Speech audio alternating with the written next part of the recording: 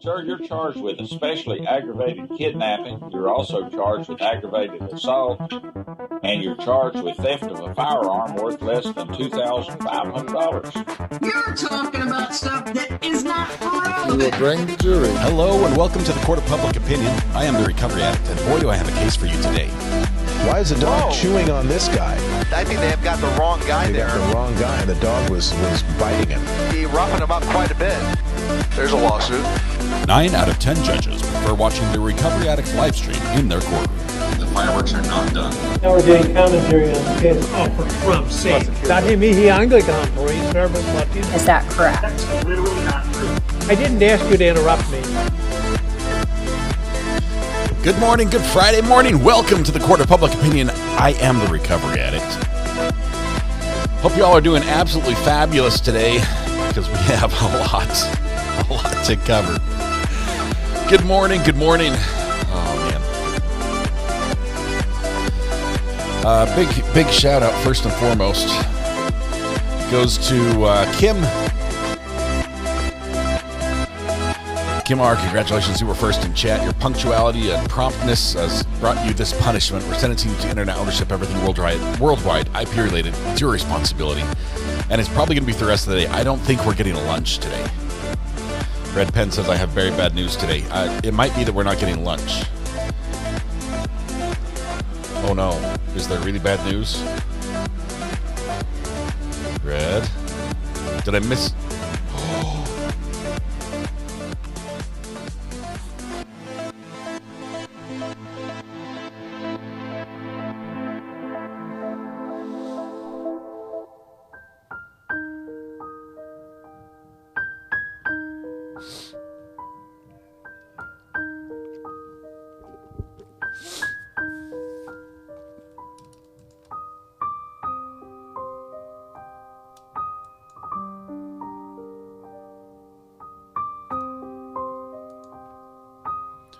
We always said we'd sing happy birthday every day until we didn't have anyone to sing happy birthday to.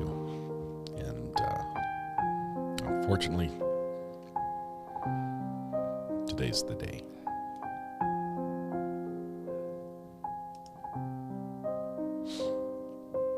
I didn't think it would end like this. Thought for some reason that we would always have birthdays, like every year. We can even celebrate the ones we had last year. There would be more people that were born. We could celebrate them. The list would just grow and grow.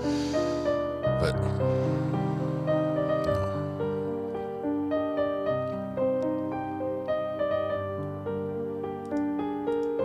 Hang on, we have three. I'm sorry. It was like buffer.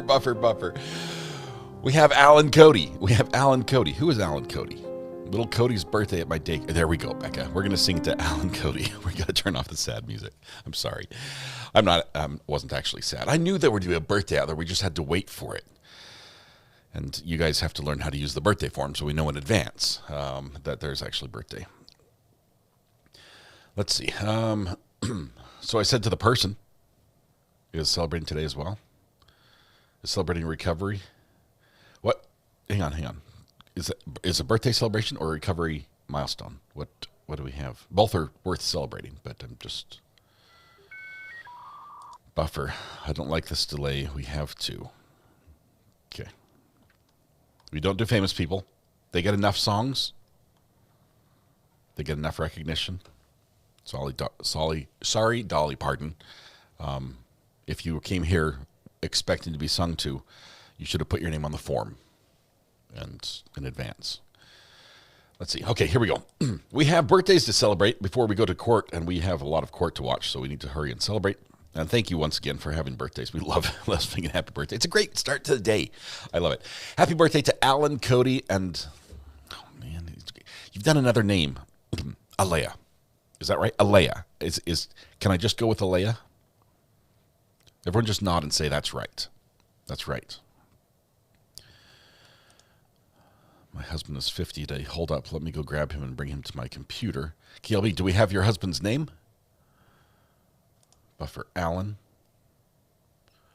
Oh my goodness. Okay, guys, get your poop in a pile here. Let's see let's see what we've got. We've got all sorts of names. Alan, Cody, and Alea. And then we also have Alan, Mayo. It's a small name, but you know how I am with words. Alan, Mio, Alea, and Francis Fitzgerald.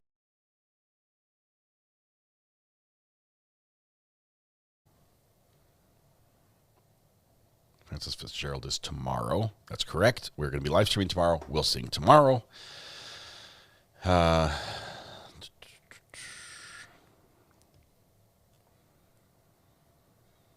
turned in the wrong time. Poop is in a pile. It's that or a group. Poop in a group or poop in a pile. Either one is okay, but somebody has to be on cleanup duty at some point. So, and I'm in the buffer zone and can't connect, can't contact. You just use your words. So we have, so I said to the person, plus Francis, we're going to sing to you tomorrow. Is that okay? Plus Alan, Mio, and Alea. That's it. I think I've got it figured out. Hopefully we can get it all on the same line here because I can't scroll back and forth. Please get your birthdays on the form. We have a Google spreadsheet just for this. All right. Here we go. Everyone stand up, deep breath, shoulders back, project your voice to the back of the room, blend your voice through the neighbor, and warm up with me if you will. La la la la la la la.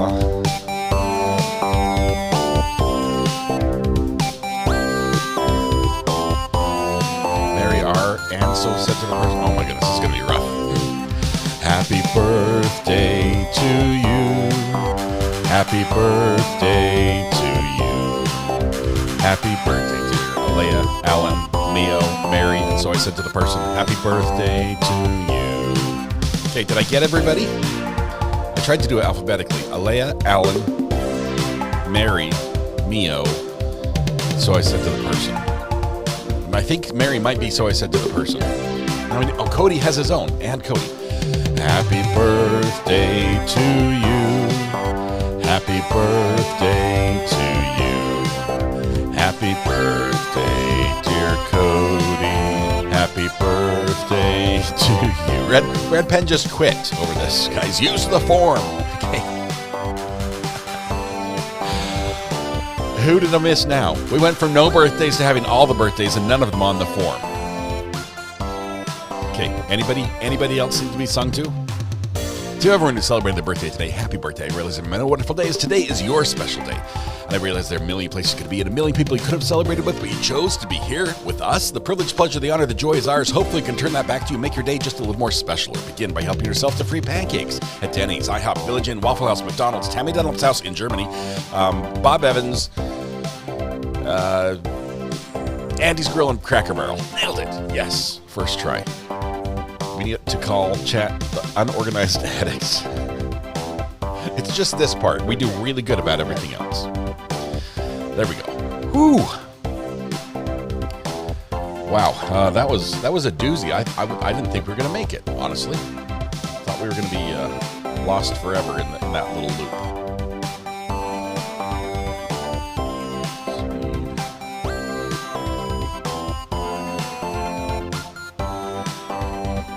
Drum solo.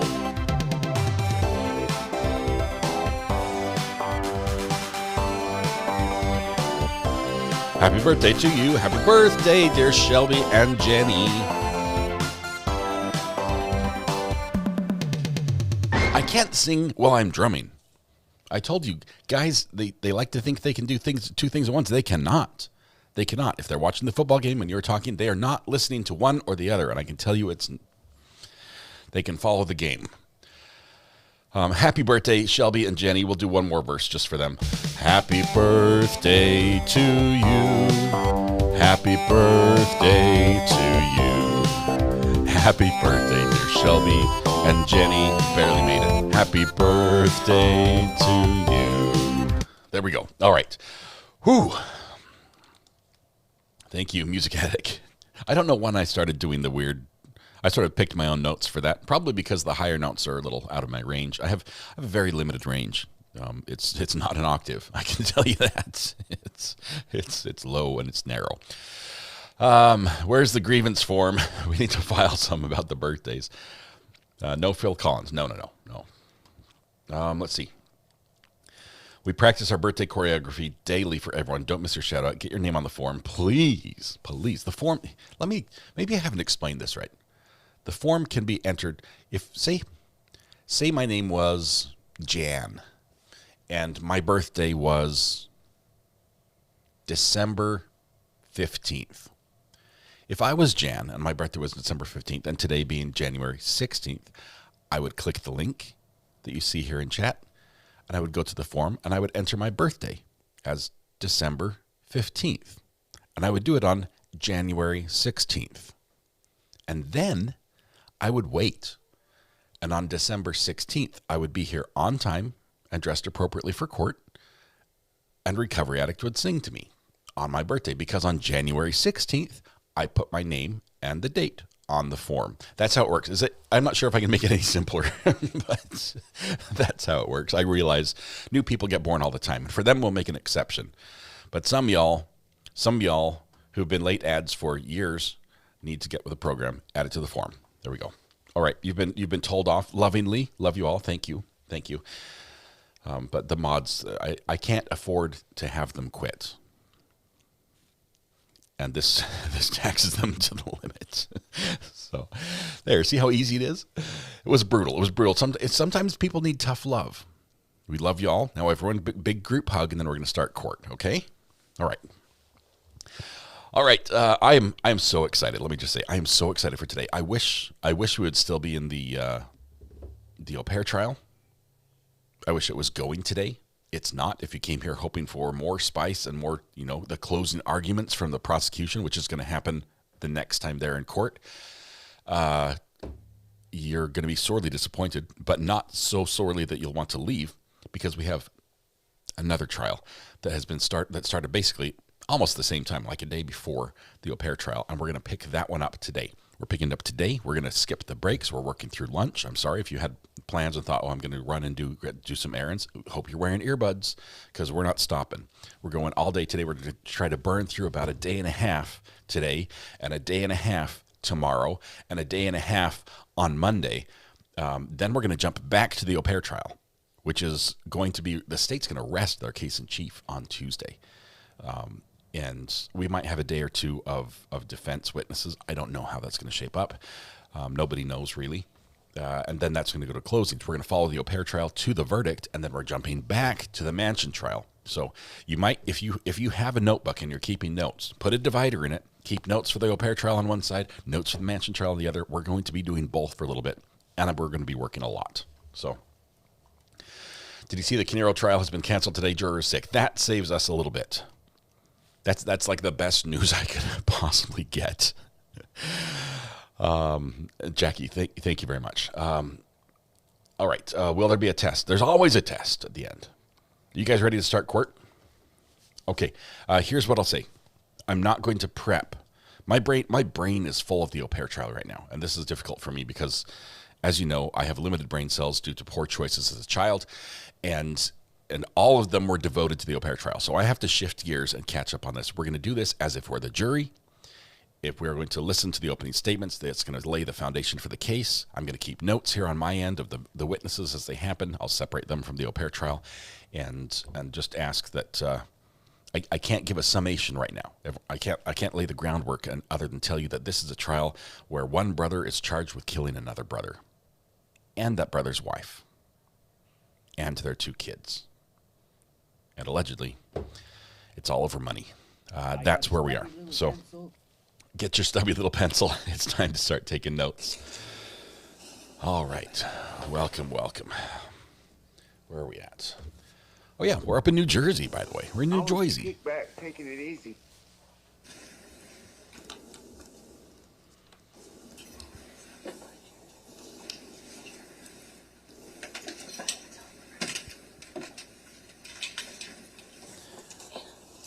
There's our defendant. That's Mr. Paul. I've been calling him Caneiro.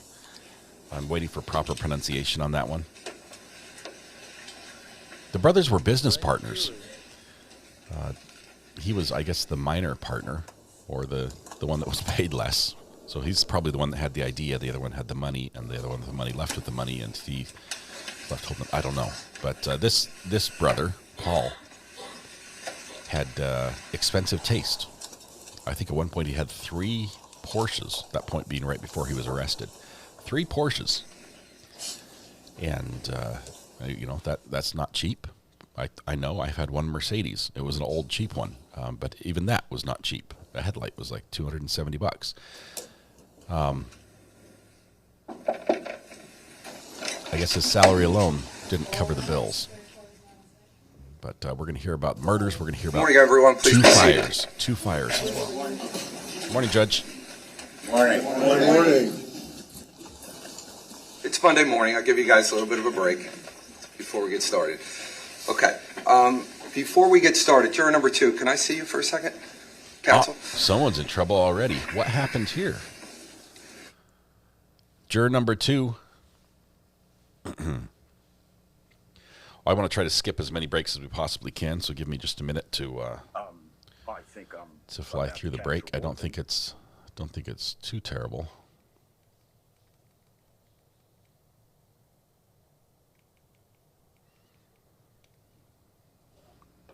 All right. Okay, break's almost over. Just took a couple minutes. Juror number 2 is in the doghouse. What did juror number 2 do? Judge name in big letters, like I said, in elementary school. Porsche's overrated. I can see that, Porsche being overrated, but for those of us who were driving Yugos, Porsche is fantastic. It's a big step up from a Chevy Nova, overrated or not.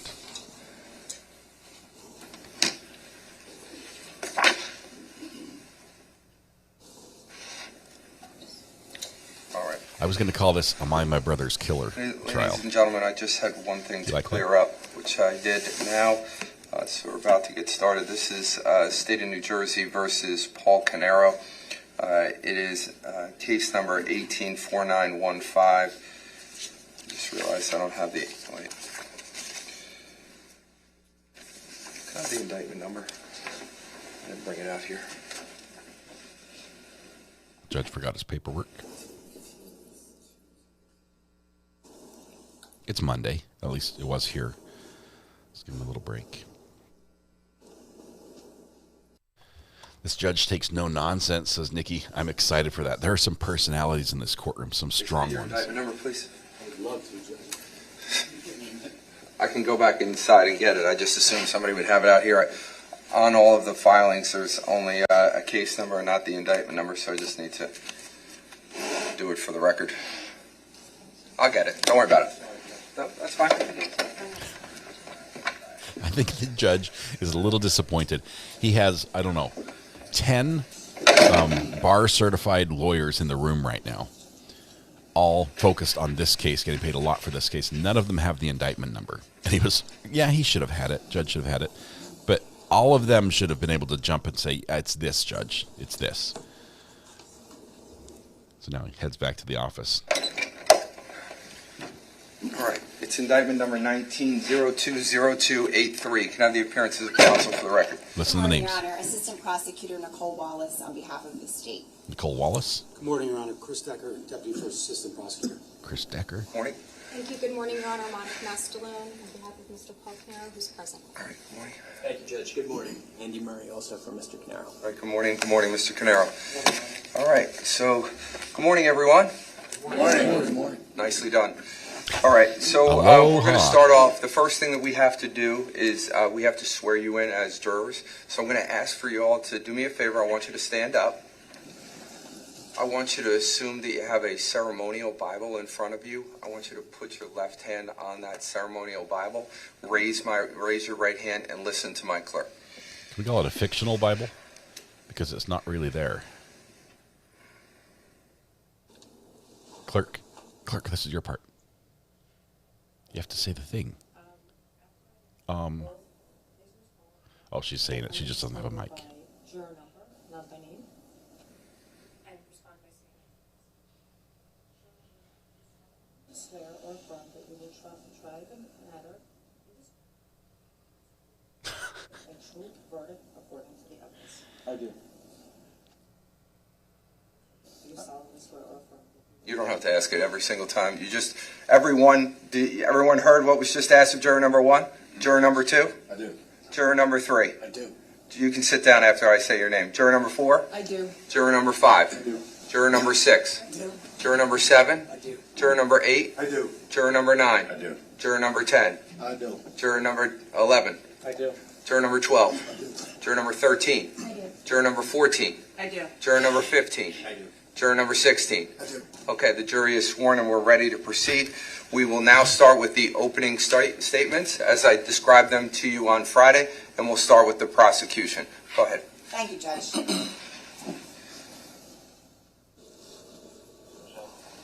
On November 20th of 2018, the defendant, right over here, murdered a family of 4 in their own home. His younger brother, Keith, Keith's wife, Jennifer, and Keith and Jennifer's 2 children. The defendant's 11-year-old nephew, Jesse, and his 8-year-old niece, Sophia. He waited until dark, until the early morning hours after midnight, and he came prepared. He armed himself with a loaded handgun. He wore black nitrile gloves on his hands, and he snuck up on the family while they slept. He drove his car. It was a white Porsche Macan to their home in Coltsneck, 15 Willowbrook Road. When he arrived, he turned off the generator to their home, and then he cut the power to the house from the outside by removing the electrical meter. And then he waited in the dark, waited in the shadows, waited for his brother Keith to come outside. Sure enough, when Keith came out to check the generator, the defendant gunned him down. The defendant pointed that loaded handgun at his brother, and he pulled the trigger 6 times. 5 of those shots hit Keith. He got him in the lower back and multiple times in the head. Once Keith was out of the way, executed on the spot, no longer able to protect his family, the defendant then went inside his brother's house, a home he'd been in countless times before, a home, you'll learn, he knew like the back of his hand. In the dark. A home where Keith's wife and children were. And in there, in the chaos and confusion of having been awoken from sleep, in the shock and terror of having their home invaded, and in the dark, the defendant hunted them down. He stabbed his sister-in-law, Jennifer, multiple times in her back, her chest, and her abdomen, and he shot her in the head. He stabbed his nephew, Jesse, multiple times in his upper body and threw his arm into his chest.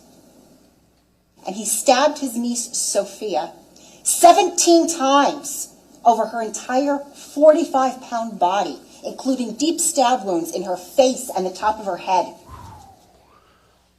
And when he was all finished, he went into the basement, inside of the cedar closet, where he started a fire. It was a slow-burning fire that smoked and smoldered for hours before anyone was alerted to it. He cut the Verizon fiber optic line in the basement that fed into the optical network terminal, and then he left. He drove back to his own home at 27 Tilton Drive in Ocean Township, about 20 minutes away, where his own wife and 2 adult daughters were sleeping. He took the gun he used, and he swapped out the barrel. So one of the things you're going to learn during the course of this trial is that bullets travel through the barrel of a gun, and ballistically, the bullets can be matched up to the barrel, while the shell casings can be matched up to the gun itself. What the evidence will show is that the defendant removed the barrel from the gun he used, and he replaced it with a different barrel. And then he put the gun away inside of a metal locker in his basement. He took off his clothing, including his blood-stained jeans and his bloody black nitrile gloves. He put them all in a pile in his basement underneath a window well. And then he went outside around back to that basement window well, just above where that pile was. And he started a fire there too. Except this time the defendant got his own family out, safe and sound. Now, Jesse and Sophia, on the other hand, were not safe or sound. What you're going to learn is that while their parents, Keith and Jennifer, were both deceased at the time the defendant set fire to their home, both having sustained fatal gunshot wounds to the head, those children were still alive. The medical examiners are going to tell you that the children's autopsies revealed that in addition to being stabbed repeatedly, they also exhibited signs of smoke inhalation. And so the evidence will show that Jesse and Sophia were still alive and breathing after their uncle repeatedly stabbed them, still alive and breathing after their uncle set fire to their home and left them, still alive and breathing as the smoke began to rise from the basement. And that, you will learn, is how those two children spent the final moments of their lives, bleeding to death and inhaling smoke. Ladies and gentlemen, allow me to introduce you to the defendant, Paul Caneiro. Whoa. So one of the things you're going to learn during the course of this trial about Uncle Paul is what motivated him. What motivated him on November 20th of 2018 to do what he did. And that, the evidence will show, came down to none other than greed and desperation. We're going to talk more about the motive evidence shortly. But before we do that, it's important to understand how the investigation of this case began and some of the other evidence that it revealed. So let's pick up where we left off.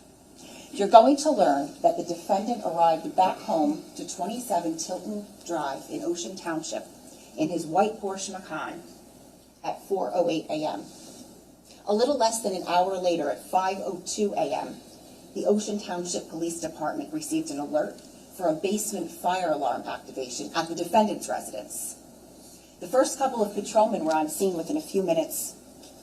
The defendant, his wife Susan, and their two daughters, Caitlin and Marissa, were seated in a car. It was Susan's car. It was a Porsche Cayenne, and it was parked across the street from their house. Now, you're going to get to see photos of 27 Tilton Drive. But just to give you a visual, it was a 2-story house with a full basement and an attached garage. So if you're facing the house, the garage would be all the way to the left, and there was a driveway that wrapped around and went right up to those garage doors.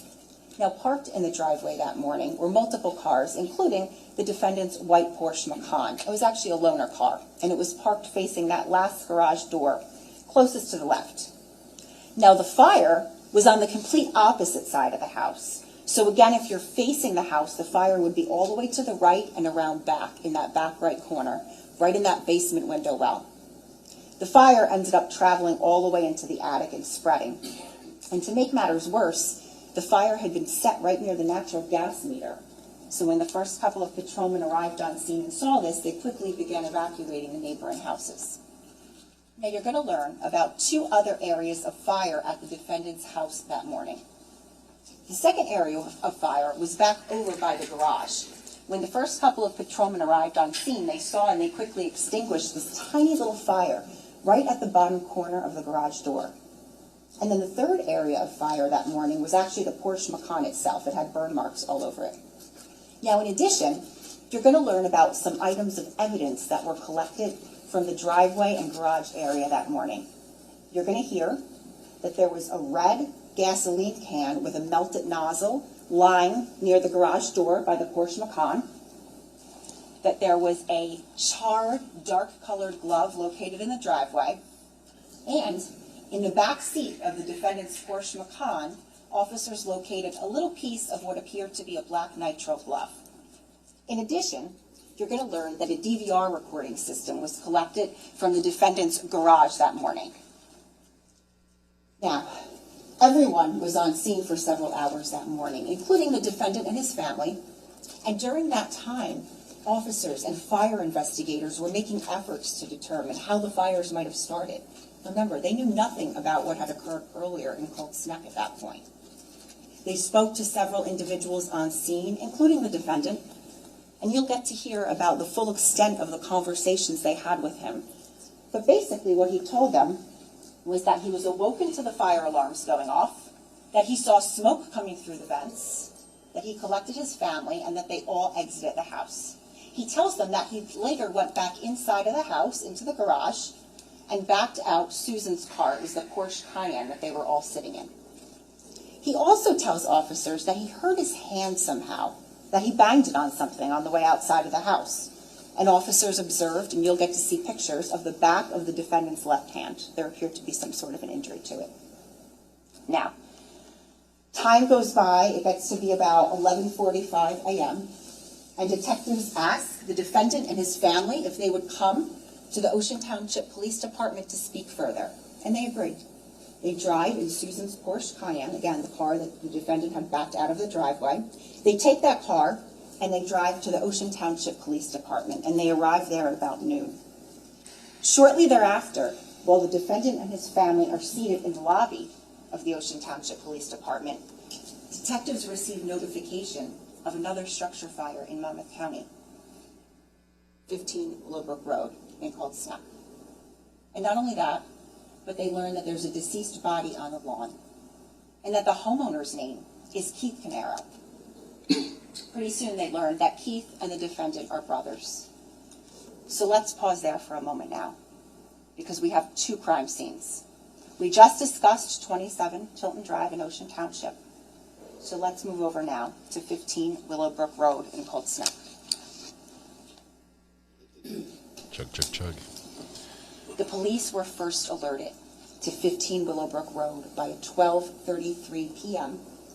911 call from a neighbor who reported seeing smoke coming from the residence and a deceased body on the lawn. The first couple of patrolmen were on scene within a few minutes. Keith Caneiro's body was lying face down in the grass. The hood of his sweatshirt had been pulled up over his head, and there was blood pooled and congealed near his head. Signs of rigor mortis had set in, and Keith's cell phone was lying in the grass near his body. The first couple of officers on scene attempted to make entry into the house, but there was too much smoke. Shortly thereafter, when firefighters arrived, they made entry. Visibility was basically zero, but what they located inside of the home were the deceased bodies of 3 more individuals. It was the rest of Keith's family. His wife, Jennifer's body was located on the landing of a set of stairs in the foyer that led down to the basement. Her body was burned beyond any recognition. Their daughter, Sophia's body, was located on the landing of an adjacent set of stairs that led up to the second floor bedrooms, essentially right above her mom. And their son, Jesse's body, was located in the kitchen not too far away. Now, you're going to get to also see photos of 15 Willowbrook Road, both the inside and outside of the house. But just to give you a general description, it was a large house. It sat at the end of a long driveway about 250 feet off of the road. It had 2 stories, a full basement, and an attached 3-car garage. Now, there was this area near the house. If you're facing the house, it would be all the way on the right side of the house, and it was surrounded by shrubs. Behind those shrubs was where the whole house generator was located. It was large, as well as the electrical meter. What investigators found when they arrived on scene was that the generator had been switched to the off position, and that the electrical meter had been physically removed and was lying on the ground. Keith Caneiro's body was not too far away in that same area, as were multiple bullets and shell casings. Now, inside of the house, in the basement, there was a cedar closet, and inside of that cedar closet was determined to be the area of origin of fire. Also in the basement is where that severed Verizon fiber optic line was located. It had been physically cut. Additionally, there were some other items of evidence collected from the house, some items of ballistic evidence, as well as a kitchen knife from the butcher's block that was located in the foyer where Jennifer's body was. Now, based upon this evidence, as well as other evidence that you're going to learn about, including video surveillance footage that was pulled from certain areas near the defendant's house. You're going to hear about certain times during the course of this trial that are going to become highly relevant. Mr. Decker is going to talk to you a lot about that timeline in his closing argument. But essentially what you're going to see is a timeline start to form. I'm going to talk to you about just some of those relevant times now. But before I do that, let me first say this about the video surveillance footage. You're going to have the opportunity to watch it. And what is depicted on there is for you and you alone to decide. Not the officers who testify about it, not anyone else. However, what the state submits that you will be able to glean from that video surveillance footage in conjunction with the surrounding testimony and all of the other evidence is the following. The state submits that you will see at 2:06 a.m. the defendant's white Porsche Macan leave the area of his driveway and drive off. You are going to learn that the drive time between the defendant's residence and 15 Willowbrook Road is approximately 20 minutes. You are going to hear that at 2:52 a.m., power was lost to 15 Willowbrook Road.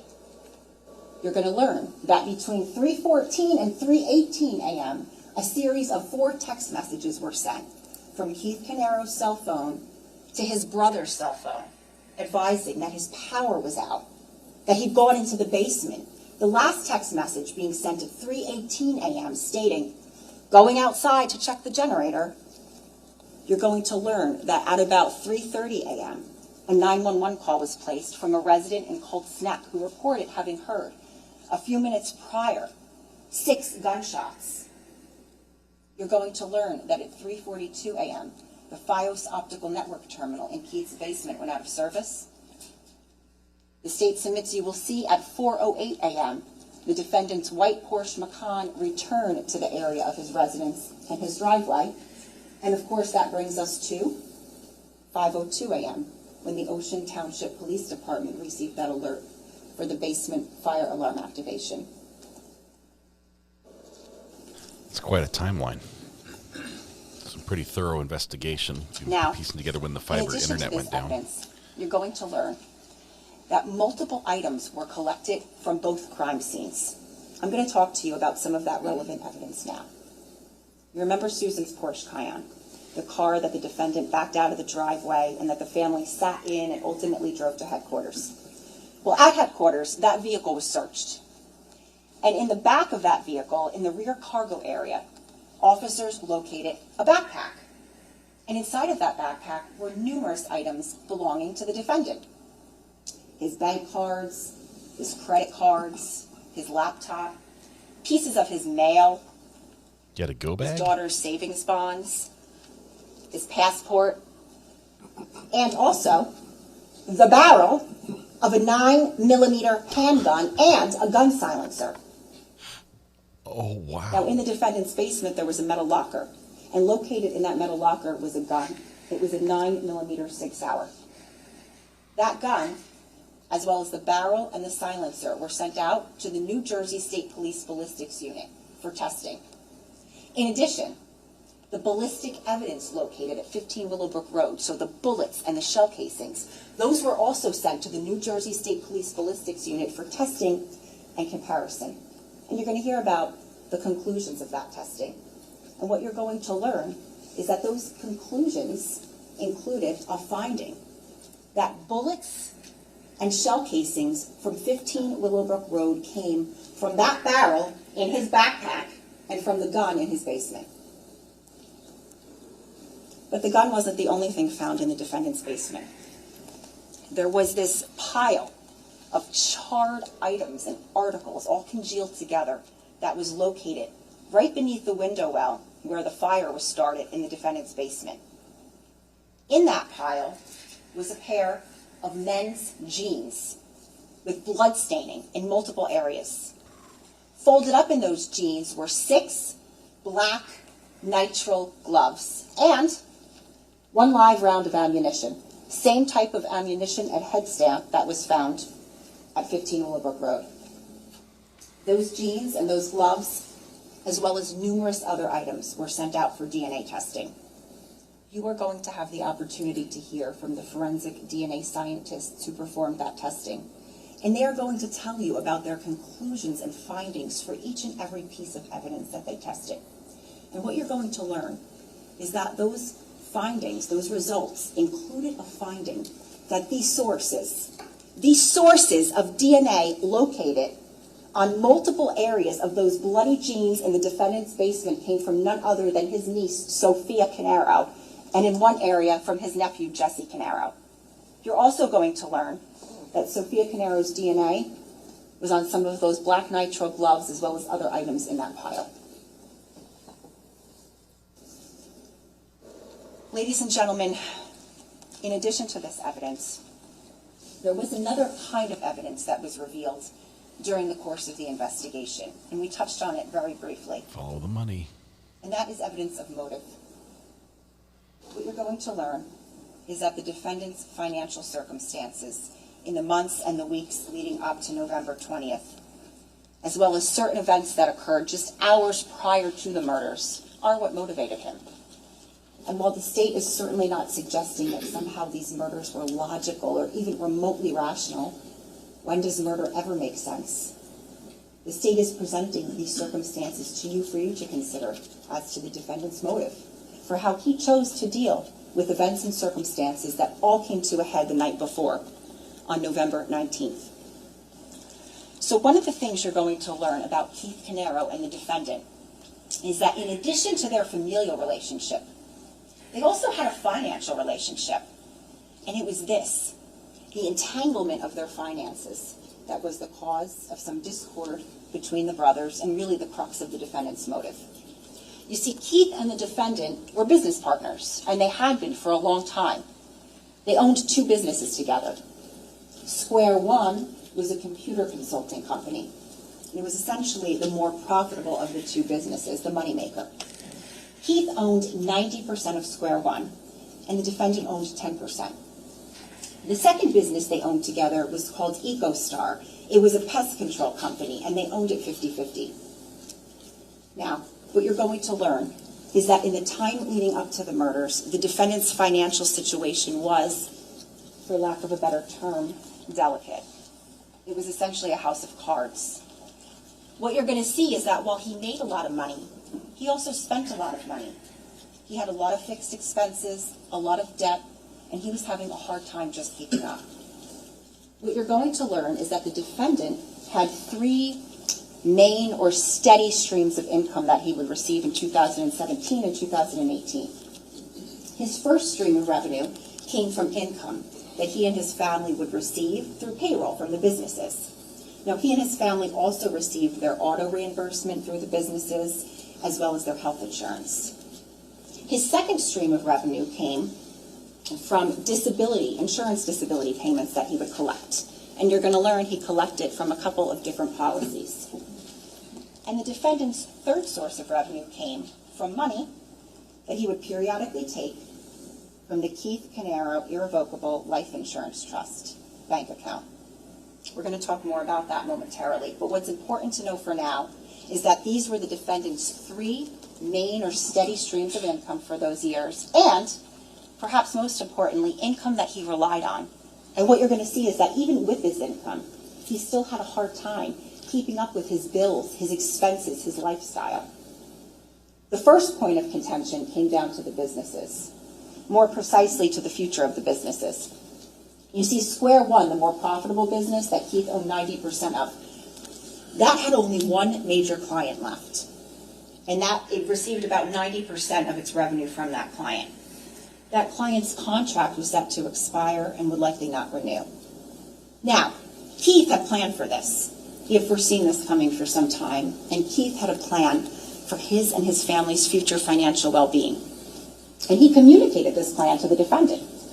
Keith's plan involved, if Square One were to dissolve, his plan involved selling EcoStar, the business that they owned 50-50, and using his half of the proceeds from that sale, along with potentially borrowing money from his life insurance trust and or 401k to pay down his mortgage. He wanted to get a job in the marketplace and be done with the defendant, at least in terms of their financial relationship. Now, the thing about Keith's plan is that had it come to fruition, that would have had some negative consequences on the defendant's already delicate financial situation. For starters, he would lose his first steady stream of income, that being payroll that he and his family received through the businesses, not to mention their health insurance and their auto reimbursement. But secondly, you're going to learn that unlike Keith, the defendant would not have as easily been able to replace that income simply by getting a job in the marketplace because of his disability payments. Now, the second point of contention, and what really compounded the situation, came down to the defendant's third source of revenue, the Keith Caneiro Irrevocable Life Insurance Trust. During the course of this trial, you're going to get to hear testimony about what an irrevocable trust is, why someone would have one, and the exact terms of this particular trust. But basically, Keith had set this trust up back in 1999, prior to him and Jennifer getting married. Now, per the terms of the trust, it was essentially an estate planning tool, by the way. Per the terms of that trust, whatever money would be in there at the time of Keith's death was to be used for his wife. Now, if both of them were deceased, then per the terms of the trust, whatever money was in there would be used for the benefit of their children. And if all of them should become deceased, then half of that money was to go to the defendant and half was to go to their third brother named Corey. Now, after Keith created this trust, he purchased what's called a whole life insurance policy from Canada Life Insurance Company. The face value or the death benefit payout for that policy was for $3 million. He then transferred ownership of that policy over to the trust so that now the trust became the beneficiary. The idea being that upon Keith's death, that money would go into the trust and then be distributed according to the terms of the trust. Now, one of the things you're going to learn about an irrevocable trust is that once the settlor creates it, so here the settlor would be Keith, once they create it, they give up a great deal of control and discretion over that trust. And instead, they appoint a trustee. In this case, Keith appointed none other than his trusted older brother, the defendant, as his trustee. As trustee, you're going to learn that the defendant was afforded a great deal of control and discretion over this trust. There's no doubt. You're going to hear that testimony. But what you're also going to hear is that that discretion did not afford the trustee to steal and deceive and act in bad faith. Now, like with any life insurance policy, there were premium payments that were due periodically to keep the policy active. In this case, those premium payments were due quarterly. And the way it worked was that a bank account had been set up at TD Bank called the Keith Caneiro Irrevocable Life Insurance Trust. But basically, it was just a checking account. And the way it was funded was through direct deposits from Keith's payroll. Now, the defendant's job as the trustee, or at least the job that he took on, was to make those premium payments from that bank account. So essentially, whenever those premiums were due, the defendant would go in to the online banking account, and you're going to learn that the defendant did most of his banking online. He would go into that account and make those premium payments over to the insurance company. Now, in about January of 2017, the evidence will show that the defendant began taking money from that trust bank account, that TD Bank account, sometimes to the detriment of paying the premiums. Sometimes you'll see he paid the premiums, sometimes he didn't. Now, in April of 2018, Keith called him out on it. When confronted, the defendant told Keith that he accidentally transferred money to the wrong payee, that he went and paid a school loan. $25,054 to be precise, that he accidentally transferred that money. He apologized, he said he would make restitution, and he said that he had his, quote, head up his ass, his words. But what the evidence will show is that not only did the defendant not make restitution, but he never paid a single payment to Canada Life again after April of 2018. Not one. But what he did do was he continued to help himself to that money in that checking account. And this time was different, because this time he began covering his tracks. You see, the defendant began altering the bank statements. One of the things you're going to learn is that the defendant was the only person who had access to this TD checking account, not even Keith Caneiro. And what would happen is he would receive the bank statements, and then he would periodically send them over to their accountant, a man named Steve Weinstein, who you'll hear from. The defendant began altering the statements in May of 2018.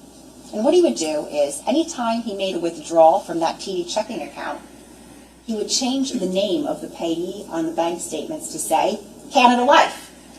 But in reality, it was going to himself.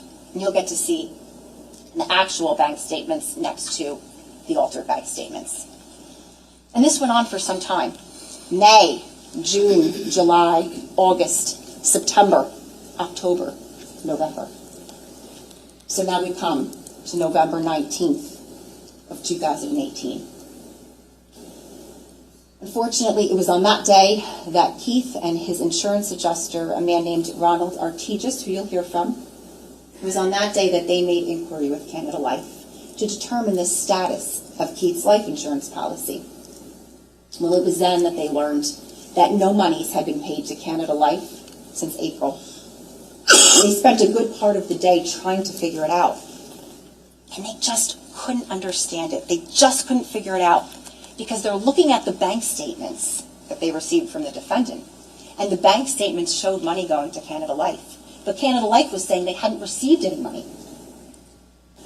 It was that afternoon into the evening that Keith Caneiro made two relatively short but tragically fateful phone calls to his brother, the defendant. Now, you are going to have the unique opportunity to see and hear these two phone calls. And that is simply because Keith and Jennifer had security cameras inside of their home with audio and visual capabilities. Now, let me be clear. You are not going to see these murders occur. The cameras stopped working at 2:52 a.m. when the defendant cut power to the house. But what you are going to see is these two phone calls. You're going to see Keith Caneiro in his final hours. You're going to hear what he is saying to the defendant, what he is yelling to the defendant only hours before he and his family were murdered. The first phone call took place at 3:50 p.m. Keith called the defendant, and he tells him, Canada Life is saying they haven't been receiving any money. He tells him, I need to access the money. And he asks the defendant if he could send him the online password for that TD checking account so that he can go in and do the research himself. The second phone call takes place at about 6:05 p.m. Keith calls the defendant back. And this time, Keith now demands the password for that online checking account. And he's yelling at his brother, I need the fucking login, Paul. Paul, I need you to wake the fuck up. I need to see where the money went. He tells the defendant that he has a couple of hours to get back to him, by 8 o'clock. 8 o'clock came and went. The defendant never did get back to Keith with that password. Instead, he began making plans. Plans that were executed about 8 hours later when he snuck out of the house in the middle of the night in his white Porsche Macan. And you know how those plans ended. Greed and desperation. On November 19th of 2018, the defendant's house of cards was about to come crumbling down. Ladies and gentlemen, when you're listening to some of the motive evidence in this case and the financial testimony, please keep in mind, the state is not presenting this evidence to you to bombard you with numbers or counting, but the state is presenting this evidence to you so that you have an understanding of the context and the backdrop in which these murders occurred. And I submit to you, what the evidence is going to show is that it wasn't so much about what the defendant stood to gain from Keith and his family's deaths as it was what he stood to lose. What he stood to lose had they lived. This was my opportunity to tell you a little bit about this case and about what you're going to hear. But it's also my opportunity to tell you about what you're not going to hear and what this case is not about. And what this case is not is some made-for-TV movie with plot twists and shocking revelations and surprise endings. Make absolutely no mistake, this is a case about the evidence and where that evidence led and who that evidence led to. As the state, Mr. Decker and I have the burden of proving to you each and every charge beyond a reasonable doubt. We also have the burden of proving to you beyond a reasonable doubt that the defendant was the individual who committed these offenses. And that is a burden we welcome. At the end of this case, I submit to you that the evidence will leave you firmly convinced that one person, and one person only, committed these crimes. One person who had the means, the motive, and the opportunity. And that person is sitting right here today. And at the end of this case, I submit to you that the only verdict that that evidence will support is a verdict of guilty on each and every count. Thank you. Whoa. That was a great delivery. The defense?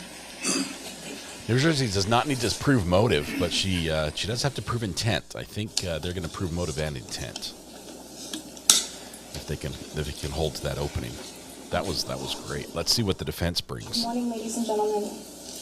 Thank you for being here and for your willingness to serve.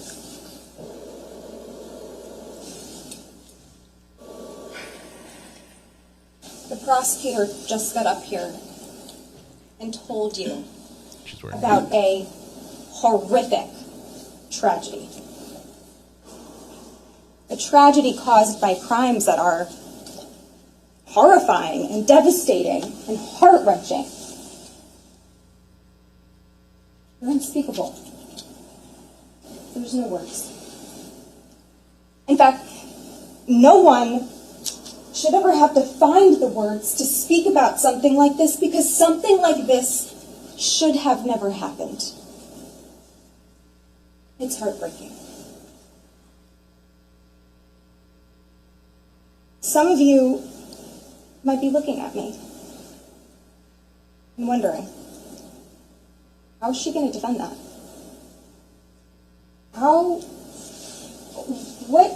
What can she do to defend against such awful crimes? How can she, or anyone for that matter, defend what happened here? And if you are thinking that, that's a reasonable question to have. So I want to be so incredibly clear. I am not here to defend what happened. I am not here to defend against those crimes. I am not here to defend a tragedy. I am here. Hands on the shoulders. To defend Paul Caneiro. Because Paul Caneiro did not do this. He did not commit these crimes. He did not hurt anyone. He did not harm anyone. He did not set any house on fire. And he certainly did not brutally murder the family members that you will hear he loved and cherished and adored so much. Paul Caneiro is innocent. Now, we recognize that there's a lot of evidence in this case. We recognize that the prosecutor just got up here, and when she told you all about it, it sounds like a lot of evidence. And it sounds bad. We get it. But ladies and gentlemen, that does not mean that they're correct. It does not mean that they're right. Everything that the prosecutor just got up here and told you, the defendant this, the defendant that, the defendant this, the defendant that, that's a theory. When the prosecutor just got up here and she told you this whole story about everything that they think the evidence will show and what they think Paul Caneiro did and why they think he did it and what they think his motivations were, that's a theory. And it's a theory that they developed very early on in this investigation. A theory that the state wants you to believe makes sense. Ladies and gentlemen, the evidence will show that their theory does not make sense.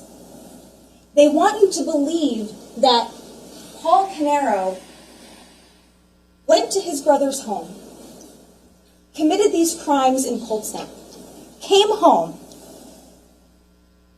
plopped all the evidence down, and then lit his own house on fire so that all of the police and all of the fire personnel and the investigators and the fire marshals and the detectives could come there and find it.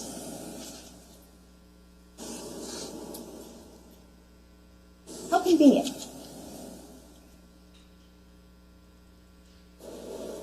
The fact that the evidence in this case appears to be so conveniently overwhelming is the very fact, is the very reason why you should call into question their theory. And this is a theory that they came up with very early on in the investigation. The evidence will show, and you'll hear that the police, law enforcement, they focused on Paul Caneiro immediately, and to the incredible exclusion of anyone else. From the moment police began investigating this case, they directed their attention at Paul Caneiro, and they remained fixated on him ever since. They did not investigate anyone else. They did not investigate any other suspects, even obvious ones. And they searched for evidence to support their theory. They ignored things that didn't make sense. They ignored things that did not add up. They ignored things that did not fit with their theory. And that's dangerous.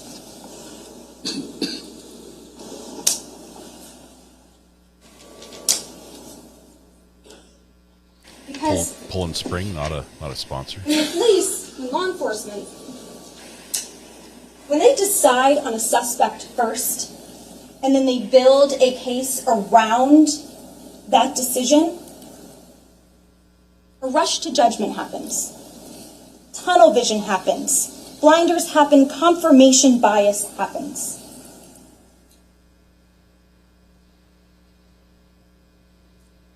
Hate the noise gate And on that's this. troubling. It's very troubling. Because not everyone who is accused of a crime is guilty. Not everyone who is arrested and charged with a crime is guilty. Not everyone who sits in this chair is guilty. Even in a murder case. Even in a tragic case. So when the state wants you to believe, again, this theory that Mr. Caneiro committed these crimes and then drew everyone to his own home to find all of this evidence. DNA and bloody clothes in his basement, gun accessories in his bag, his cars being used, his guns being used, a gas can supposedly of his is being used and left right on the front lawn for all of law enforcement to find when they get there. By the way, when they got there, they immediately, almost immediately, set up a crime scene because it was so obvious. So obvious. Dead bodies caused that. With gunshot wounds. Doesn't make sense. Now, the fact that the state decided on Paul Caneiro, the fact that they decided to accuse and arrest and charge Paul Caneiro, that does not mean that he did this. Sometimes the police are wrong.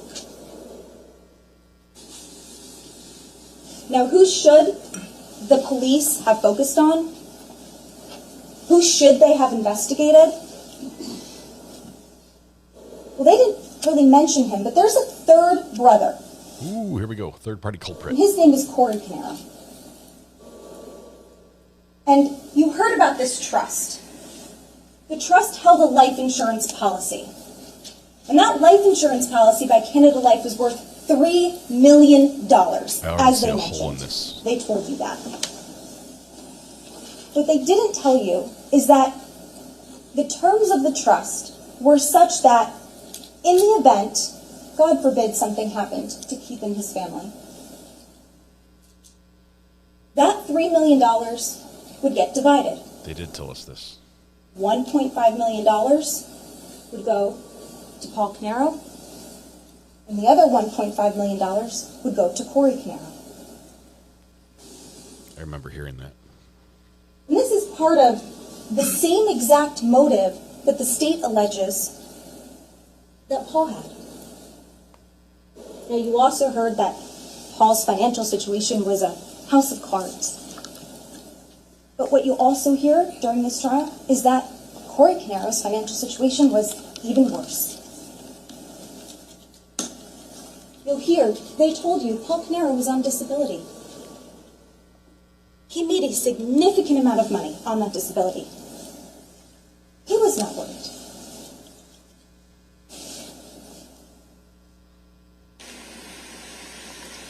And they also told you about this $78,000. A lot was made about the trust. There's a trust account and money was taken. You'll learn that they allege it totaled $78,000. We're going to address that during the course of this trial. But let me just say this now. You will learn that there is no world in which Paul would murder his own brother Keith, let alone his family, including his baby niece and nephew, over that money. Over $78,000. And we recognize that to some, that's a lot of money. But to Keith and to Paul, longtime business partners who had made a lot of money over the course of years, that was not a lot of money. And even if it was, it would still never serve as a motive for him to murder his family. You're going to hear that not only did Paul Caneiro have a significant amount of money coming in each month, I think it's over $200,000 you'll hear a year in disability, but they told you that there was a potential sale of one of their companies in the works. And they told you that they were working on selling it. And you'll hear that was also going to sell for a significant amount of money. A significant amount of money. The pest control one? Paul was not worried about money. And you'll learn that that motive is just absurd. Because you're going to learn that Paul and his brother Keith, they loved each other very much. They weren't just long-term business partners. They were lifelong brothers, 1 year apart, their entire lives. And they weren't just brothers, they were best friends. You're going to hear from people who knew them that how close they were, that they were each other's person. They're best You're going friends to hear with that when financial Paul benefits. talked about his brother, when he talked about his brother to anyone that knew them, that was his favorite person in the whole world. And those kids, Jesse and Sophia, he loved them like they were his own children. And the people that know them know he would never hurt them.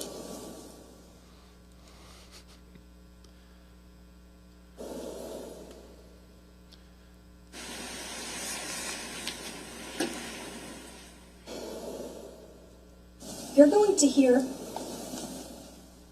that Keith's family and Paul's family, they were so close that they actually considered themselves one big family instead of two separate families. They shared everything.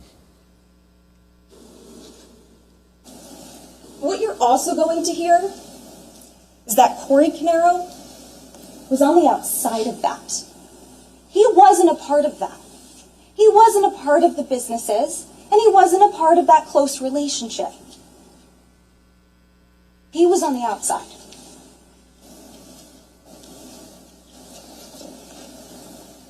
But they never investigated Corey. They never looked into Corey. They never did a single thing to investigate Corey. Not a single thing. They searched Paul's house, and they searched Keith's house. They never searched Corey's house. They searched Paul's phone and his electronic devices, and Keith's. They never searched Corey's. They got surveillance video from the area of Paul's house, the same way they did for Keith. They never did that for Corey. And they took and they tested Paul's DNA the same way they did Keith, Jennifer, Sophia, and Jesse's. But they never even bothered to get Corey Caneiro's DNA. And you know why that matters, ladies and gentlemen? When you have the opportunity to hear from the testimony of the DNA experts in this case, you will understand why that matters so much in this case. Because in this case, we're dealing with family members who you can imagine have very similar DNA profiles, not strangers. And what they also didn't mention is that a lot of the DNA in this case, it's not the traditional DNA matching that you might be familiar with. They used a specific software. It's called STR or StarMix. You're going to learn about it. And StarMix doesn't match DNA like you might be thinking of. What it does is it takes convoluted DNA mixtures and it uses mathematical algorithms. It's a probabilistic genotype software, and it comes up with these likelihood ratios. I have a song about this. There's a certain likelihood, it's X likely, that the mixture contains a person's DNA. And so they're going to tell you that. The experts will testify it's X likely that Paul's DNA is in this mixture. You know what we don't know? What you'll never know in this case, because they didn't do it, is how likely it is that Corey's DNA is in that mixture. And more importantly, whether that's more likely or less likely that it's Paul's. And there's other reasons why the DNA in this case isn't as powerful as it seems, and you're going to learn about that, I promise. In fact, you're going to learn a lot about why the facts that they allege aren't what they appear. And I would love to go through all of them with you now, but it would take forever. And as you know, it's a 5, 6 week, 7 week trial. So I promise you, we will go through it. You will learn during the course of this trial why the facts that they allege are not what they seem.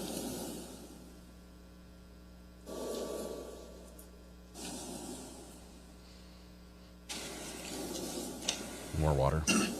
Poland Spring, not a sponsor. So, I also want you to pay close attention to the evidence in this case as it's presented. I ask that you pay very close attention to the evidence and the lack of evidence. I ask that you pay close attention to the incredible lack of investigation that was done in this case, especially as it relates to Corey Caneiro. And they want you to follow the evidence. They want you to follow the money. Well, so do we. Because when it comes to the $3 million that was at stake, what you'll learn is it doesn't lead you to Paul. It leads you directly to Corey. That's what you'll learn.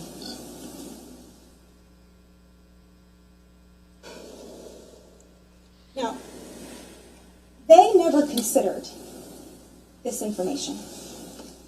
They never considered whether Paul Caneiro actually had a motive to murder his family. And they never considered whether someone else did. And they certainly never considered whether the police were intentionally and deliberately led to believe that Paul was responsible. They did not have an open mind. But ladies and gentlemen, I know that you will. That's why we have a trial. That's why we're here. And that's why we have a jury. And most significantly, very significantly, the presumption of innocence. The presumption of innocence protects all people from a rush to judgment. It protects every citizen from the dangers of assuming, and it protects each and every one of us from the potential of a wrongful conviction. Now, we've all heard of the presumption of innocence. We've all heard of the idea of the presumption of innocence. It wasn't until I heard a story that truly highlighted, for me, the power, how powerful that presumption is. So the story is this. There was a trial. It was a murder case, and it was over 30 years ago, but coincidentally, it was in Monmouth County in this courthouse. Story time. Here we go. And the judge, during the jury selection process, did something very similar to what all of you experienced. He put all the jurors in the box, and he started asking questions. And he said, juror number 1, I want you to take a look at this man, the accused, sitting in this chair. And I want you to tell me, is he guilty or is he innocent? Juror number 1 said, well, I haven't heard any of the evidence yet. I don't know, I can't say.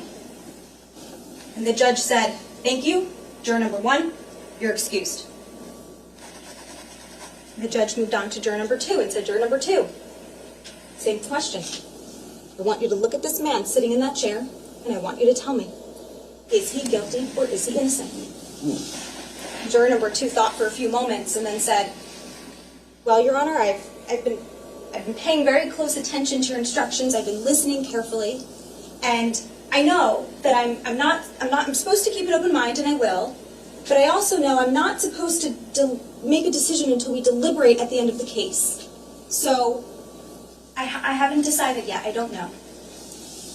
And the judge said, juror number 2, thank you, you're excused. And at that point, when I'm listening to the story, I'm also confused, because I thought that was a good answer. I thought I'd like that juror on my jury. It's a very conscientious response. But the judge had moved on to juror number 3. It says, juror number 3, same question. I want you to look at this man and tell me, is he guilty or is he innocent? Why is this in an open? And juror number 3 said, Sounds like a close. he's innocent. And the judge said, thank you, juror number 3. Please take juror number 1 seat. You are now juror number 1. Because that is the power of the presumption of innocence. It's that Mr. Caneiro, as he sits here now, as he sits here today, he's innocent. He is an innocent man. That is the presumption. That's the starting point. That's where we begin. Today, tomorrow, the day after, the next day, the day after that, he's innocent. And he remains innocent. Unless and until the state can prove its case. Unless and until they can meet their burden. And that's your oath. To preserve, to protect, to honor that presumption. Unless and until they can prove their case beyond a reasonable doubt. It's a very high standard, and there's a reason for that, and I'll talk about that when I talk to you again at the end of the case.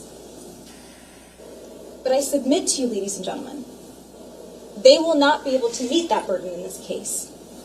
I submit to you that there will be reasons to doubt at the end of this trial. There will be reasons to doubt. I understand this is a tragic case. We know that the allegations are harrowing and beyond comprehension. But that doesn't mean that they're right. Because sometimes the police get it wrong. Sometimes the state gets it wrong. And it is not impossible for the state to be wrong. Not even in a murder case. Not even in a tragic case. And especially in this case. So at the end of this trial, I will ask that you find Mr. Caneiro not guilty. Thank you. The noise gate is bugging me. It is a noisy courtroom, but there's software running. Ladies and gentlemen, what we're going to do, quiet we've been going at it for a little while. Instead of the normal break time, I'm going to give it to you now, just so that you have a little bit of time to clear your head. You've heard the opening statements. We're now going to get into the testimony. So I'm going to put you in that room right now. We're going to come back out at about 5 minutes to 10, and at that point in time, we'll start with testimony, just so that you're aware that we're going to go straight through from about 5 minutes to 10 until 12:30, and I'll take a hard break, like I told you before, at 12:30. All right? So you can just go back into the room. Don't discuss this case. You haven't heard anything about this case yet. You only heard the opening statement. Just go in and relax, and we'll see you soon. Thank you. Have a donut. Let the jury go out. We're going to take this break and skip ahead. Ladies and gentlemen, you should be seated in the back until the jurors are in the room.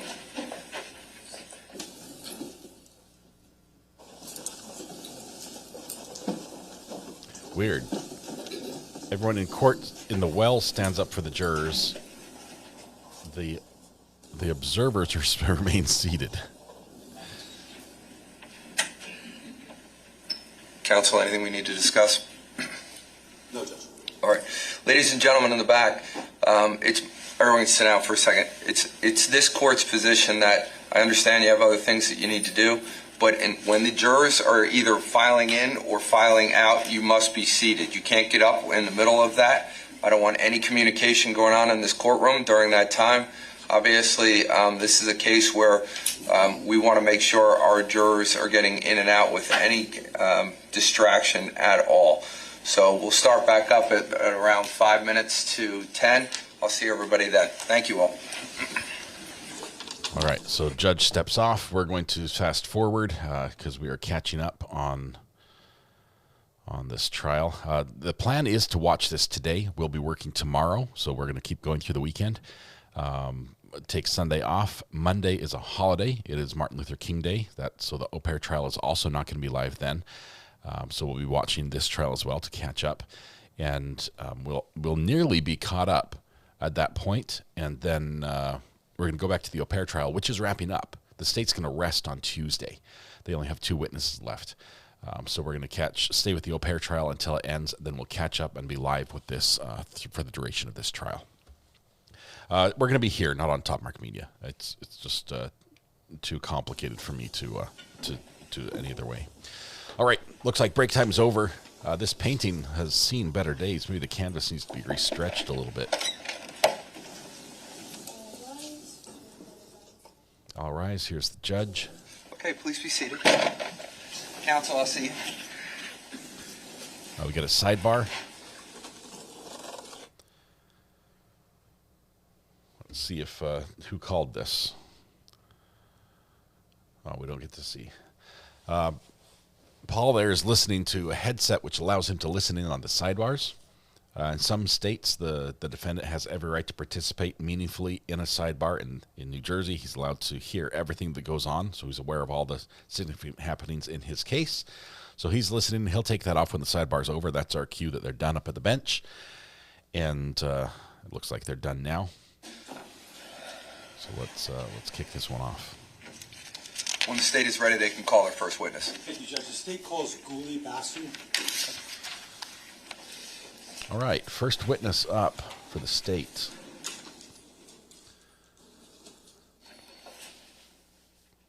Can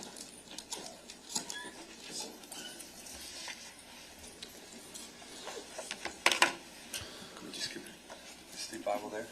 Okay. Ma'am, can you just bring the Bible over in front of you? You can put it on your stand there. You put your left hand on the Bible, raise your right hand. Do you solemnly swear or affirm to tell the truth, the whole truth, and nothing but the truth, so help you God? You have to speak up so we can all hear. Okay. I want you to sit down and get comfortable. You comfortable? Okay. State your full name for the record and spell your last name, please. This is the real Bible as opposed to the... Basu, last name B as in Bob, A-S-U. Okay, great. Thank you so much. If you don't mind, you have to keep your voice up. Juror number 16 in the back over there, he's got to hear everything that you're saying. So you got to make sure that we're nice and clear. Prosecutor, when you're ready. Thank you, Judge. Good morning, Ms. Basu. Sebastian, could you tell us where you worked back in 2018? Doris Duke Foundation. Okay, can you tell us what does the Doris Duke Foundation do? It's a non-profit private foundation that gives away grants for areas of giving by the will of Doris Duke. It's a charitable organization? Foundation. Okay. Now, can you tell us what, if any, locations physically Doris Duke had? New York, New Jersey, and Hawaii. Okay. And were you assigned to one of those locations back in 2018? My main office was in New Jersey, but I had to travel to New York and Hawaii offices. Now, back in 2018, can you tell us approximately how long you'd worked for the Duke Foundation? I started in 2001 and left in 2024. Okay, so you no longer work there? No. Now, back in 2018, can you tell us what your title was with Doris Duke Foundation? I was the Director of Information Systems. Okay. Can you just briefly, for anyone who might not know, tell us what that means? I was responsible for information technology, rendering technology services for all the sites, which is New York, New Jersey, Hawaii. And technology included everything: security, user computing, telecom, networking. She was the IT? Now, as the Director of Information Systems at Doris Duke, who did you report to directly? The Chief Operating Officer. Okay, back in 2018, who was that? Peter Simmons. Okay. Now, I want to ask you, you said you were the director at that point in time, correct? Yes. How long have you been the director as of 2018? 2016, I was a director, and so 2 years. In 2020, I was promoted to the Chief Technology Officer.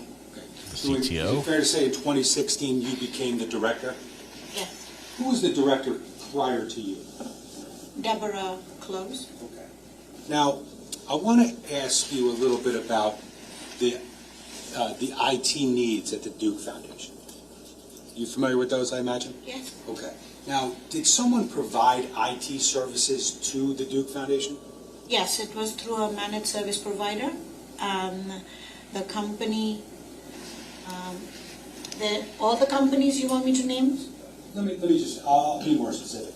The Did the Doris Duke Foundation back in 2018 and prior to that have any relationship with a company called Square One? Yes, they were our primary managed service provider. There's the connection. Okay, when you say primary managed service provider, what did Square One do for Doris Duke? Managed service provider was a key vendor, services rendered by this company that provided technology services and support to all the offices, to all the users at the foundation. Okay. And do you know, as of, let's say, 2018, how long the Duke Foundation had a relationship with Square One? We've got to fix this audio. I think the first contract was signed in 2003, perhaps. Yeah. Give me a second here. Is it fair to say for a substantial period of time? Yes. Okay. Yes. Now, back in November of 2018, was there a contract in place for those services between Square One and the Duke Foundation? Yes. Okay. Were you involved in the creation or the negotiation of that particular contract? No, the director was then Deborah Close. Okay. So Ms. Close negotiated that contract? Yes. Were you an employee at the Duke Foundation while that was being negotiated? Yes. Okay. So as far as that contract was concerned, do you know who negotiated on behalf of Square One or no? Yes. And who was that? Paul Caneiro. Paul Caneiro, did he work for Square One? Yes. Okay. Now, as for Square One and your knowledge of Square One, did you know who the owners or the people who ran Square One, who they were? Yeah. Okay, and who were they? Keith and Paul were primary working towards the contract. Okay. Now, This noise gate is so aggressive, and I can't fix that part. Who was actually responsible for that? Let's say in 2018. Well, we have three tech support guys on site, and a fourth one who went to the New York office once a week. And we also had a senior engineer who would be brought in for special projects. But they were all managed. Technology management was done through Paul. Who's done through, I'm sorry? Paul Caneiro. Okay. Now, back in 2018, during that portion of that contract, were you dealing with Paul Caneiro? When you say dealing, he was the senior guy from Square One who helped with technology support and services. Okay. Now, that contract, the one that was in place in November of 2018, do you know when it began? It was a 6-year contract, so it was signed in 2013, and we were still on a contract with them. Okay. Permission to approach the witness? John. Just whatever you do, don't walk up I'm behind her. just going to show you what's been marked as S17 for identification. Do you recognize what that is? Yeah. And what is it? Contract A contract for what? for a managed service provider through Square One. Okay. So is that a contract between Square One and the Doris Duke Foundation? Yes. Okay. And again, does it indicate the inception date of that contract? It says November 15th is when it was prepared. Okay. Now, I just want to direct your attention to the end of that, page 5 of S17. Do you recognize that area? Yeah. And what is that? It was signed by Ed Henry, who was then the CEO. And on the right, it was signed by Paul Caneiro, who was the lead person at Square One for all contracts. Okay. And does it indicate with respect to Mr. Caneiro's, I guess there would be printed name, does it indicate a title? It says VP here. Okay.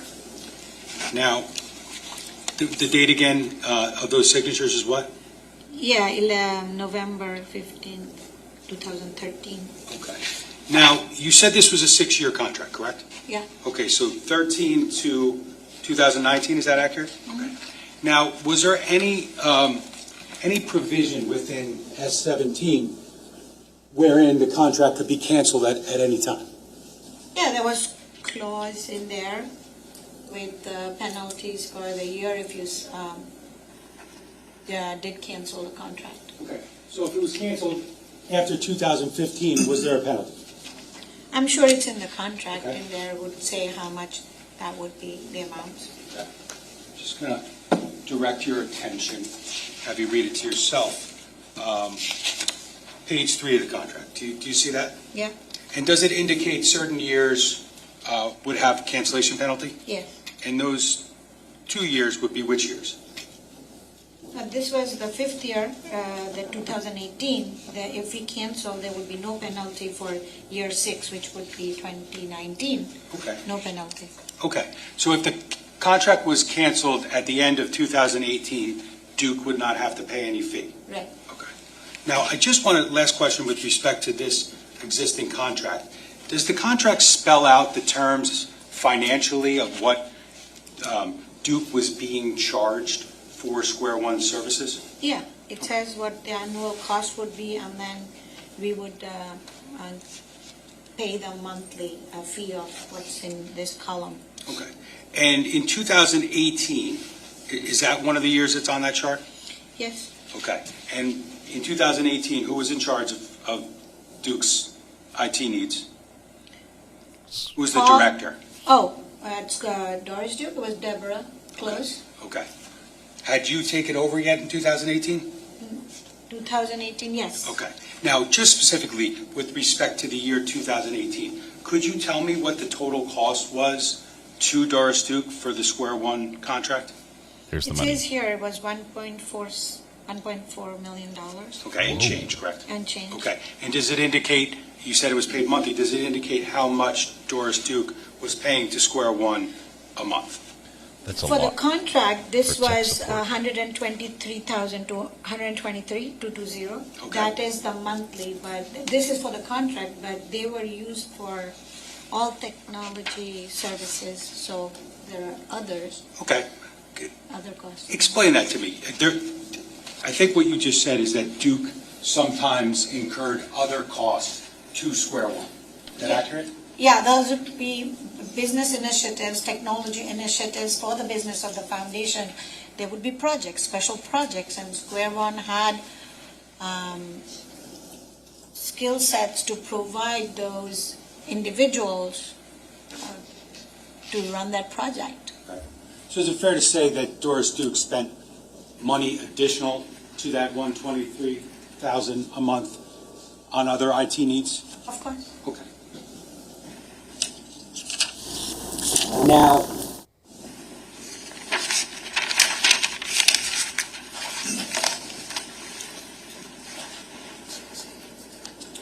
with respect to the time frame of November 2018,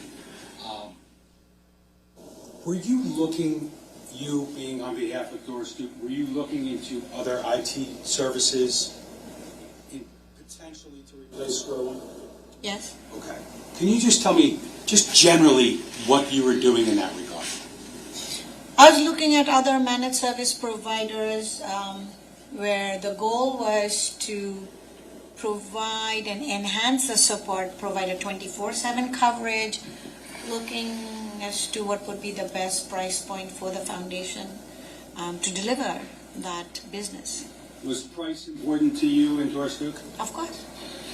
Now, in that time frame, November 2018, had you begun, potentially looking into other options? Yes. Okay. Now, the fact that you were potentially looking into other options, was that specifically communicated to the representatives of Square One, either Paul Caneiro or Keith Caneiro? Not directly. Okay. When you say not directly, explain that, please. I had different companies, managed service providers, come on site and sit with me to, to understand their offerings. So they came to my office, and there were Square One tech support guys there. So it was very transparent. Okay. So you didn't do anything to hide that? No. But you didn't specifically communicate that to Keith Caneiro or Paul Caneiro? No, I didn't have to. Understood. Now, with respect to the potential to renew the Square One contract, did you have any communications with any of the representatives from Square One, like the management, the owners? No, but I did mention to Keith that the cost was too high and that I was looking to save some money because I think I think their cost was higher because I already knew from other vendors what they were proposing. Okay. Putting costs aside for a second, just from your perspective, was Square One doing a good job with why you use them? Yeah. IT needs? Yeah. Okay. Yeah. So this was about cost to you, is that accurate? For me, it's cost and improvement of services. I mentioned 24/7 because we had an office in Hawaii, and so we didn't have 24/7 coverage with Square One. Let me ask you this, Ms. Basu. Was there a time when you met with Keith Caneiro about potentially, exercising that final year option? Yes. Okay. Do you recall approximately when that was? Towards the end of the contract, like in 2018, I would say October, November, sometime. Okay. Now, can you just explain? I don't want to know what anyone else said, but can you just explain to me and the juries, essentially what you were discussing at that meeting, just generally? Well, my boss was there too, the Chief Operating Officer, Peter Simmons. Peter Simmons and I spoke to Keith to talk about that this contract was coming to an end. We had no penalty if we did not renew the contract in 2019, but we were familiar with their staff and we liked their services, but the cost was too high. So to keep the contract with Square One, what would it take them to reduce the cost and yet deliver the services that we were expecting from them? Okay, in that meeting, obviously you were in that meeting, correct? Yes. And then you mentioned the CEO, right? CEO. Chief Operating Officer. Okay. Who again? Chief Operating Officer Peter Simmons. Okay. And then who else was in the room in the meeting? Keith Caneiro. Keith Caneiro. Now, at some point in time after that meeting happened, did Keith Caneiro or anyone from Square One, did they follow up with respect to potential proposals being offered to Duke? Yeah. Okay. He'd send information via email. Sorry, how did he send that information? Via email. Okay. Do you recall receiving that email and evaluating what was attached to it? Yes. Okay. I'm going to approach you and show you what's been marked as S18 for identification. I'll ask you if you recognize that, ma'am.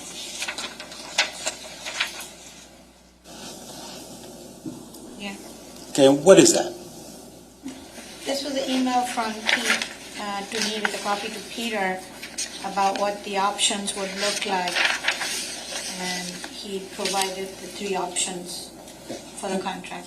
And generally speaking, what were those 3 options? Like with reduced cost, and also what would the penalty be if we just did not keep the contract for multiple years, and the option to kind of get out of the contract. Okay. How many proposals did he send you? 3. Okay, 3. Were all 3 proposals, were they different amounts of years? Yeah. Okay.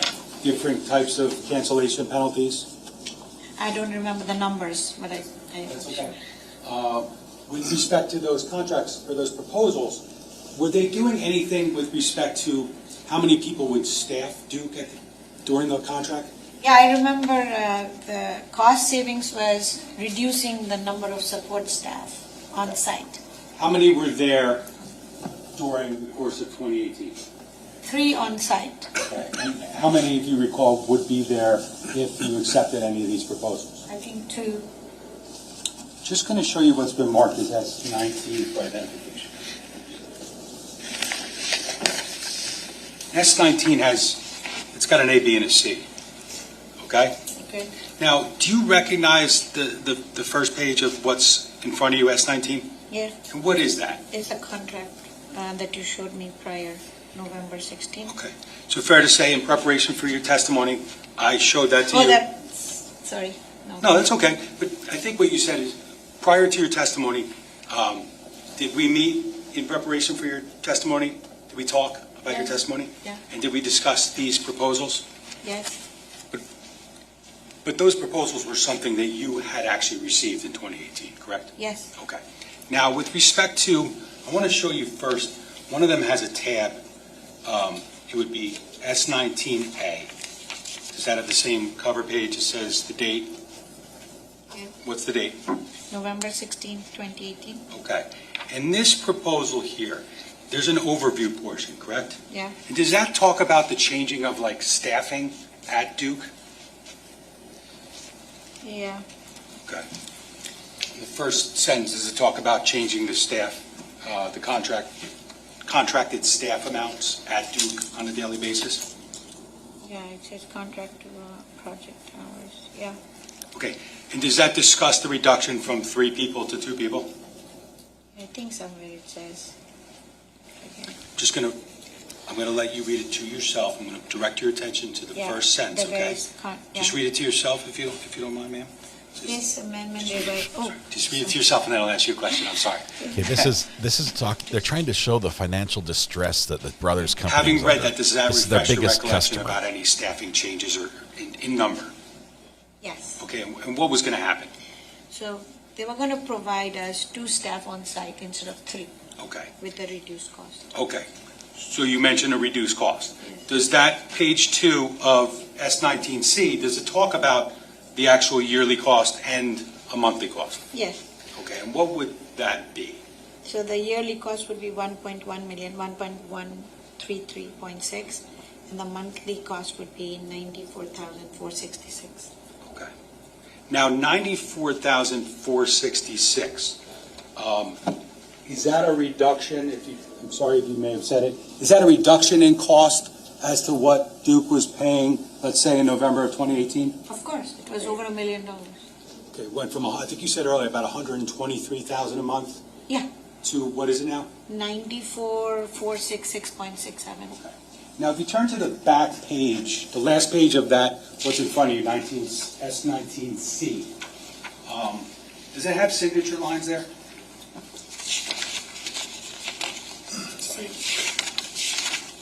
Taking you, it's page 4 of S19C. Is there a section entitled Acceptance and a place for signatures? Yeah, nobody signed. And nobody signed ever, correct? No, nobody signed ever. Now, I want to direct your attention to S19B, okay? Does it have the same date on it?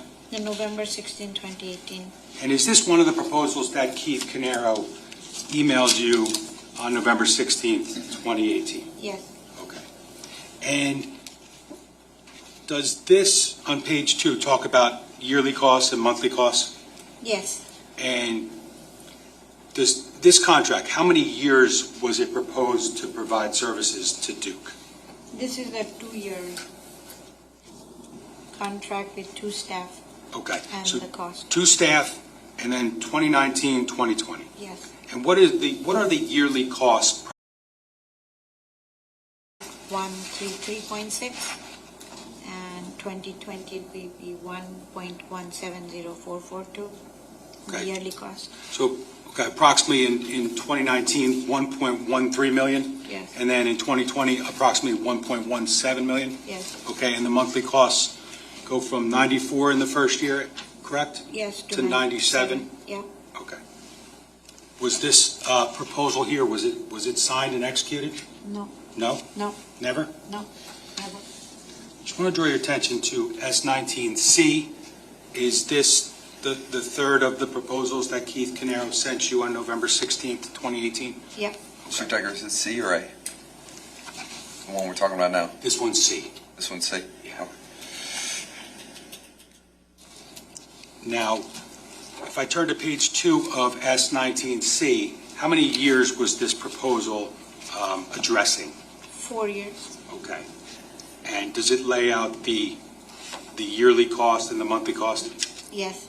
And does it also talk about 2 staff members as opposed to 3? Yeah, 2 Okay. staff. And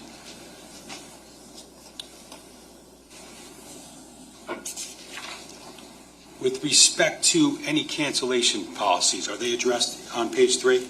Yes. And is it a cancellation period for any of the years in the contract or just less than that? No, less than that. It said in the year 2022, if this was a 4-year contract, we could get out of this contract by paying a penalty of $598,834. Okay. Now, with respect to S19 and these 3 proposals that were sent to you by Keith Caneiro, were any of these ever executed and signed? No. Now, you said it earlier, but the existing contract, the first one I showed you, ran through 2019, the end of 2019, correct? Yeah. So, but Duke had the ability to cancel it at the end of 2018. Yes. Now, with respect to the fact that Mr. Keith Caneiro sent you proposals, was it discussed that that 2019 option on the existing contract was not going to be renewed? We had talked that it may not be renewed.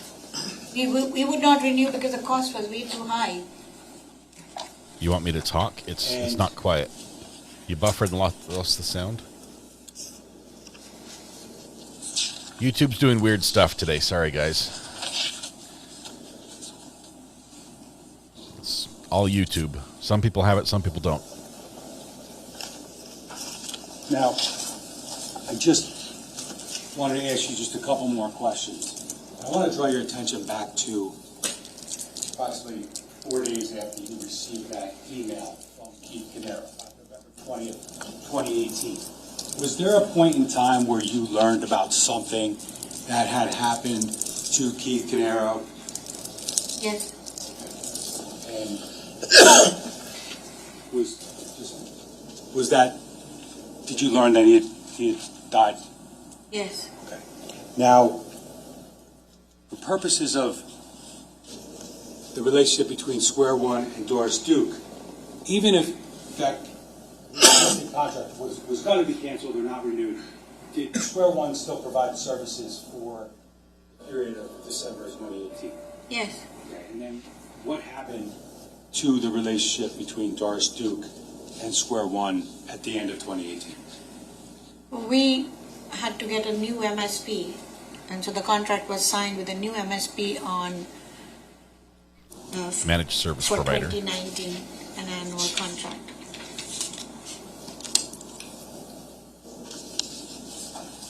All this to show that the Square One company was losing their Did you biggest ever customer. have the opportunity after or between November 16th of 2018 and November 20th of 2018 to kind of give Keith Caneiro an answer as to his proposals?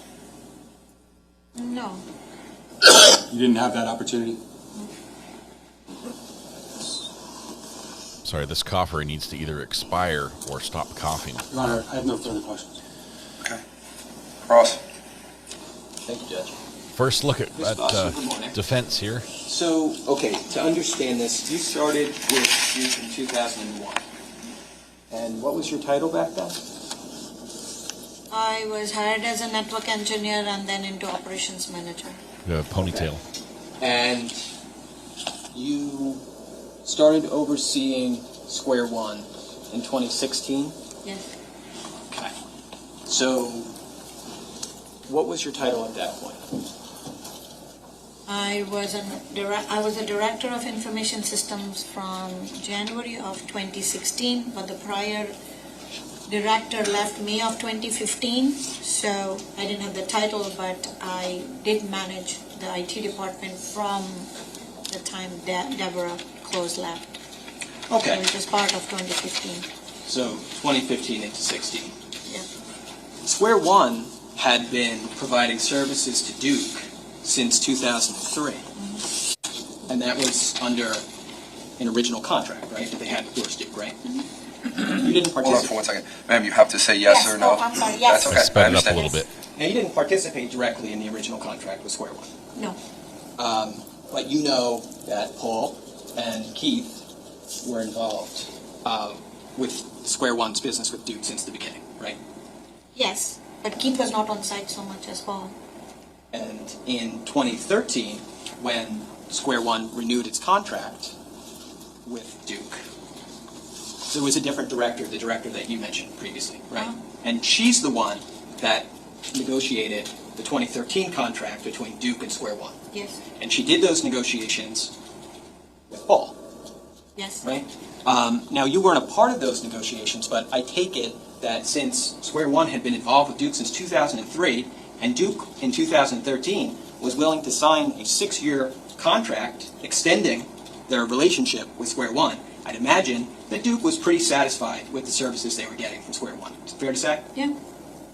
And when you come on to oversee the Square One relationship in 2016, you continue to work directly with Paul. Yeah, Paul and others. There was no change. There was a person by the name of Robert Block, right? Yes. And he was an employee of Square One. And he was on site at Duke in New Jersey, right? As needed. And you found him to be a reliable person, right? Yes. And you found that you could depend on him for services, right? Yes. And you mentioned before, when the prosecutor was talking to you during this time period, you had no issues with the services you were getting from Square One. No issues. The one thing that you mentioned was cost, right? The existing contract you had with Square One, you thought was a little too expensive, right? Yes. But that was kind of the purpose of these contract proposals that had been provided to you by Square One, right? But yeah, Debbie is the first director who ever signed a contract for 6 years. Nobody ever has an extended contract that would go for 6 years. I'm sure, you're happy with the services and you sign it. And she did it. Right. Now 2018 comes and you're in a position to renegotiate, right? Yes. I mean, you may be able to save some money by renegotiating a lower price with Square One. Yes. Right? Yes. And that's exactly what was happening, right? You had a meeting in New York City with Keith and the chief operating officer of Duke. Yeah. And what you were talking about was the possibility of Duke and Square One continuing your relationship,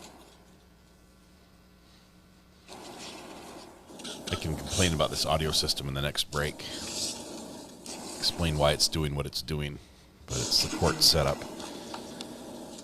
It's supposed to be a smart system, but it makes it dumb. It's trying to switch between multiple mics around the courtroom and mute other sounds. We end up losing things we should hear.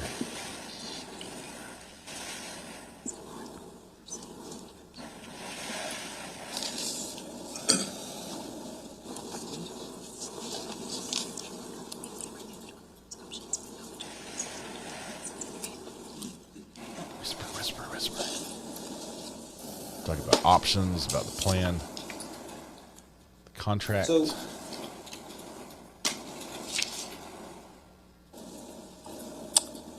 the contract options that the prosecutor and I talked about with you today, the ones that were the proposals for the potential renegotiation of 2018, for the 2018 contract, right?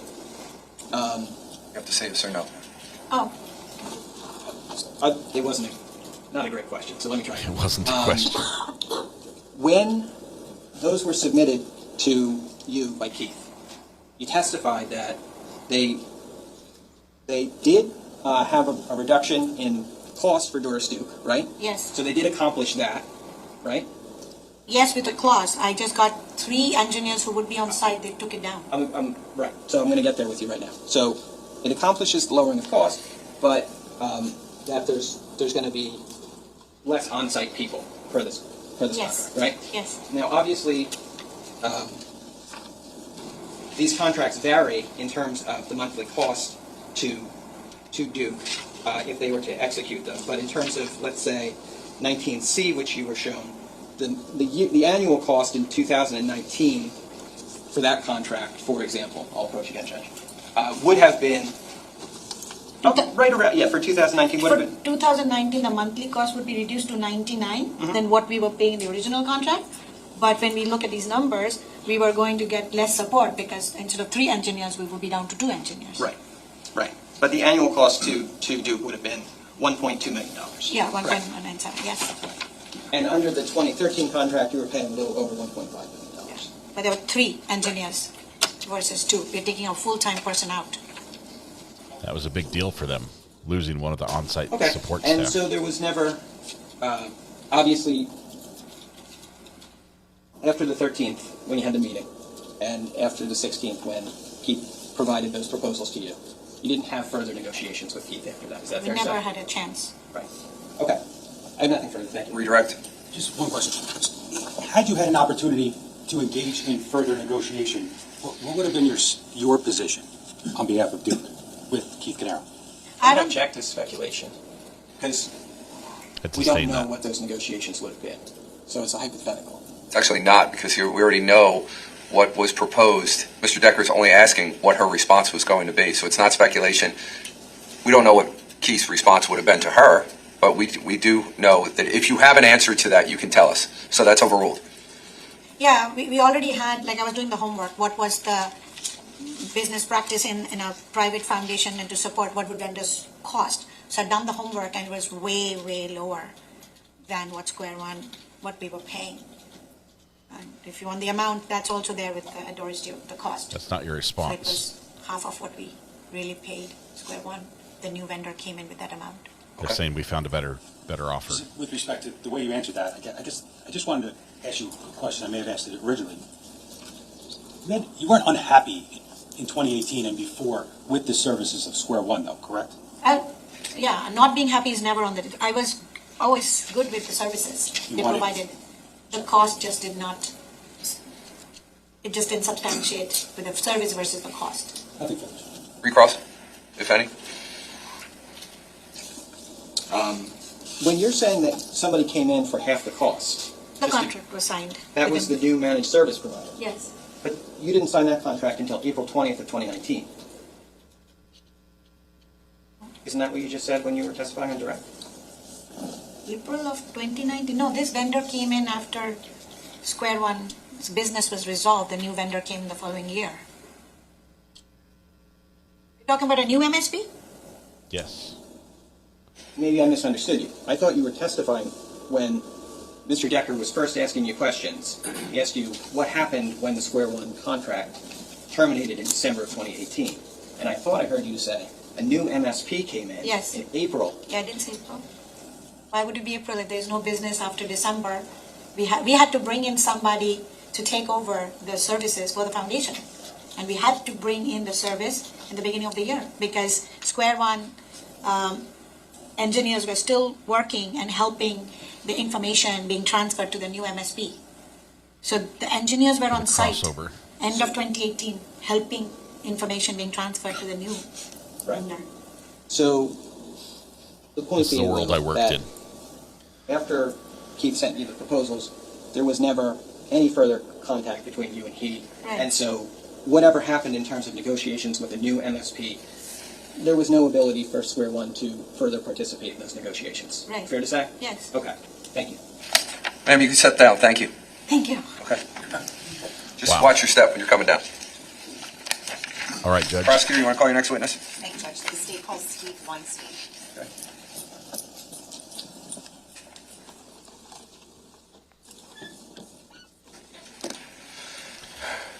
Juror number 15 and 16, just a reminder. Juror number 15 and 16, just a reminder, if you can't hear, you got to let me know. Just raise your hand, all right? I'm not staring at you for any other reason. I just want to make sure you're good, okay? Sir, can you put your left hand on the Bible, raise your right hand? Do you solemnly swear or affirm to tell the truth, the whole truth, and nothing but the truth, so help you God?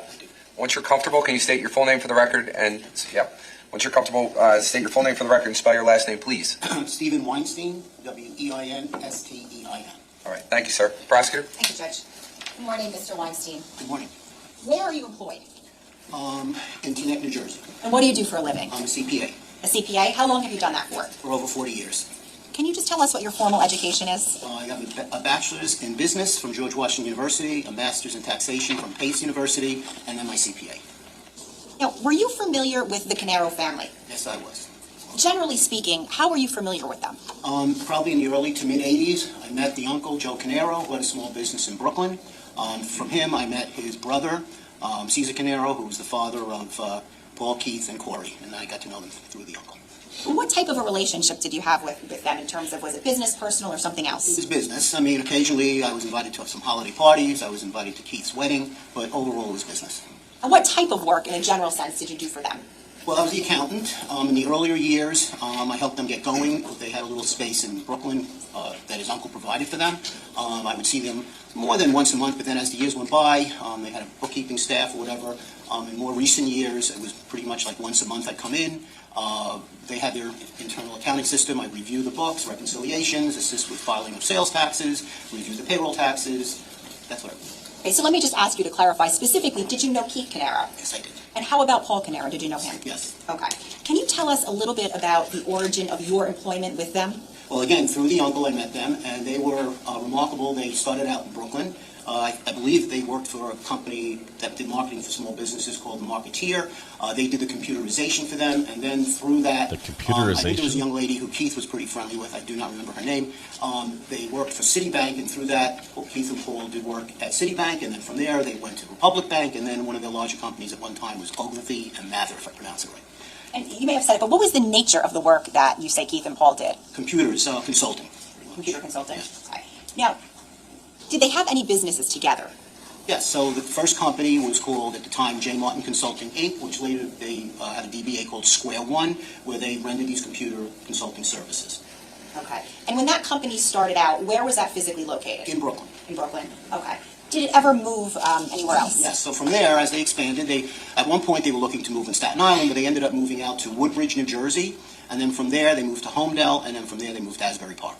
Okay. Was there a company called Square One? That was J. Martin Consulting. The DBA was Square One. Now, did they own any other businesses together? Yes, so then when they moved to New Jersey, at the time it was profitable to sell computer equipment, so they opened up another company called J. Martin Systems, Inc., and they sold equipment, and that was set up. And then as that started, selling equipment wasn't as profitable, they basically just merged it into J. Martin Consulting or Square One, and they would sell equipment basically to the clients that they consulted for. Pretty much that was it. And then later on, a friend of Keith had a company called, I don't remember the name, I think it was EchoStar, but it was a pest control company out of Queens or Long Island. I think it was Queens. And he would often ask them, Keith and Paul, for guidance, and then eventually they formed the company together. So at the end, there was two companies. There was Square One and EchoStar. And by around the time of, we'll talk about 2017, where specifically were those businesses located? In Asbury Park. Okay. Now, did your work for them as an accountant, did that include both businesses? Yes. Okay. And did you ever do any work for them more personally in terms of accounting? Yeah, for the whole family, basically, from the uncle on, I would do their personal tax returns, and for Keith and Paul, I would do their returns, and sometimes for their daughters, and also for their father. Do you recall who did the bookkeeping for the businesses? Well, it was various bookkeepers over the years, but in the last number of years, there was Larissa who was there, and then she left, and it was Tiffany Rivera. Were you familiar with an individual named Ronald Artigas? Yes, I was. Who was he? He was an outside insurance advisor. Now, of the two businesses, Square One and EcoStar, was there one business that generated a greater profit? It was Square One, yes. Before we go any further, let me just ask you, about how long had you known Mr. Caneiro for? I'm referring to Paul Caneiro. Probably maybe in the late 80s, just like 40 years, could be 35 to 40 years. Just, do you see him in the courtroom? Yes. Can you please point him out? Identifies the defendant.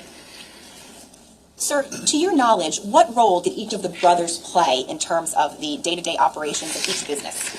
Well, over the years it changed, but for many years, Paul was out, like with Ogilvy and Mather, he was out doing a lot of work there, traveling the world, I guess, my understanding, and Keith was handling internally. But then as the years progressed, it became more of Paul handling the operations and Keith outside of the office. When you say Keith was outside of the office, what specifically do you mean by that? He was working from home, or wherever he was, but he was working from home from my knowledge. Did you know why? No, he worked from home. Now, during that time, were you familiar with whether or not Keith had gone back to school for anything? Yes, he did. He wanted to get his degree and to become much more marketable. And do you recall approximately what time frame that was? I can't, but it was definitely in the years that they were in Asbury Park, and probably Homedale, I would say. Those years, I don't really know the actual years. I want to talk a little bit about the businesses. Do you know whether Paul Caneiro and his family received any income through the businesses? Yeah, they had payroll. As Keith's family, they had payroll, health insurance benefits, retirement plan, auto reimbursements, and stuff like that. Now, to your knowledge, what if any other sources of income did Mr. Caneiro, Paul Caneiro, receive? Well, outside of the company, eventually he was receiving disability. Okay, when you say disability, do you know what he was collecting from, what policies? Yeah, first it was Social Security, I believe, and then Sun Life. What is Sun Life? The insurance company. So was that a group policy, an individual or something? No, it was an individual policy. I was hoping he would say Aflac. Now, I believe, and correct me if I'm wrong, you indicated that you had prepared some tax returns for the brothers and their families. Yes. Did you specifically prepare any taxes for the defendant?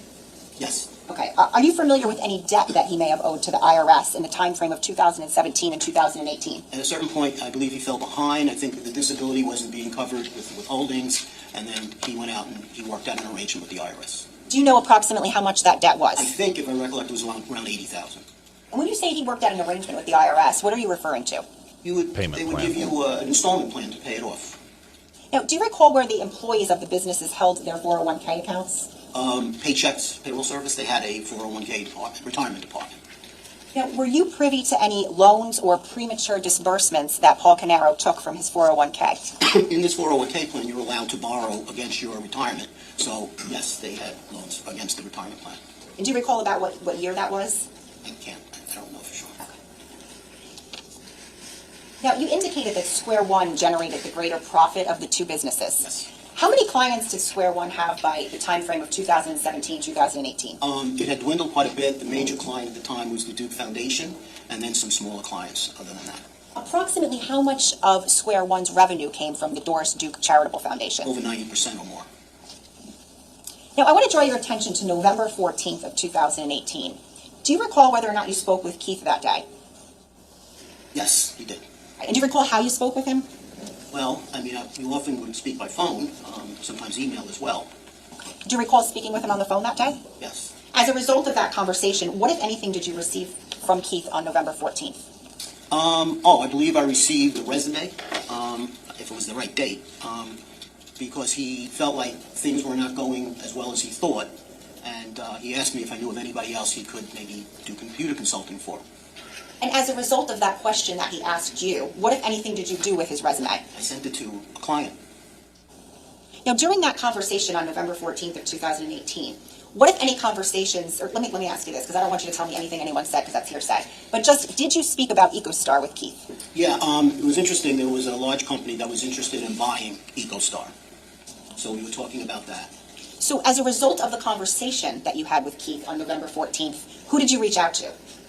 Well, I know I spoke with Paul and Keith, and I know Paul was putting a lot of numbers together on the activity of the company to put together the facts that the company would need to buy, to work out the sale price. Do you know where there was a potential buyer for EcoStar? Yes, there was. Okay, and did you reach out to that potential buyer on the 14th? I was asked to reach out, yes. Okay. Do you recall whether you received anything from that buyer? I don't remember the exact person, but I do remember there was conversations on what the purchase price they were willing to pay, which was about $850,000. So essentially, was that an offer that they were making? That was basically an offer. What, do you recall the name of the company that was making that offer? I believe it was Terminix. How did you receive that offer from Terminix? I don't remember, but a lot of times we did things over the phone, so I remember if I received an email. I might have. Going to refresh his recollection? As a result of receiving that offer, did you send any emails to Keith and Paul on November 14th? That's about the offer, sure. Yes. Judge, may I approach? Okay. I'm showing, I'm going to mark S10 for identification. I'm showing you what's been marked as S10. Do you recognize that? To some extent. Is that an email? This would have been an email, yeah. Okay. And do you see the date of this email? 11/15. Right. Okay. You need to speak up, sir. Yes, I'm sorry. 11/15/2018. Okay. And who is that email between? From me to Keith and Paul. And what is it? What is the content of the email? Basically, I was saying to them that this was a tremendous offer, and that they should work towards that. And then I was going to calculate the tax consequences. But I said we should start the process. Okay, and I'm going to turn to the second page of S10 here. What was the responses from each of the brothers? Okay. And it's actually going to start the way it... Oh, at the bottom? Yeah. Let's start here. So we're digging into the finances of their Paul, two can you do me a favor, businesses. just for record purposes, when we're talking about S10, can we talk about the number of pages it is and Yes, where sir. you're referring to so that the record's clear? Yes. Thank you. S10 is 4 pages, is that correct, sir? Yes. I'm going to start at the 4th page. Do you see how the email sort of Yeah. starts down there and then moves Okay. backwards? Mhm. If you can read that for us. Okay, so after that, Pete said, let's do it, questioning Paul, I guess, to move forward. What was the offer? $850. Who says that they said 850? Paul to Keith and me, and then, it's a little confusing, but I remember going back and forth with the 850. And then Paul said, thank you. And I asked, do you want me to respond or not? Okay. So just to clarify, you relayed the offer to them? Yes. Okay. And then Keith said, let's do it? And what was Paul's response? I don't remember the exact response. I'm going to show you. I'm going to direct your attention. We'll refresh your recollection. Okay. Do you see on page 3 here, Yes. where it says 11/15/18? Yes. And it says that it's from Keith Caneiro? You see that? He said agreed, and then He said- let's do it, and he questioned Paul. Okay. So specifically he said Paul, question What mark? do you think? Right. And then I'm going to ask you to read on the next page over. It's going to be page 2. Do you see where it says 11/15/18, Yes, 10:57 p.m.? What was Paul's response here? They said 850,000. Okay. And then what was your response? That's a I will sale respond price. that it was 850 and wait for their response. Okay. We were going back and forth, right? Sure. And what did Paul say? Thanks. Okay. And then did you respond again some point at about 11:01 p.m.? I said, do you guys want me to respond or not? I wanted to be sure I should go back and forth with them. Okay. And did you ever receive a response from them? I don't remember, but, well, there was a response. I think Paul wanted to hold off because he felt we could do better than the 850.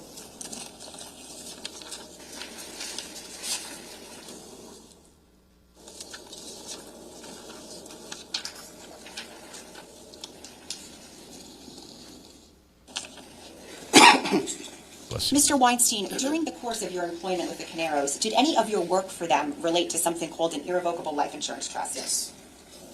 What was your understanding of that trust as it relates to the work that you performed? Okay, so that was set up, I guess, in the late 90s, early 2000s, if I remember. It was life insurance was put into an irrevocable trust, so the life insurance proceeds upon the deceased would not go into the estate and could be used, let's say, for estate taxes or whatever was needed. So when that was set up, a bank account was also set up at the time for the monies to be put into the bank account to then pay the quarterly premiums. And my work involved in this was putting together numbers because when the monies are transferred, whether it's from payroll or actual checks from Keith Caneiro, that's considered a gift to the trust. And at the end of the year, I would determine if a gift tax return would have to be prepared based on the amounts of money that would go into the trust to pay the premiums. Okay, so just a couple of things. So you indicated that trust was created in the 90s? Late 90s, early 2000s. I believe late 90s. Okay, and just for purposes of clarification, just have you, as in your role as an accountant, have you dealt with your irrevocable life insurance trust before with other clients? Okay. Approximately how many? Well, a number. I mean, 10, 20, something. Okay. So you indicated that there was a bank account set up at TD Bank? Yes. Okay, and that was to pay what?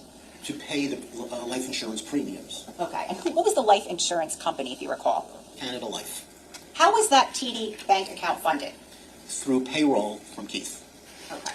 But there were times over the years where it wasn't from that. It was actual checks that were paid. Mm-hmm. Now, in about 2017 and 2018, well, let me ask you this. Let me strike that. The irrevocable life insurance trust, were you aware of any trustee that was involved with that? Yes. And who was that? That was Paul Caneiro. Okay. And what was your understanding, based upon the work that you did for that trust, what was your understanding of Paul Caneiro's role? To basically, he was in charge of the trust, the monies going in and the monies that would be paid to the insurance company. Do you remember how often the premiums were due? Quarterly. Quarterly? You indicated that you would prepare the yearly or the annual gift tax returns? Yes. When you did that, what, if any, paperwork did you have to review? I needed the bank statements. That's what I needed. The bank statements from the TD Trust The checking TD account? bank account, right. Okay. How would you get those bank statements? In the much earlier years, when I went to the client, when I went to Square One, they would be there in a file for me. As the years went by, they weren't, and then I would have to request them from Paul. Okay, so let's talk about the time frame from 2017 to 2018, those years. How would you get the bank statements then? I would request them by email from Paul. And would you receive those bank statements from him? Yes. And how would you receive them? He would email them to me. Do you know whether or not Keith Caneiro had access to that TD checking account? I don't believe he did because he wasn't the trustee. Did you ever get the bank statements from Keith during those years? No, never got them from Keith. Was there something on the Keith Caneiro's life insurance policy called an automatic premium loan provision? Yes, so when they would fall behind on a premium payment, the life insurance would have a loan provision that would pay the premium, and then interest would accrue on that loan. Now, aside from your work in terms of preparing the annual gift tax return, what, if any, other work did you do that related to the irrevocable life insurance trust? Just, putting together the numbers and then preparing the tax return. That was it. How often would you work on that? Well, in the more recent years, it was almost annually pretty much that I would do it. Except if Keith reached out and wanted it done sooner. Okay. And you indicated earlier that you would go to the office, I think you said monthly? Yes. Okay. And when you went to the office monthly, your work would involve other things? Not that. I mean, it was the other things, right? Now, I want to draw your attention back to the beginning of about 2017. During that time, what, if any, issues did you become aware of with regard to the irrevocable life insurance trust? That the money was going in, but the premiums were not being paid. Okay. And did you or Keith ever look into that together? Yes. I first reached out to Paul, and then eventually, through Keith, I found that they weren't being paid. When you reached out to Paul, do you recall what, if anything, he had said? I never got an answer. Okay. Now, moving forward to April of 2018, what, if any, issues arose with respect to the irrevocable life insurance trust? Well, in what regard? They fell behind in the premiums. This is April you're talking about? Yes, I'm going to draw your attention to April of 2018. What, if any, issues arose at that time with regard to the irrevocable life insurance trust? I believe it was found out through Keith as well, and Paul, that the monies weren't going to pay the premiums, but in essence, Paul said that for some reason the monies weren't going, they were being used for another reason, and then I found out that he said he was going to pay that money back. Okay. Without telling me anything that Keith may have said to you, because it's hearsay, did you have a conversation with just Keith about the situation? Yes. What was his demeanor like? He was very upset about it, disappointed. Do you recall being copied on any emails from Paul during that time frame? There were emails, yes. April of 2018? Yeah.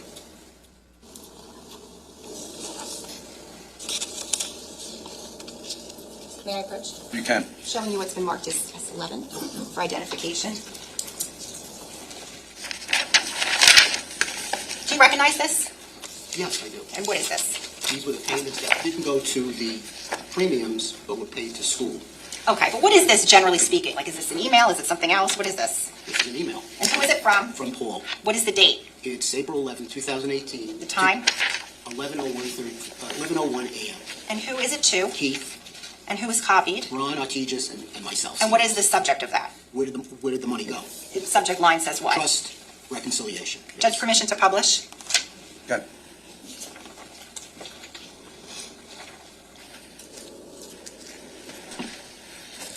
All right. This is him owning up to taking the money. This is the $78,000, I think.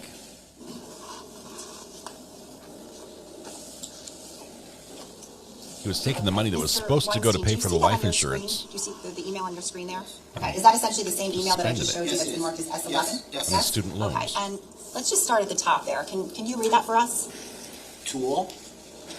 Yes. I had selected the wrong bill pay. Some of the payments for 2017 and 2018, they went to a school loan, the total amount that was paid out of the trust account to the wrong payee was $25,054.77. With interest, I calculated, gets cut off. Send this amount directly to the principal as soon as the money hits my account. Please double check these numbers and let me know if they match up with your numbers. Just gonna scroll down a little bit.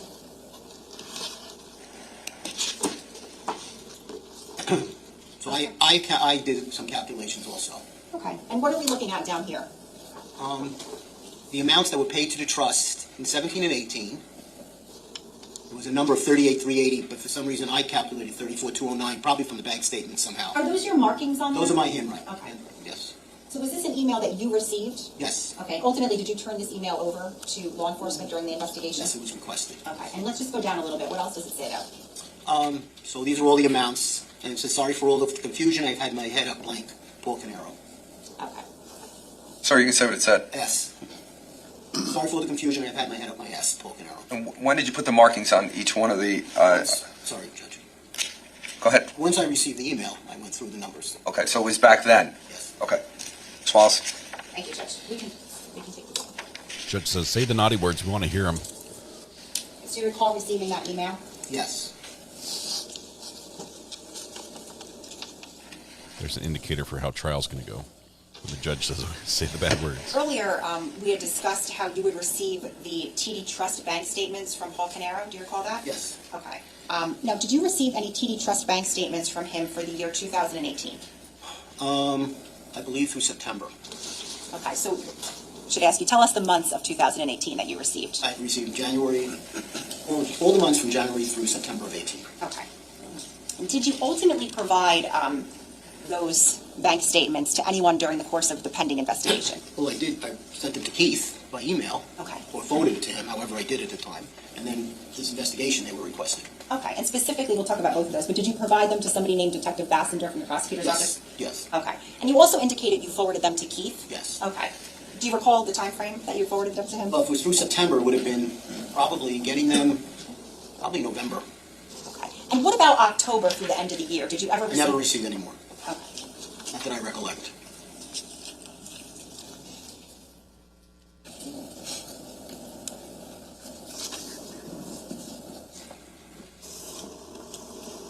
I'm going to show you what's been marked as S12. Do you recognize these? Yes, these are the bank statements that I received for the irrevocable trust. Okay. And do these go from January to September? I'll let you look at them.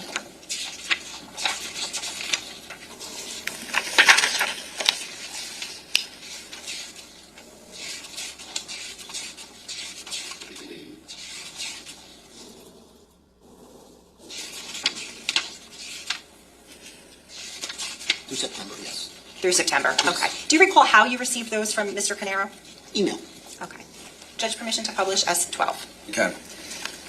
These should be the bank statements that were allegedly doctored to show the money going out to the insurance, which sort of makes his other email we just saw. It leaves a question. Oh, you said I accidentally did the wrong thing. Well, you accidentally covered up your work by making the bank statements fraudulent. Makes it look like less of an accident. Mr. Weinstein, on your screen, do you have these in front of you? Yes, I do. Okay. Let's just look at the first page here. What is there on the top where it says ATF Keith Caneiro? Irrevocable trust agreement, Keith Caneiro grantor, Paul Caneiro trustee. Okay. And if we can just look at the first page there, the statement period. Do you see that? Yeah. Okay. What is the date there? January 1st through January 31st of 18. Okay. And then just going down here, what we're looking at, so it looks like January 2nd, and it goes through January 31st. Do you see that? Yes. Okay. And there's a check mark on this? Yes. Okay. Did you put some markings on That these? must have been my check mark, yes. Okay. Do you recall when you did that? When I got all the statements at one time and I was going through them, yes. All right. Let's look at the first page where it says transaction date, January 2nd. Do you see that? Yes. Okay. And it has up at the top either debit, credit, and then it would have the balance, right? Correct. Okay. January 2nd. Do you see a debit there? There's a debit for $1,000. Okay. And do you see where that's going to? I don't know the number, but yes, there's an account number or whatever there. All right, the last four digits, 3837? Yes. Okay. And then you see some credits, right? Yes. Okay. And where are all those credits from? Coming from payroll, either from J. Martin Consulting, which was Square One, or Echo Pest Control. So are these essentially, where we see the credits, is that the payroll that's coming from Keith Caneiro's? Yes. It would have been, yes. Okay. Now, you see a couple of more debits on this page for January, is that right? Mm-hmm. Yes. Okay. So I'm going to draw your attention to January 10th. Do you see that? Yes. Okay, and that's how much? $500. And then January 22nd? $2,500. Okay, and then it indicates that it's being transferred to where? 3837. Okay. If we can go to the next date, which would be February. And I'm not going to make you go through every single one of these again, but I just want to ask you a couple questions. Now, we're looking at February here, and we see some red markings. Do you see that? Yes. Whose markings are those? Those would have been my markings. Okay, and do you recall what you were doing with those markings? Trying to check from where it was coming from and where it was going, and then I probably did some type of a reconciliation of the account to make sure it was equaled. Okay, and then I'm going to draw your attention to February 5th there. Do you see a debit? $2,200. And where is that going to? 3837. And then do you also see some money coming in from the EcoStar and J. Martin companies? Yes, through the payroll. Okay. Yes. Let's go to the next pay period of March 1st through the 31st. Okay. And again, do you see those red checks there? Yes. Those red marks? Yes. Okay. And here there are no debits, right? No debits at all. Let's go to April. In April, there were all those credits, and then on April 9th, there was a debit for $8,500 to Canada Life. Okay. Now that goes to Canada Life. And is there a check number under there? There's a check number, yes. Okay. Specifically 99502. 995002, correct. Now, was that something that you would commonly see? Sometimes you would see monies going to Canada Life? Yes. And what was your understanding of what that was Well, for? I mean, because they had fallen behind with the premiums, it wouldn't be a premium payment. So I think I kind of remember the premium payments being like $7,800 something a quarter. But if it was $8,500, one of the goals Keith was trying to do is to pay down the loan and the interest. So it would be more than that amount. Understood. Let's move on now to May 1st through May 31st. Yes. Do you see that? Yes. May 1st, $5,000 Canada Life Insurance Company. Let's stay on that date for a second. So you see May 1st, $5,000 to Canada Life Insurance Company? Yes. What's missing under there? I don't see that check number. Okay. Let's move on to June. Here again, in June, a lot of the credits from the payroll, and then on June 18th, there was a payment to Canada Life Assurance for $7,500, and again, there's no check number on there. Okay. Now, aside from me, bringing your attention to that right now, was that something that you noticed back then? I noticed Canada Life. That was my goal. Let's move on to July. I want to draw your attention to July 16th. What do you see there? $4,500 to Canada Life Assurance Company. Okay. Again, is there a check number? No. Let's move on to August. What are we looking at? August, hold on one second. Sorry. Question. I'm going to draw your attention to August 3rd. What do you see there? $4,000 to Canada Life Assurance Company. Okay. No check number. How about August 18th? Actually, it's August 17th. I'm sorry, 17th. $2,500 Canada Life Assurance Company. No check number? No check number. How about August 28th? Canada Life Assurance Company, no check number for $1,000. Let's move on now. If we could scroll to September, please. I'm going to draw your attention to September 4th. $1,000 to Canada Life Assurance Company, no check number. And how about September 4th again? $300 to Canada Life Assurance Company. No check number? No check number. How about, I'm going to draw your attention to September 7th. What are we looking at here? Canada Life, debit for Canada Life Assurance Company, $1,000, no check number. I'm going to draw your attention to 9/17. What are we looking at there? $1,300 to Canada Life Assurance Company with no check number. All right, let's move on to October, please. Oh, I'm sorry, there is no October. That's right. My mistake. Okay, because you never got October, right? Never got October. Never received it.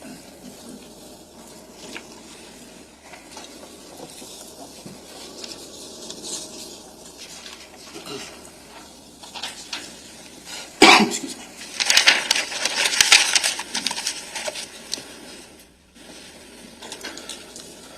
Mr. Weinstein, you indicated that you would do Keith and Paul's and the family's personal tax returns, I think? Yes. Okay. During your employment, did Paul Caneiro ever disclose or notify you of any fees that he was taking from the trust account as the trustee for tax purposes? No. Now, if he was taking a fee, would that be considered taxable income? That would have been taxable income. When was the last time you spoke to Keith Caneiro? It was, I believe, the Tuesday night before his death. Would it have been November 19th? Yes. How did you speak to him? He would email me, we spoke by phone, we must have spoke at least 3 times on the phone that afternoon into the evening. Without telling us anything that was said, what was just the general topic of the conversation? Very upset, and just wanted to do something about it. He had figured out what was happening. When you say upset, what specifically though? What was That money wasn't going to pay his life insurance again, and he was pretty upset about that. Now, what, if anything, did you tell Keith during that conversation? I tried to calm him down, and I tried to tell him it was late. It was like 7 o'clock in the evening. I said, we'll get in touch with TD Bank tomorrow to see what's going on. Did you ever speak with Keith again? I never spoke to him again. And why not? He was murdered.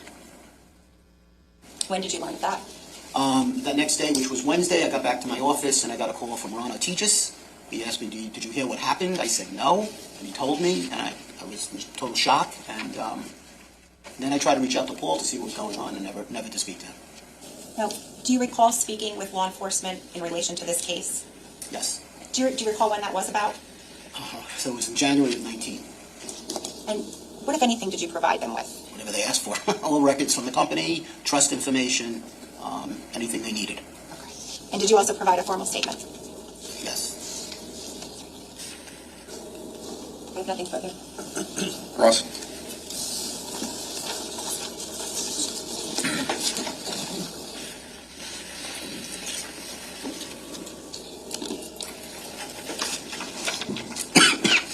So, Mr. Weinstein, good morning. When Ms. Wallace first began talking to you this morning, she was asking how you knew the Caneiro family. Yes. You've known them for a lengthy period of time. Yes. Over 35 years, I guess. Throughout the 2000s and the 2010s, you were doing the Caneiro family's tax returns. Is that fair to say? Yes. And that would include Keith and his wife Jennifer, Paul and his wife Susan. Yes. It would include Corey Caneiro. Not here and there, not consistently, no. Sometimes. Sometimes, yes. You obviously knew the Caneiros up until 2018. Yes. Did you have contact with members? Did you have contact with members of the Caneiro family after 2018? To some extent, yes. Business? I spoke to Corey a few times. Met them at the Asbury Park office to see what was going on with the business, whatever. But that was being handled by, I forget the title, the person was going to handle running the business per se. I think Caesar, the father, was supposed to be the executor, but I think it was going to be run by the attorney. That's kind of what I remember. And you're talking about the receiver for the business? Receiver, right. Okay. And other than that, I spoke with Caesar. I probably did his tax return at least one other time after that. I believe I did a tax return for Corey's wife or girlfriend. I don't know. I don't remember the relationship. Bertacci? Yes. Okay. At least 1 year, maybe 2 years. After 2018? Yes. So that would be like 2019 and 2020? Yeah, something like that.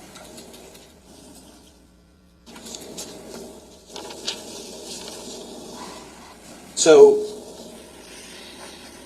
Keith and Paul owned EcoStar equally, right? At a certain point, there was someone else was a third owner, and then they were equal. That person left sometime in the early 2010s, and then after that, Paul was a 50% owner, Keith was a 50%. Yes. Now, throughout the time that you were doing the taxes for the Caneiro family, you're also doing the taxes for the businesses. Not necessarily. I believe that the receiver had an accountant. Prior to 2018? Oh, yes, I was, yeah. Prior to 2018, you were filing all the tax returns for Square One and for EcoStar. Correct. Now, you had access, obviously, to the people who worked at those businesses in case you needed to speak to them for business issues, right? One of them would be Tiffany Rivera, right? She was the office manager. Yes. And that was at the Asbury Park office. Yes. By the way, obviously both Square One and EcoStar are in the same physical location, right? Correct. They're both in Asbury Park. Correct.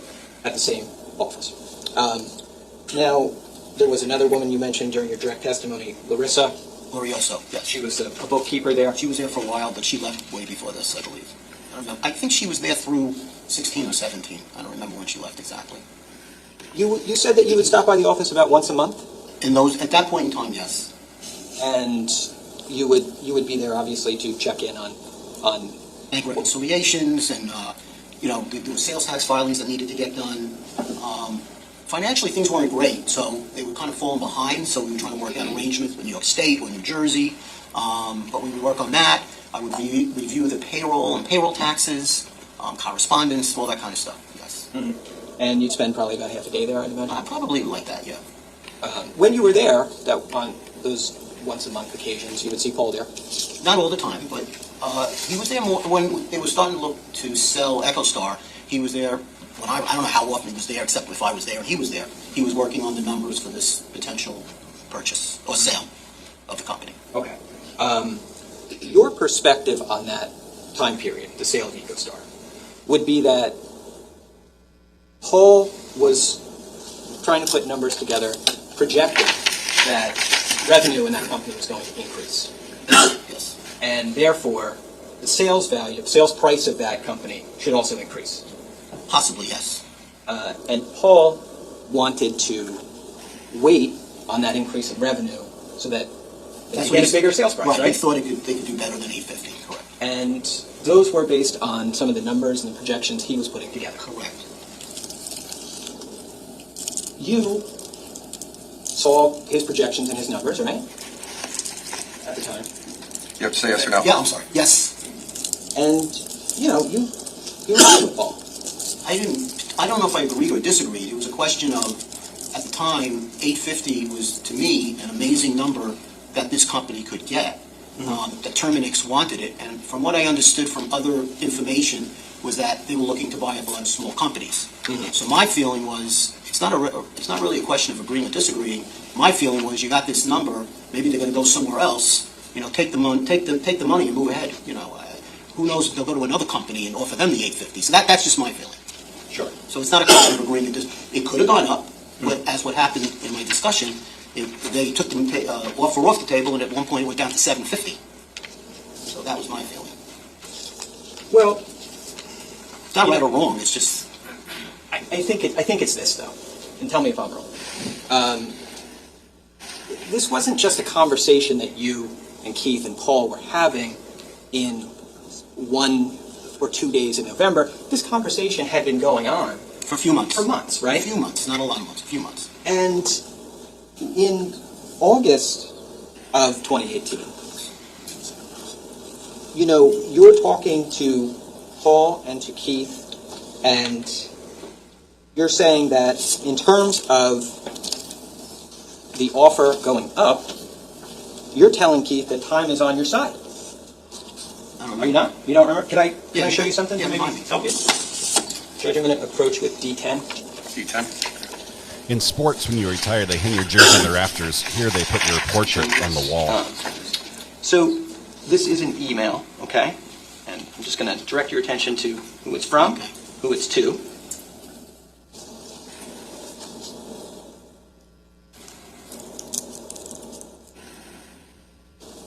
Oh, I remember this. Yeah, sure.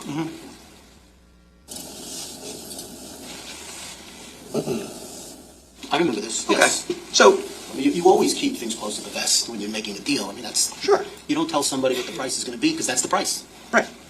And you're saying in this, we figure that time's on our side. The company keeps improving in the right direction, and the price we don't. But then they came back at $750, so maybe I wasn't on that side. This is August 28th of 2018, Okay. right? Yeah. Okay, hold on. You just showed him a document. He hasn't identified it. I don't know what it is. I don't know who the to and from are. I don't know what you started reading from it. I need more information from that before we continue. This is an email from Steve Weinstein to Keith Caneiro, dated August 28th, 2018, at 3:41 and 16 seconds in the afternoon. What was the date? August 28th, 2018.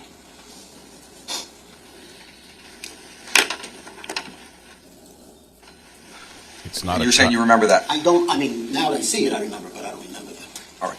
Go ahead. Now you can continue. Now I understand what you're talking about. It's not a tie. It's a. And I hope jurors understand where we are. Okay, great. So, Go ahead. Why don't I ask a question? Okay, that's fine.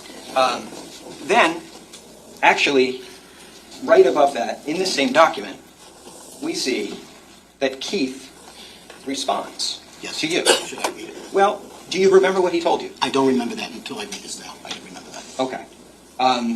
Well, then I would ask you to read it to yourself then. You can.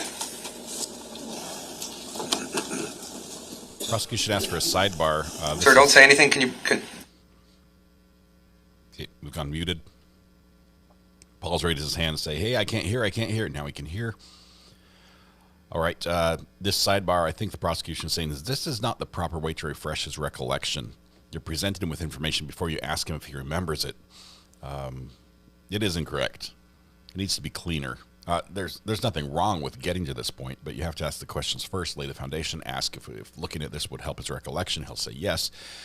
Then you show him the document. And for the judge's sake, please identify the documents you show to the witness. How many times does he have to make that clear today? But can we send an attorney a tie clip, please? I think what you'll need to do, Super T, is just send him a pre-knotted tie that's appropriately length. The length is appropriate because I think it's a skill issue. Getting the tie length correct is not something that comes naturally with buying a suit.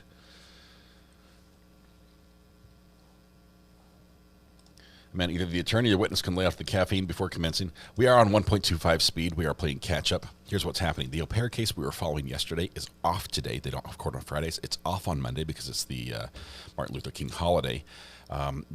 This trial started basically one day before the au pair trial. This one's going to go much longer. Tomorrow we're going to be live on Saturday. It's rare. I'm working the weekend. We're going to be catching up on this case. Monday we'll be live catching up on this case. Basically get to live on this trial. Then Tuesday, au pair trial comes back. We're going to have the state rest on Tuesday. We're going to follow that one through to the conclusion. We think we'll have a verdict on that one pretty easy. And then we're going to return to this one, play the little catch-up we need to, and we'll be live on this trial, the Mansion murders, through the duration to the verdict. And then that should take us all the way to Corey Richins. It's going to be wild.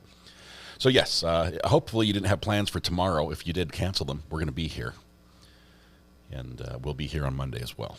So Sloth Life, just when you think you're catching up with the timestamps, RA throws another trial in the mix. I'm so sorry. It is confusing. I'm trying to keep separate notes, keeping track of this. We're only on witness number 2 so far in this trial. It does get spicy. It starts out with a lot of financial stuff that makes you think about the Murdaugh trial and those 2-week period where we wish we just could have that time back in our lives. It ends. It gets spicy. The personalities in court will clash. The judge has a personality. Prosecution and defense have personalities. And witnesses have some strong personalities as well. So it's going to be great. Sloth Life, thanks for your generous gift. 5 memberships. That's awesome. Thank you. Bringing 5 more people into green. What we're doing Saturday and Monday. Yes, you asked and I answered. People said, what are we going to do this weekend? Well, we're going to work. That's what we're going to do. Let's see if he can get this document in properly. You did have a chance to read the rest of this document, right? Yes. Now, without telling us what was said by anybody other than yourself, okay? This is a back and forth email between you and Keith about the potential sale of EcoStar, right? And specifically, we're talking about August of 2018. Correct. And this is several months before the November conversation that you testified with the prosecutor about, right? August, yes, same year, yes. And so, and obviously, your impression of this conversation, this is back in August, is that it's not just Paul at that point in time who's hopeful for a higher number. It's you, too, right? And it's Keith, too. Yes. And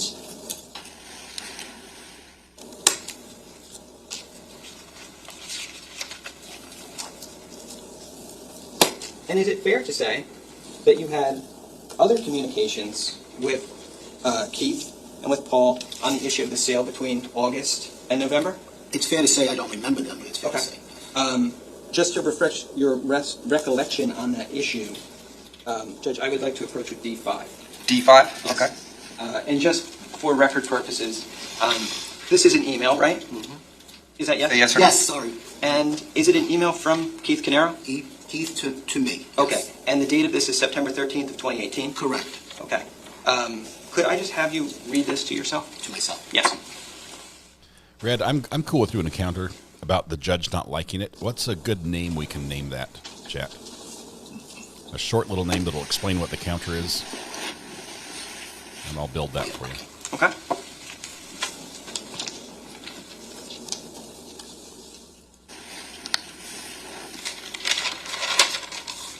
One point of being here that there were additional conversations that you and Keith had about this sale between August and November, right? Is that yes? Yes. And those conversations were not definitively about Keith accepting an offer of $850,000.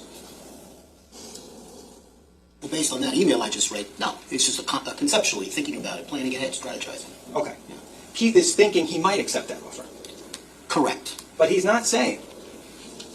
In the November email that the prosecutor showed you, Keith is saying, let's do it. Right? Correct. But prior to then, those statements like that were not being made by Keith. Fair to say? Fair to say. Okay. Because everybody is considering what their options are, right? Of course, yes. And that would only make sense for everybody to do, right? Correct. But when we get to November, Keith is concerned that his contract with the Duke estate might not renew. Correct. And that's when Keith is really motivated to sell EcoStar. Correct. And that's when he's on board to take the price of $750 that they're offering. I don't remember that. Is it in it? I know they dropped the price to $750. Mm-hmm.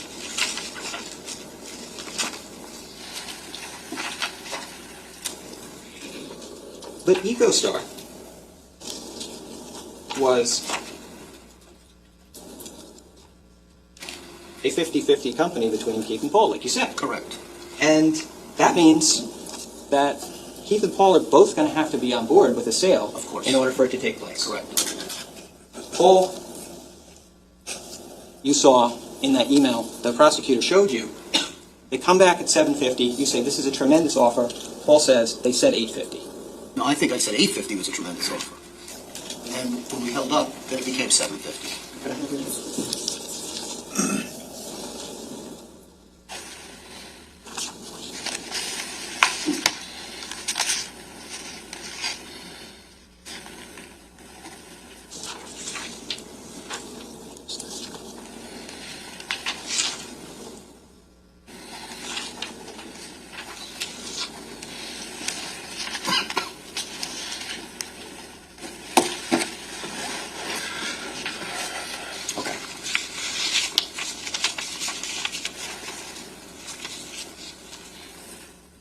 I'm sorry, so this is S10.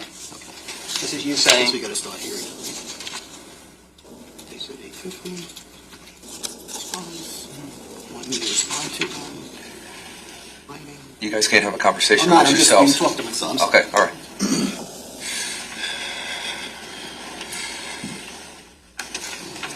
I think it's based on the 850. Sorry, it's confusing emails. Okay, but anyway, the point is, come back, right? Keith wants to take the offer, right? And Paul says, they said 850, right? Correct. Meaning, they're not offering 850 now. They said 850. Correct. Right? Meaning also that Keith wanted to take the 750 at that point in time. Maybe, I don't remember that, but possibly. Okay.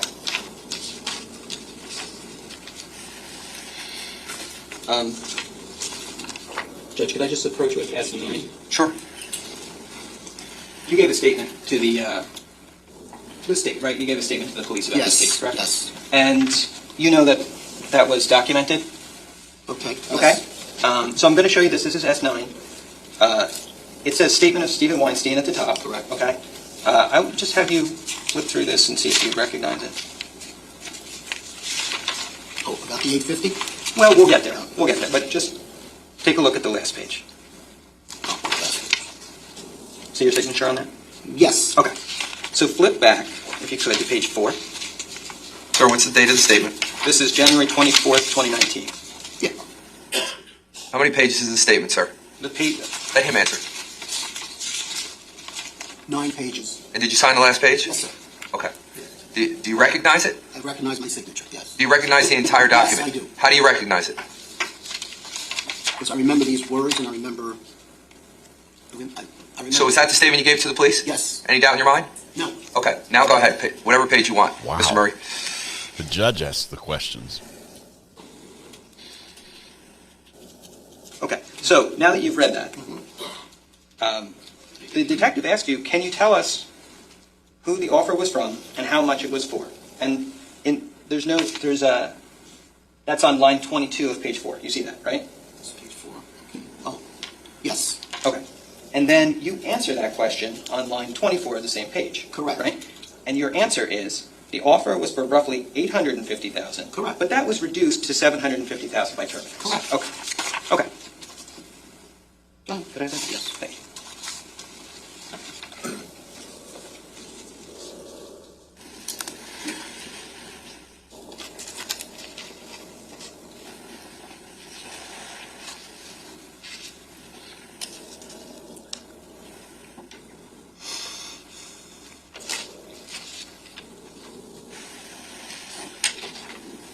Now, the prosecutor asked you before about Keith going back to school. Correct. I would be correct to say, though, that wherever Keith was, when you would go to the office, the Asbury Park office on a monthly basis, Yes. Keith would not be there. Correct. He was never there when you were there. I would never say never, but not a lot of times when I was there. Correct. You would see Paul far more often than you would see Keith. More often than Keith, correct.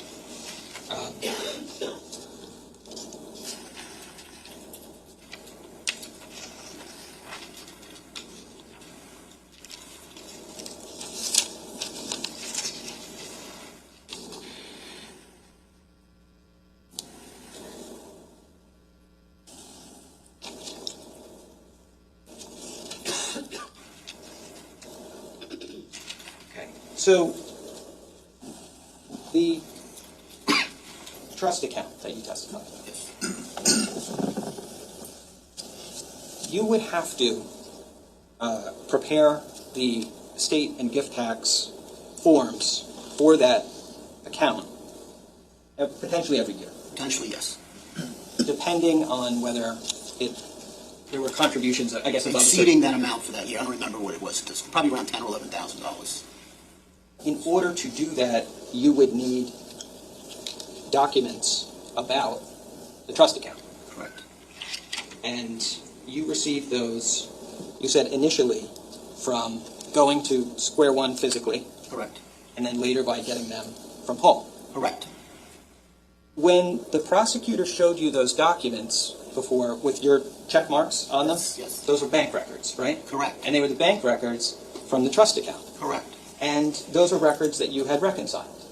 Correct. And this is something that you had done for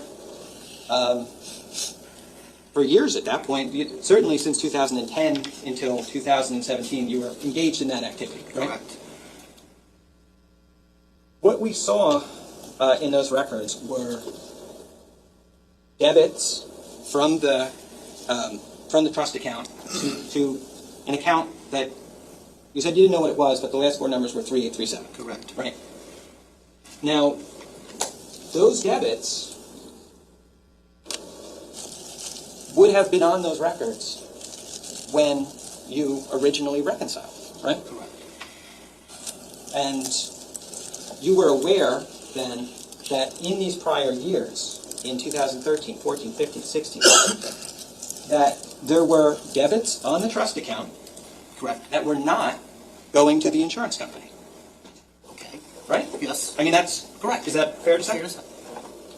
So, in all these prior years, by having access to these trust account documents, you could see that there was money leaving the trust account, going into an account that you didn't know, right? At the time, correct. But that wasn't the Canada Life policy. Correct. Are you saying he's a bad CPA? Should have caught this. In prior years as well, not only were there debits from the trust account to an account ending in 3837, there were also debits to an account ending 1361. Do you recall that? Now that you tell me, but I don't remember. Okay.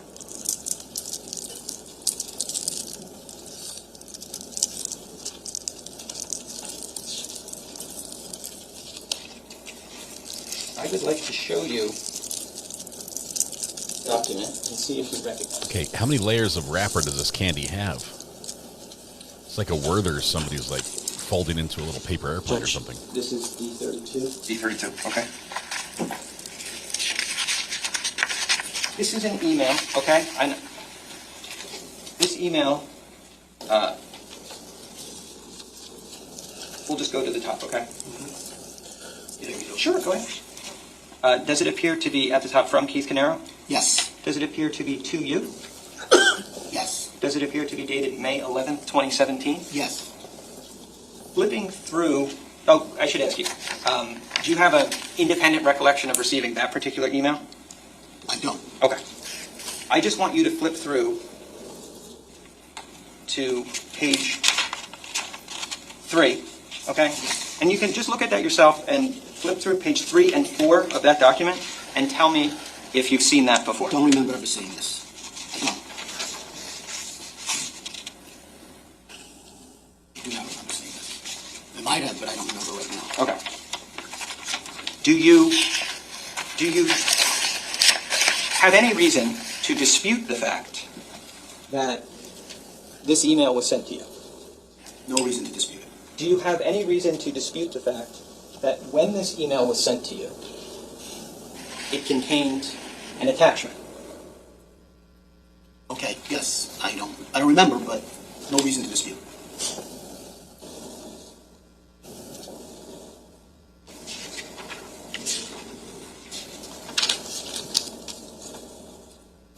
Do you have any reason, then, to dispute the fact that in years prior to 2018, withdrawals from that trust account were made not just to an account ending 3837, but to other bank accounts as well? Possibly. Well, you just showed me that, so I'd have to say yes, but I don't remember that. You don't remember? Correct. Hang on, other people were taking money? Do you remember an account, the last four numbers of which are 1361, that you encountered in any of your dealings with Square One or the Caneiros? You asked me for 4 digits of an account number? I mean, that's pretty difficult. And you're talking about 7, 8 years later? It kind of sounds familiar, but I can't remember that. Okay. Apparently there's another account that was dipping in the piggy If you were bank. to see a record connected with that account, could you tell me, would it refresh your recollection as to whether you handled that in some capacity in the past? Yes. Okay.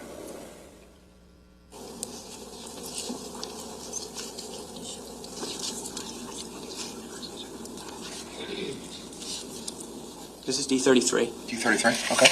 And this is a TD Bank record. I think the counter should be a little higher than it is right now. We've had a number of times where the judges be like, tell me the number of the document. And definitely counted when he interrupted and just questioned the witness because the defense attorney was not doing it properly. What's with the positioning in the courtroom?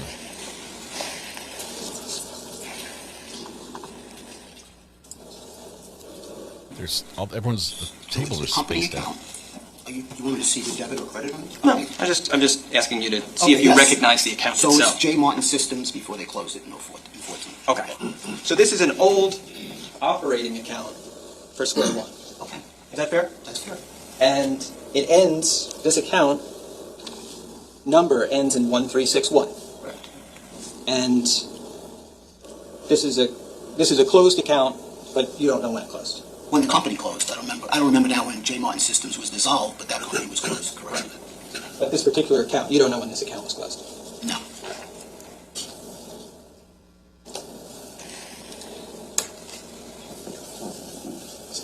If there were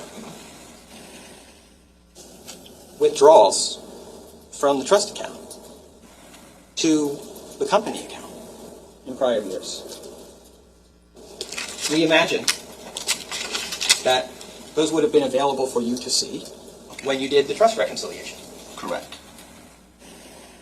And obviously, if you saw those and didn't mention anything to Keith about them, tell me if I'm wrong, I'd imagine that would either be because you didn't notice them, or because if you did, you didn't think that they were a big deal.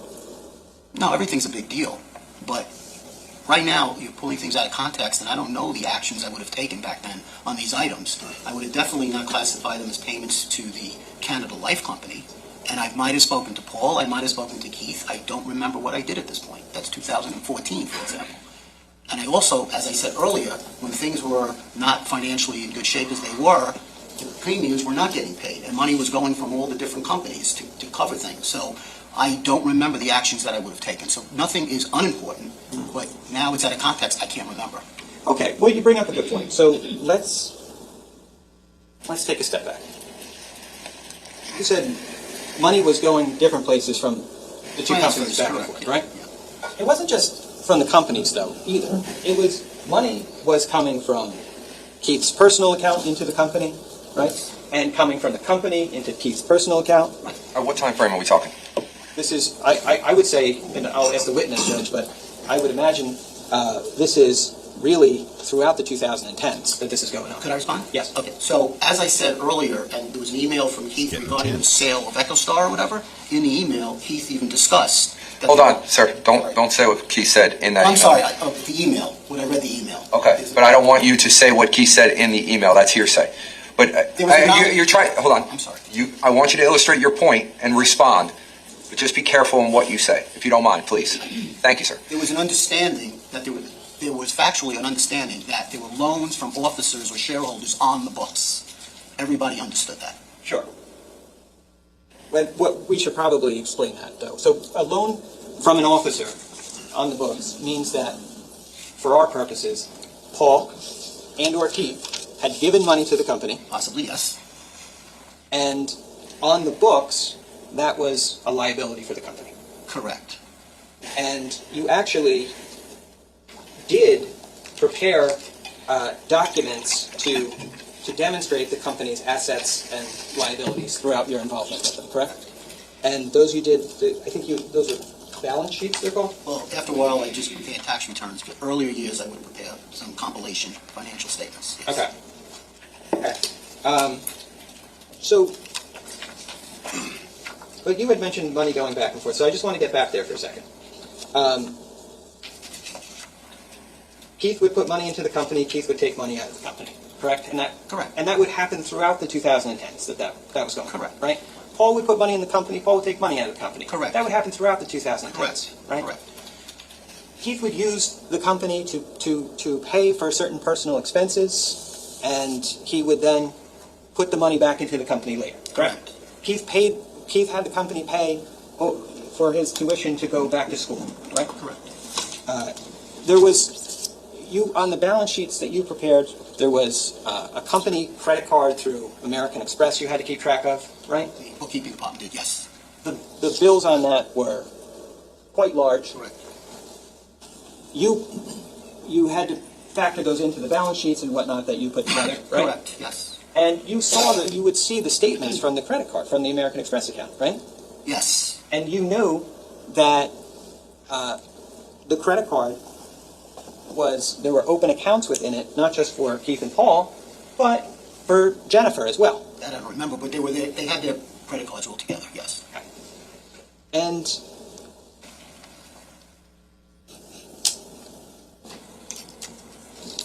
so, basically, and also there was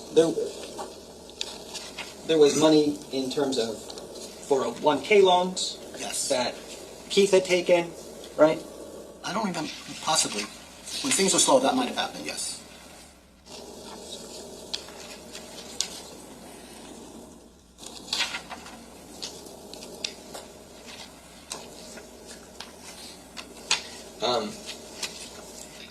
Okay.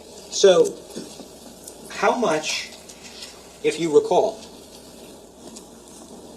was Keith owed by the company, and how much was Paul owed by the company? I have absolutely no idea at this point in time. Okay. If I were to show you a balance sheet that you prepared from November 30th of 2016, would you be able to tell me if you prepared it?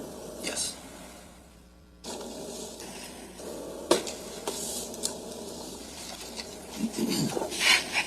Judge, this is D35. D35? Okay, thank you.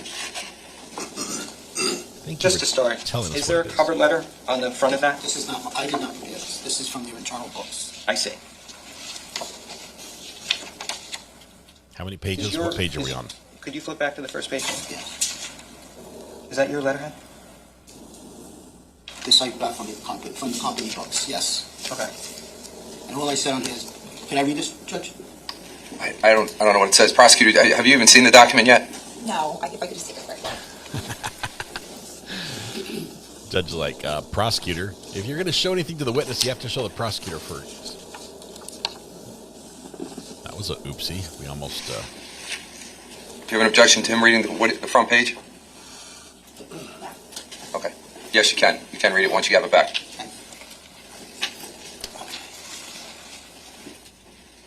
Please be advised that EchoStar Pest Management and J. Martin Consulting Square One are affiliated under Section 414 of the IRS Code under subsection BC, M, or O. Thank you. And this was to, I don't remember the year now, but this had to do with the retirement plan. But I did not prepare that financial statement. That's from the books, from their QuickBooks Online at the office. Okay.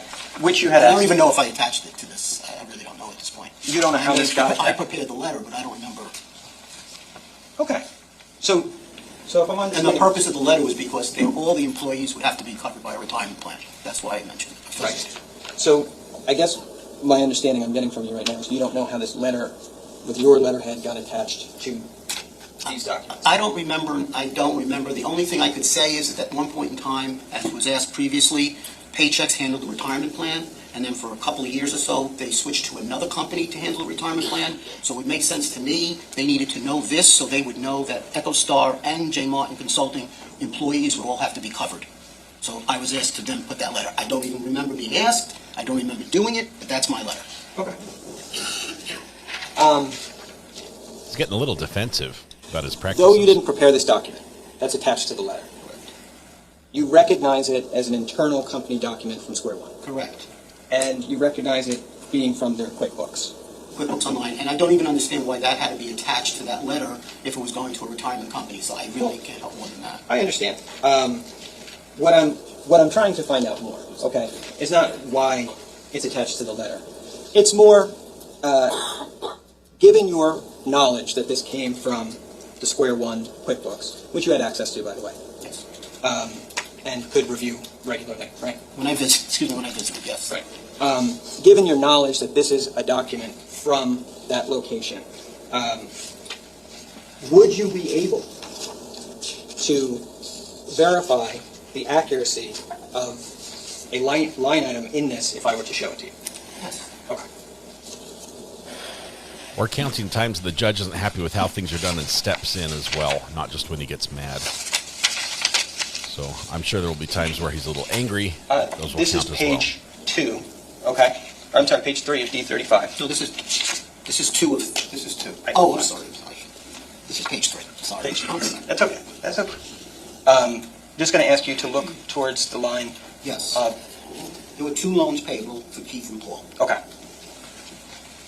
What was the loan payable to Paul?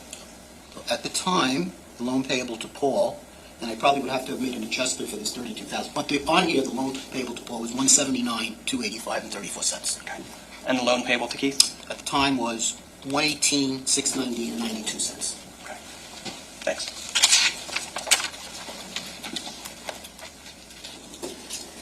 What does loan payable mean?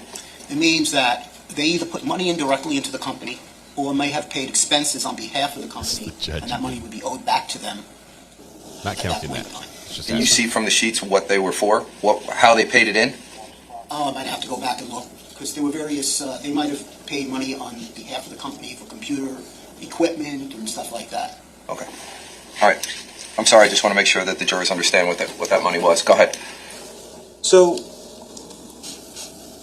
what this is going to show is, aside from the monetary amounts, right, is that both Paul and Keith are taking their money and putting it into the company. Yes, correct. Right? And the purpose of that could be to fund payroll in a given week, right? Correct. It could be for the purchase of office supplies. Correct. It could be for any number of things. But the point is that when they transfer the personal money into the business, it's for the purpose of the business. Fair to say? Correct.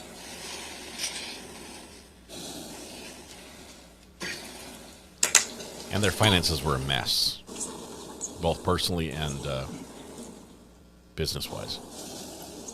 We've learned that as well.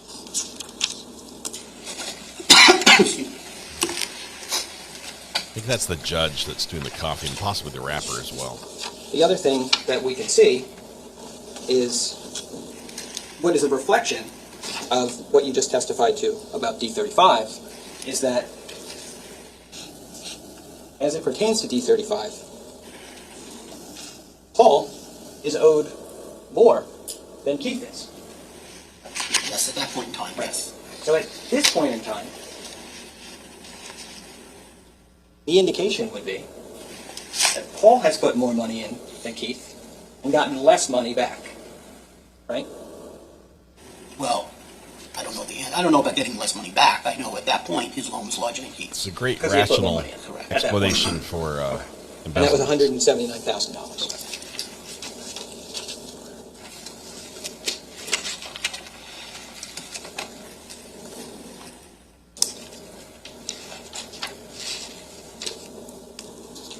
Over the years, did you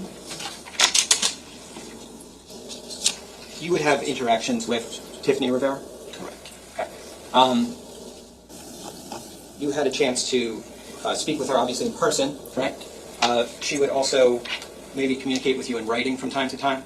I remember in the early years, I wasn't a big email person, so I don't know about email. When you say, I guess in writing, you mean emails. Maybe some, but maybe she'd call me. Okay.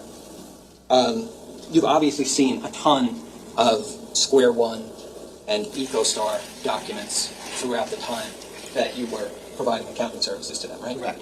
And those documents would include not just, financial records, but sometimes lists of transfers between companies and things like that, right? Yes, I believe so. And Tiffany might have written something in pen on some of those documents. Maybe, yes. You had an opportunity to observe her handwriting over those years. Is that fair to say? Yes. Okay. Your impression was that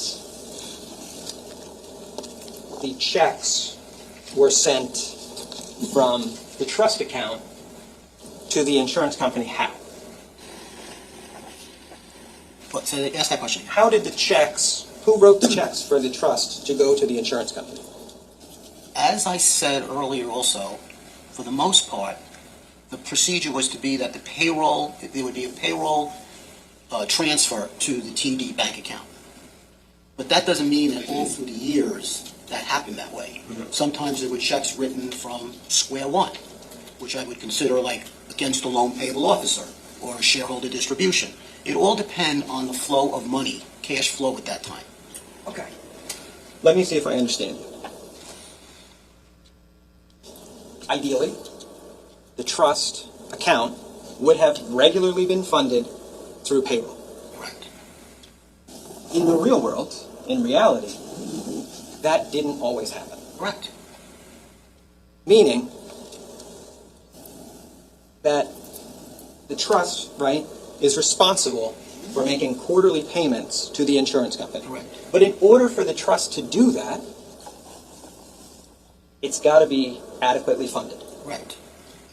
And you're asserting that because of other business needs over the years, that trust account may not always have been adequately funded. Correct. And that's why the loan started many years ago. Okay. So your understanding of the start of the loan is not... Let me just clarify. Yes. I meant the loan provision in the insurance that started because there was not enough funding and paying of the premiums. Right. So premiums aren't paid on the insurance policy. That gets converted to a loan against the policy that would need to be paid back before money's applied to premiums again. That's your understanding? I didn't know the actual details of logistics, but I would think that you could do them simultaneously. You could pay a current premium and pay back a loan and the interest as well. Okay. You didn't only have to, you weren't not allowed or restricted from paying a current premium until you paid the loan back. Okay. In either case, though, your understanding is because the trust account hadn't been adequately funded in prior years, payments couldn't be made to the insurance policy. Correct. And because those payments couldn't be made to the insurance policy, those got converted into a loan on that policy itself. Correct. Okay.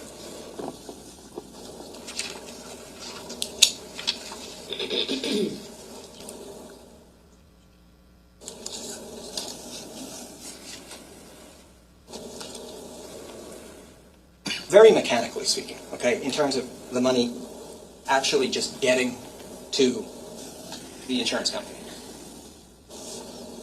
that would come primarily, I'd imagine, from the trust account. Correct. Would that be done by paper check? Would that be electronic wire? It could be either way.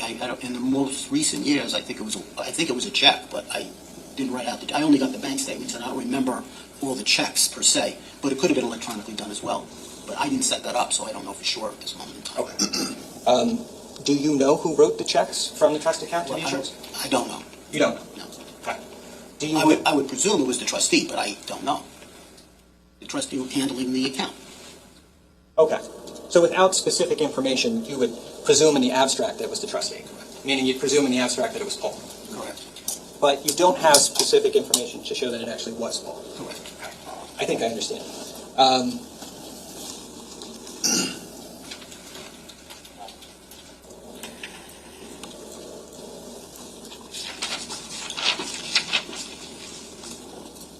This is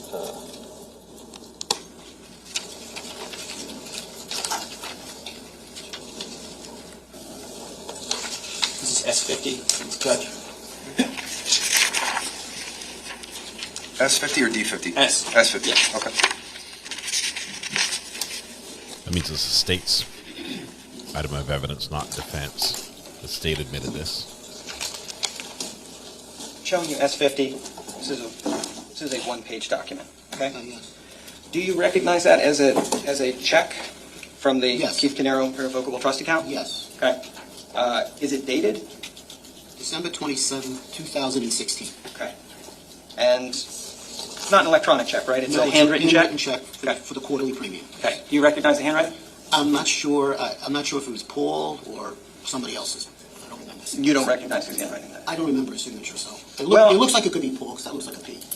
The filling out of the check, I'd ask you to take a look at. The payee. Canada Life. Do you recognize the handwriting of the person who wrote that? It's not me. I don't remember. It's You don't not know. me. he Okay, says. that's fine.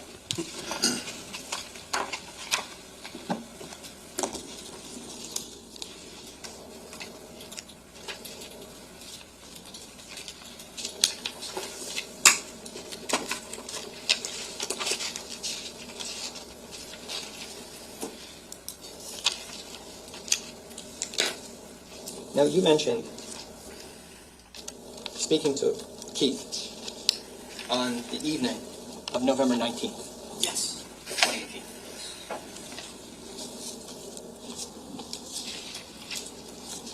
2018. And Keith was mad. Keith was very angry that night. At Paul. Very upset, yes. Right.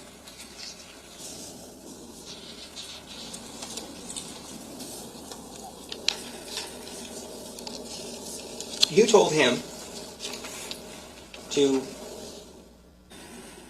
try to calm down and to get some sleep, right? Yes. And told him, basically, we can handle this in the morning, right? We should look into this in the tomorrow.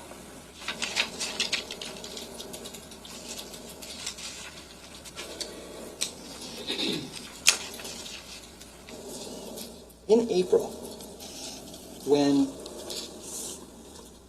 the issue arose with the payments from the trust to the student loans that you testified about, right?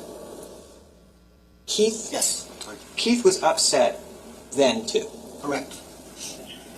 And, in fact, in your statement to the police, you said at that time that Keith was overly upset with everyone. Correct. Not just with Paul. Correct.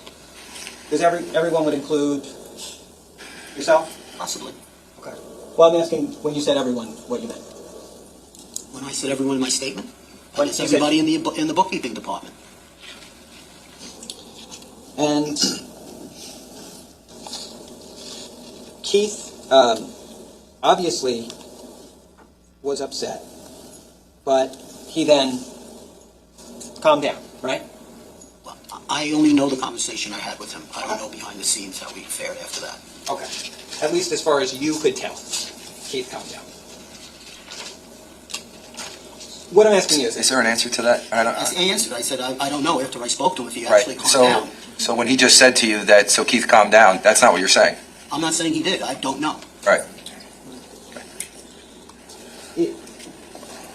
In your statement, you're talking about March and April of 2018. Okay. Yes. Okay. And you agreed that you told the police that Keith at that point in time was overly upset with everyone about what was going on with the trust, yes. Right? And I'm not trying to put words in your mouth, but I'm just trying to read what you said, okay? Yes. And when you said everyone, you meant not just Paul, but multiple people, right? Yes. Okay. He was venting to me about everybody, yes. And at that point in time, in April, Keith wanted to remove Paul as the trustee. Correct. But then months go by. Correct. And nothing changed. Correct. Right? Paul was still the trustee. Yes. Keith obviously is well aware of that fact, right? Yes. And Keith never provided you with any documents that you would need to fill out for a change of trustee, right? I wouldn't be anyone to fill out any documents, no. You never provided him with the information for how to do that, right? I wouldn't. That's not something that I handle, no. So, as you say in your statement, months later, nothing changed, right? Correct.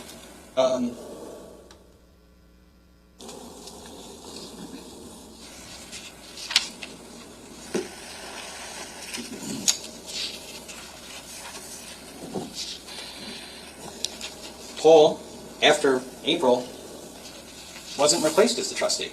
Correct. And after April, when Keith was overly upset with everybody,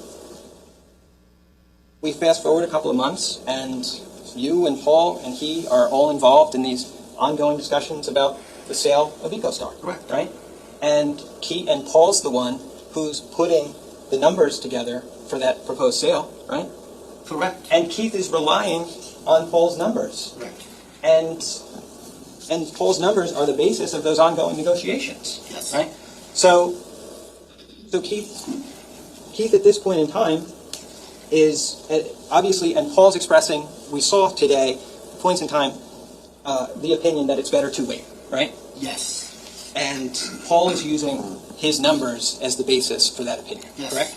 And Keith is relying on those numbers in terms of what his perception of what he should do is, right? Yes. And when that really changes is after the meeting that he had with the Duke estate about continuing the Square One contract. Yes, I believe so. Yes. All right, we're going to stop right now. Ladies and gentlemen, we're going to take our lunch break right now. I just want to remind you not to discuss this case. We're not going to look at anything on the internet or anything else during the lunch hour. Not to look at any news. You're not to do any research of any kind. I just want you to go downstairs. You'll go with them more, and we'll bring you back up here about 1:25. So, like I said, you're better off staying here. But if you want to go out, you can. Just know that you got to be back here because I'm bringing you up at 1:25, and we're going to start again right at 1:30. Okay? Everybody have a nice lunch. Thank you very much. And again, if you want water or something, you want to bring something back, you can do that. Oh, bring your own water. All right, so we're going to skip through lunch just a little bit. Let me just listen, make sure there's nothing that the lawyers have to do before we come back. I need to turn on this right here. It's a little bit tricky getting everything synced up to get the best audio and video for you. So every time there's a break, I have to redo that. But c'est la vie, c'est la vie. Let's turn that on. Source. Okay. Still waiting for the jurors to head out.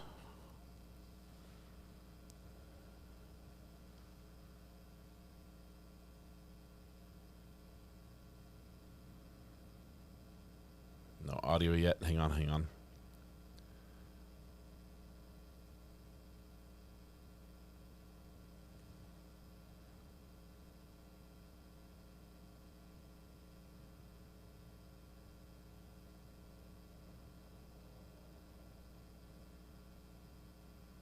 Wait for it. Still waiting. All right, we are skipping the lunch break. Sorry, if you thought like, great, we're going to get a break and everything. We're going to skip that. I'm just making sure there's no audio that we need to catch before they go to lunch. Looks like this, a little funky on the picture, but so far there's no. Yeah, there's nothing. We're good. All right, let's zip forward, shall we? Hope you guys are having a good lunch because it's about to be over. Okay, here we go. Lunches. Final moments of lunch happening right now.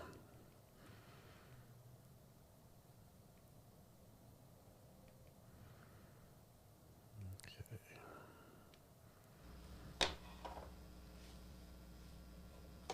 Alrighty, and down here we're going to skip forward as well.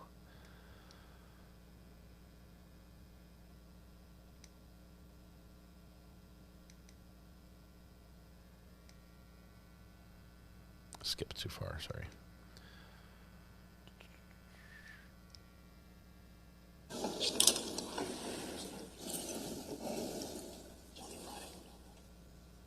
Oh, there's the judge's chair. Let me see if I can show you this.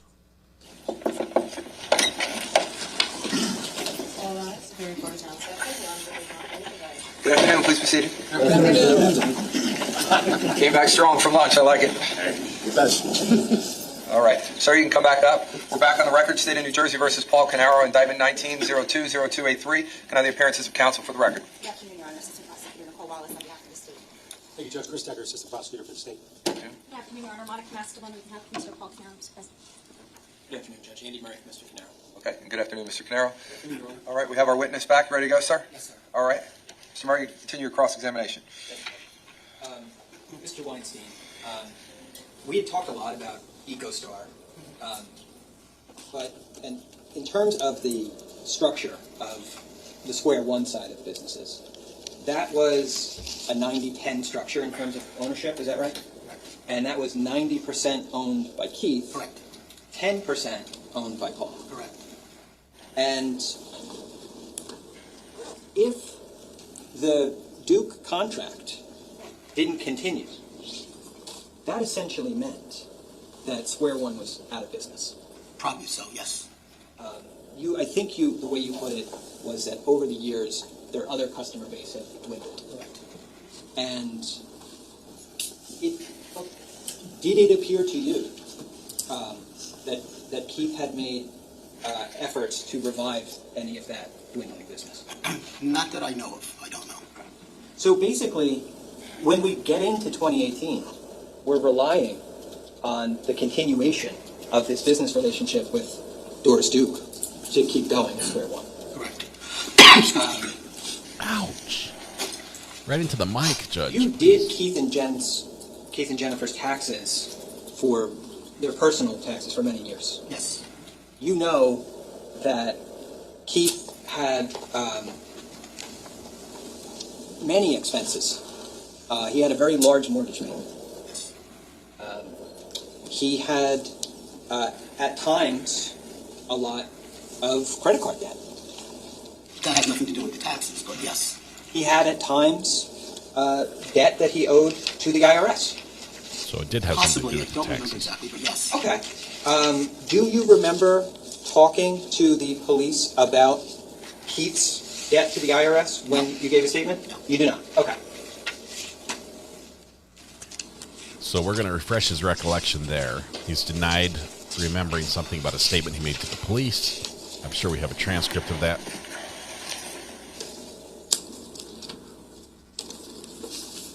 So, I'm going to approach Judge. Okay. This is, once again, Mr. Weinstein, showing you your statement, which you recognized before, marked as S9. Correct. If you could go to page 7 of that document for me.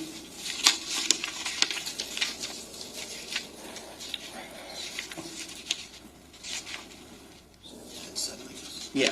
And when you get to 7, if you could just look at the question on line 4 and the answer on line 7. Yes. Yes. Okay. Yes, okay. Okay, so Keith, when you gave that statement, they asked you if Keith and Paul had IRS debt. Yes. And you specifically talked about Keith's IRS debt, Correct. right? And you estimated that debt to, at a point, be between $60,000 and $80,000. It's there. I must have said it, yes. Okay. Okay. Thank you.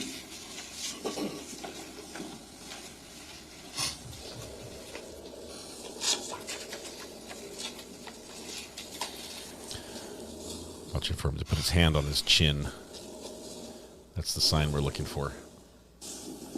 Now, Paul had income from sources other than Square One and EcoStar, right? Let me rephrase that, because I shouldn't use that word, perhaps. Paul, aside from the income he received from Square One and EcoStar, was also getting money from other sources, such as disability, right? Yes. And Keith was not. No, he wasn't. And if Doris Duke went away and EcoStar and Square One lost that contract, that would totally cut off Keith from making any money. At that point, yes. Yes. But except for EchoStar, which they still were earning money. But correct. Nowhere near what Square One is. That's fine, no. But that fact wouldn't have cut Paul off from the other money he was getting from sources such as disability. Correct.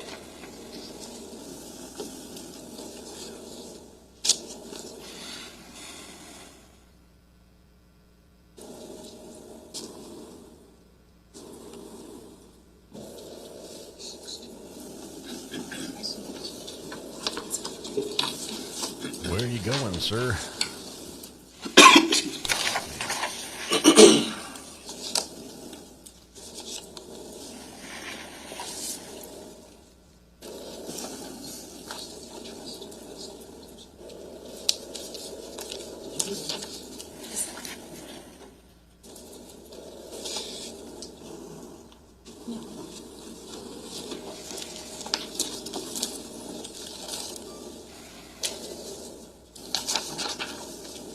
Wanted to clarify one other thing, and I want to show you S12, which you looked at before. This was the TD Bank, the statement for the Keith Caneiro Irrevocable Trust that you said you would look at periodically? Yes. Okay.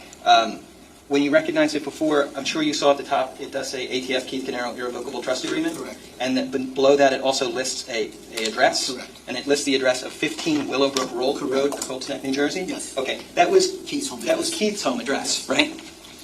So the trust bank statements have Keith's home address on it, correct?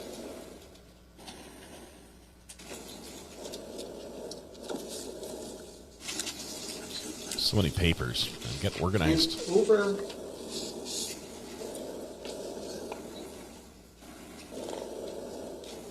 over the years, you remember Keith sending you via email trust documents from the trust account. I don't remember. I just remember in more recent years I would get them from Paul. Okay. I remember also earlier on, they would have a statement for me at the office in Woodbridge or Homedale. So I don't know how they got there, either from Paul, if you're maybe saying Keith. They were at the office when I would go there. So in the later years, well, current years, based on the incident, it would come from Paul. Okay. But you're saying you don't have a specific recollection of getting I don't remember that at from all. Keith? Yeah. Okay.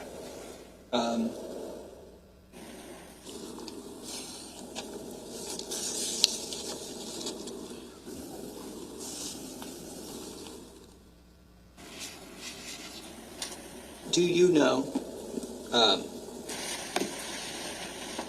so I guess what you're testifying to is the fact that if you picked up the records physically, you don't know who put them there. In the earlier years, maybe they gave them to the bookkeeper there, there were other bookkeepers in the past, or whatever, but I don't know how they got to the office. They were there. Okay.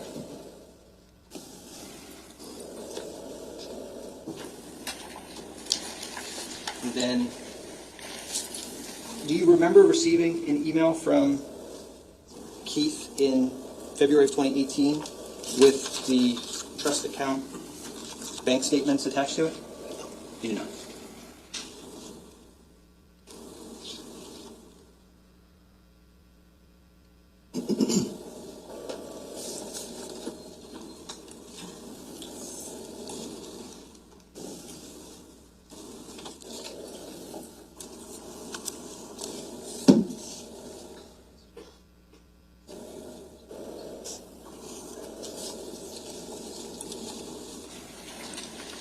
I marked this as D16. This is an email, correct? Yes. It's from Keith. Yes. It's to you. Yes. It's got, we see it has attachments on it? Yes. We see that there's attachments listed in the file, right? Yes. When we go to those, these are the... Okay. I don't remember. You don't remember? Okay, that's fine. What's the date of the email? I'm sorry, Judge. This is February 17, 2018.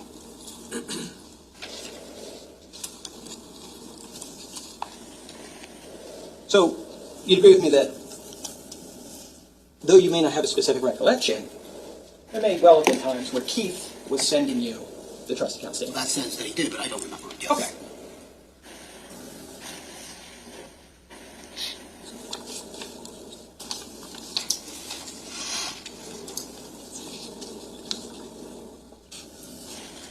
Another issue I just wanted to go back to very briefly with you was this issue about the account ending in 1361. Yes. The closed. That was the J. Martin Systems Inc. Right. Right. So He remembers it now. I'm going to show you.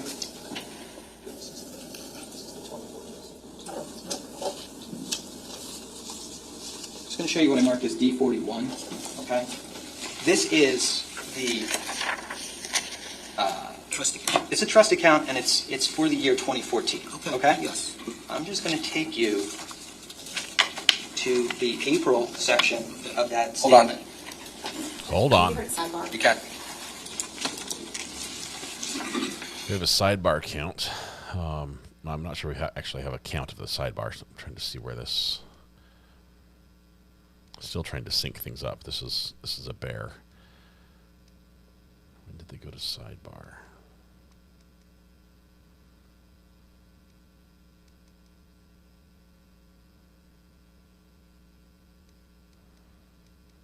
Okay, we're looking at the defendant.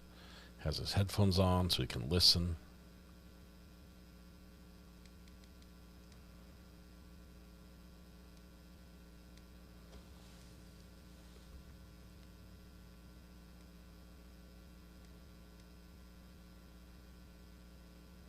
This is taking forever.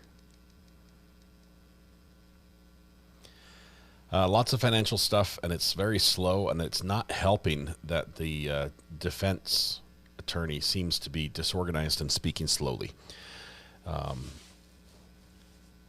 Accounting is not the most interesting of professions if you're not big into numbers and math, or maybe trying to find ways around tax laws. Legally, not evasion, avoiding. It's different. But the accountant sort of seems on the defensive here. You've got Mr. Weinstein's sort of, it feels like he's being attacked like he did something wrong, like you should have caught this before. But he's also, through some of the answers, it appears that he's picked a side, right? You can tell he's on the state side with his testimony because he's resisting what the defense wants to bring out. That's when the snark is. That's the I don't remembers and everything else. So he's got a favorite for sure. Okay, hold on. Why is this going so dang slowly? Oh my goodness. Okay. So we had a break. Then we had lunch. And then after lunch we have this. Okay, so we've got. Okay, that's the next witness. Just lining things up here. Next witness is after the next break.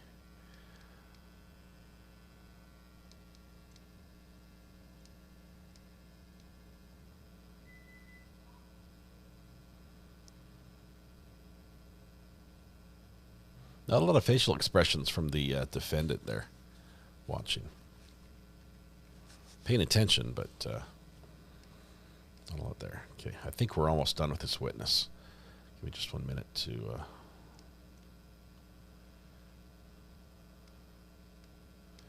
think that's the end of the sidebar.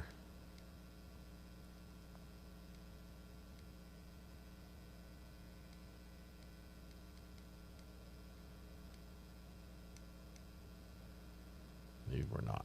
Holy cow.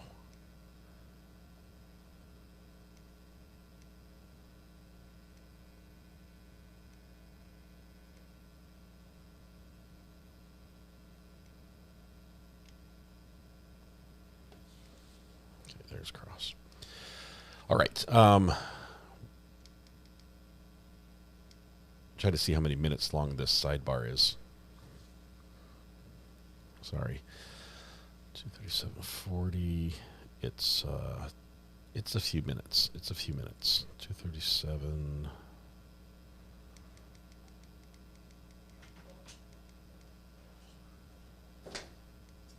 Hey, how's it going? Welcome. Join to the store. Are you live? I'm live. Do you want to be live too? We're on a break. Not a break, but we're on a sidebar that I'm trying to figure out when it ends. Okay, I was just wondering, you want it, I'm going to the store, so Yeah. chicken salad sandwich. Chicken salad sounds great. I'm going to fast forward through this, guys. It's taken too long. I know I should have done this earlier. I told you I'd skip the breaks, but Okay, it'll be about an hour. okay. All right, love you. And Deer Park Water. Awesome. Hey, I get food in an hour. That's exciting. Sorry. I'm gonna, just so that the jurors know, I'm going to sustain the objection based upon what we just talked about, but I'm going to let you ask whatever question you want to ask right now. Okay, thank you. So, Mr. Weinstein, Yes. redirecting your attention to the April section of the 2014 irrevocable trust account statements. If we look to the date of 4/24, 11,000 went to 1361. right? Thank you. So, 1361 was the J. Martin operating account. Correct? Systems, yes. Systems. Yes. Okay. Thank you.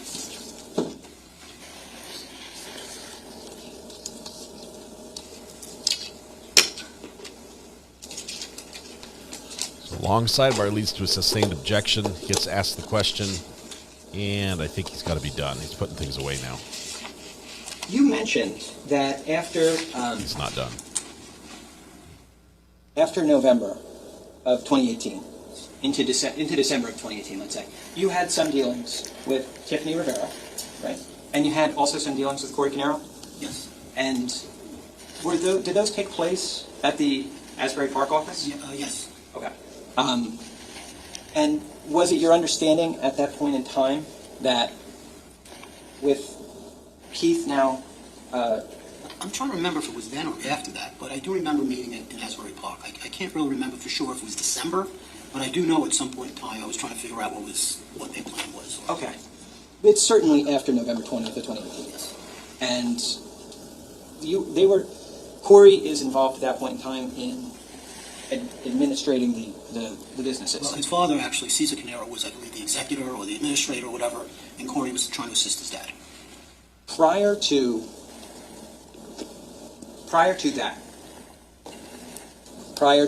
November 20th of 2018, you would never see Corey at the businesses, correct? Years ago, he was working there, but no. When you say years ago, can we clarify that? Yes. It was a number of years. He was working there for a short period of time. Short period of time. Yeah, and then he wasn't. And that I can't He remember. was, and then he wasn't. Well, probably a year, something like that. You don't have a recollection of how many years ago that was? Okay. Do you have a recollection of why he left? No, anything I would have known is hearsay, not happy. That's all I would have known, something like that. You're using the word hearsay to mean something you heard from somebody else? Yeah, around the office. I don't really know why he left. Okay. I can't give you a definitive answer. Okay. Can you give me an answer on whether he left because of his own decision or because he left because other people thought he should leave? I have absolutely no idea. I think you wanted more of an answer than that one. EcoStar is placed into the hands of a receiver you testified about, Goes right? to receivership. The receiver who... I think everything, yeah. The relevance of this, Judge. I'm sorry? Relevance. This is after the fact. Oh, both attorneys stand up for the objection. And they say, can we approach? The receivership goes after the fact when he was dead. Obviously, one brother in jail, the other one in a coffin. Somebody has to run the company or handle the finances. Went into receivership. And the objection is relevance here. My town's about to go into a similar, I don't know. My town's about to be run by the state, I think. We're so far upside down money-wise. We're so broke, we can't even pay attention. That's the way it goes. And in the annual budget for the town, it would be broken. Like we would be bankrupt if they had to hire one more part-time employee. So when they call me and say, "Hey, can you live stream our council meeting tonight?" It's for free. Yeah, they don't pay me jack. So, all right, we'll let's skip through the sidebar. It looks like it might be a minute as well.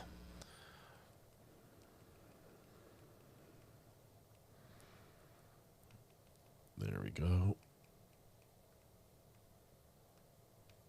I have to decide what evidence you hear and what you don't hear, so sorry for the little delay there.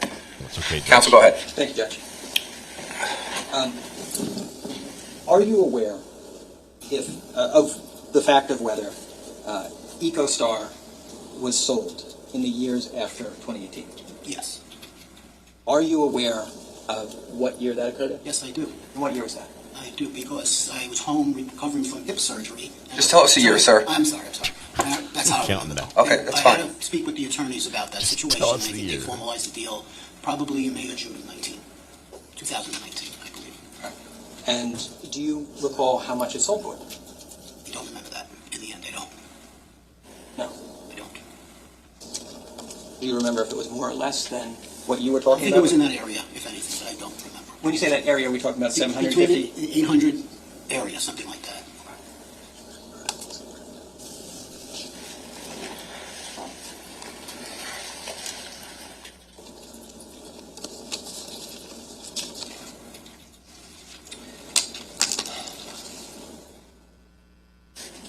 I'm sorry, just one moment. Sure.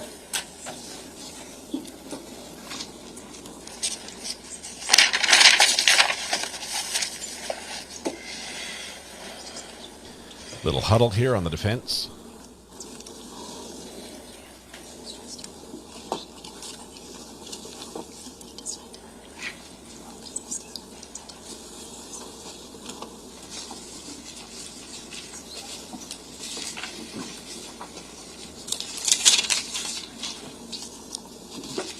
I think the conversation's not over. She's got some. Yep, there she goes. She got something to tell him. Just a clarification question. When we are talking about officers of these companies, in terms of Square One and in terms of EcoStar, we're talking about just Paul and Keith, right? Correct. There was during these years, 2010 through 2018, there was no third person. Well, EchoStar at one point was a third officer. Right, but otherwise it was Paul and Keith. It was Paul. Right. There were no other officers. Correct. Okay. I have no further questions. Redirect. Thank you, Judge. Mr. Weinstein, on cross-examination, there was some discussion regarding the fact that the TD Trust account wasn't always sufficiently funded to pay the premiums. Correct. Okay. When there was money in there from Keith's payroll, where should that money have gone, to your To knowledge? pay the premiums of Canada Life or pay down the loans. Anything, it should have gone to Canada Life. Okay. In terms of the bank statements, there was some discussion about whose address was on the TD bank statements. You indicated, I believe, that you would receive them from Paul. Correct. Were there times when you would have to request them multiple times from him? Yes. Can you tell us about that? Well, in the period of time, 18, beginning of 18 and later in 18, I would ask Paul, email Paul for the bank statements. And what would happen? Sometimes it took time, and then he would send me multiple of them at the same time.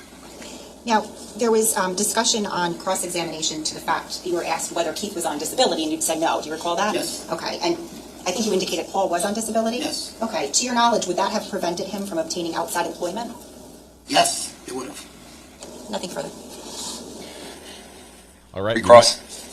Might be done with Defending. this. I don't think so, Judge. Thank you. All right, so you can step down. CPA is Thank you. off the stands. Call your next witness. Thank you, sir. State calls Ronald Artigas. Ronald Artigas, witness number 3 in this trial.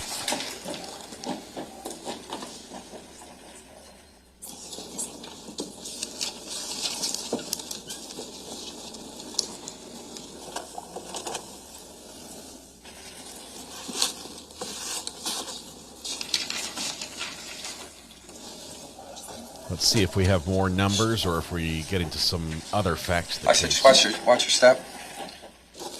He doesn't look like an Put accountant. your left hand on the Bible, raise your right hand. Do you solemnly swear or affirm to tell the truth, the whole truth, and nothing but the truth, so help you God? I do. You say your full name for the record and spell your last name once you sit down and you're comfortable. Go ahead. Ronald F. Artigas. He got really comfortable. Spell your last name for me. Artiges. Artigs. Good afternoon, sir. Good afternoon. Can you tell us what you do for a living? I'm an insurance broker. And where do you work? Raymond G. McCarthy and Company. Okay, just if you could slow down a little bit because it's hard to understand you. Oh, okay. Where do you work? Raymond G. McCarthy and Company. Okay, and how long have you been in the business of being an insurance broker? 45 years. Are you familiar with the Caneiro family? I am. How were you familiar with them? I was introduced through a broker, Robert Reichenstein. I was working with him and handling health insurance for a company that Paul and Keith worked at. What time frame was that? 2000. Okay, and over the years, did you do any work for them? I handled the health insurance. I also handled life insurance. Also handled homeowners insurance for Paul. I had, other accounts, disability insurance and so forth that we handled for J. Martin, Square One. Okay, so there's been testimony about it, but just to your knowledge, how many businesses did Paul own? 2. Okay, and who did he own them with? Keith. Okay, were you familiar specifically with Keith Caneiro? I don't understand what you mean. Were you familiar? Did you know Keith Caneiro? I did. Okay, and about how long have you known him for? Since 2000. Is it the same for Mr. Caneiro too? Yes. Okay.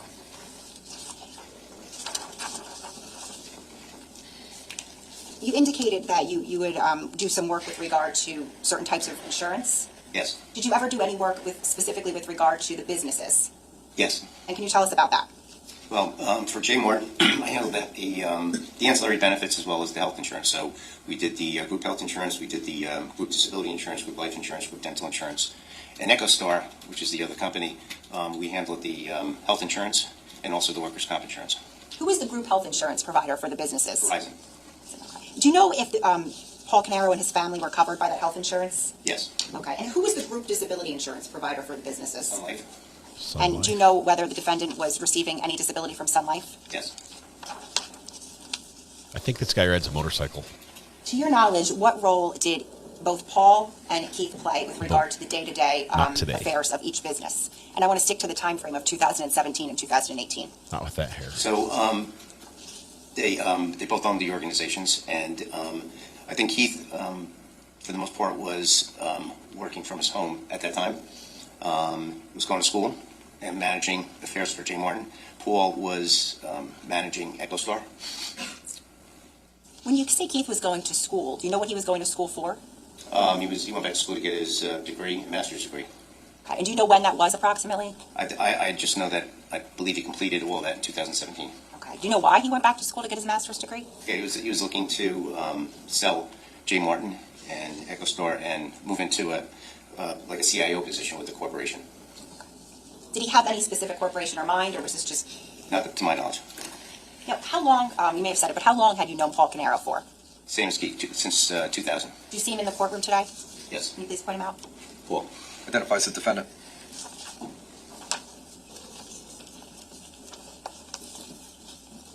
Now, as Keith's insurance broker, do you recall whether he was the policyholder of any life insurance policies? Yes, he was. Do you recall what they were? He had a number of term insurance policies. Some were his own policies. Some were company policies. He had whole life insurance, disability insurance, but life insurance, he had term and whole life insurance. Were you familiar with the Canada whole life insurance policy? I was familiar with the policy, yes. Okay. And you mentioned a couple of different things. You said a term policy and a life policy. Is there a difference between the two? Yes. So term insurance is basically you're paying a premium for a certain period of time, and then there's a death benefit attached to that. There's no return. The premiums are generally leveled for a certain period of time.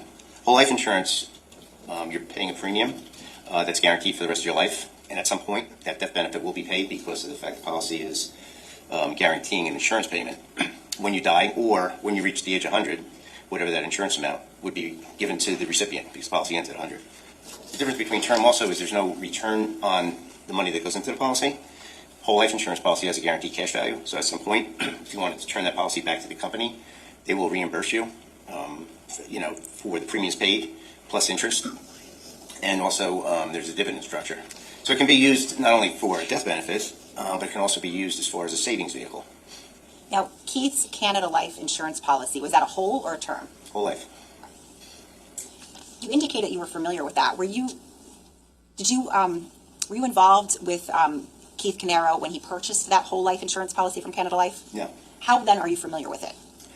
Keith had contacted me. I was familiar with the policy when Bob Reichenstein left the business. I was aware of the existing policies that he had life insurance. Canada Life was one of them. Then in April, I think in 2018, Keith had contacted me. He had a statement. He was trying to figure out why there was a loan against this policy. And that's how I contacted Canada Life, became a little bit more familiar with the policy. What was the death benefit or the payout value of the Canada Life insurance policy? $3 million. Do you know who the beneficiary of that life insurance policy was? It was a trust. The trust, okay. Were you familiar with the terms of the trust and how it was structured? No. Okay. Were you familiar with the trustee? Yes. Who was that? Paul. Now, with respect to Keith's Canada Life whole life insurance policy, was there something called a cash value component to that? Yes. Can you explain that? So whole life insurance, you're paying premium, obviously, for the rest of your life because they're guaranteeing the death benefit. At some point, and because it's such a long-term relationship with the insurance company, if you wanted to, you can give the policy back to the insurance company, and they will reimburse you money that builds up in the policy, guarantee a cash value in the policy. You also have access to that. You can take a loan against the policy. So you'd still have the insurance minus whatever the loan value is of the policy. Were you familiar with how the premium payments on that Canada Life insurance policy were structured? They were paid on a quarterly basis. Do you recall the amount? $7,900. And how would those premiums get paid? They were paid by the company to a bank account, and then that money was transferred to Canada Life. Do you know who was responsible for transferring the money from that bank account to Canada Life? I think Paul. And do you recall where that bank account was held? TD Bank. Now, to your knowledge, who had access to that TD Bank trust account? Paul. Do you know if Keith had access to that? I don't believe he did. And without telling me anything anybody said, what makes you think that? Because of, hold on. All he said is he doesn't believe he did. He doesn't know or not know. So I don't know what the basis of that. It would be speculative anyway. Judge calls an objection. Do you know the answer to that, or did you use the word "I think" because you don't know for sure, or do you know? Just repeat the question. I had asked who has access to that bank account, and I believe he. Okay. Who had access to the bank account? Paul. All right. Are you aware if anybody else had access to the account? No. No, you're not aware, or nobody else did? No, I'm not aware. Okay. Go ahead. Were there times when you would review bank statements from that TD Trust account? There was only one time that I saw bank statements. Do you recall when that was? In November 2018. Okay. Do you recall the specific date? If not, it's okay. No. Okay. Now, do you know who would get those trust bank statements? No. Okay. All right. So you recall reviewing those bank statements, though, in November of 2018? Yes. Who did you review them with? I was on the phone. They were sent to me via email, and I reviewed them with Keith and Steve Weinstein. Okay.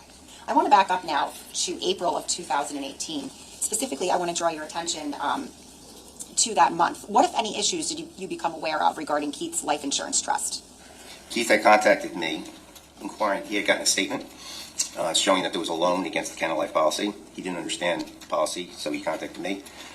They asked me what that meant. What is why would there be a loan against this policy? And did you explain? And I said, based on what I see here, there's either the money was taken out for whatever reason you would take it out, or there's also in a whole life insurance policy what's called automotive premium loan.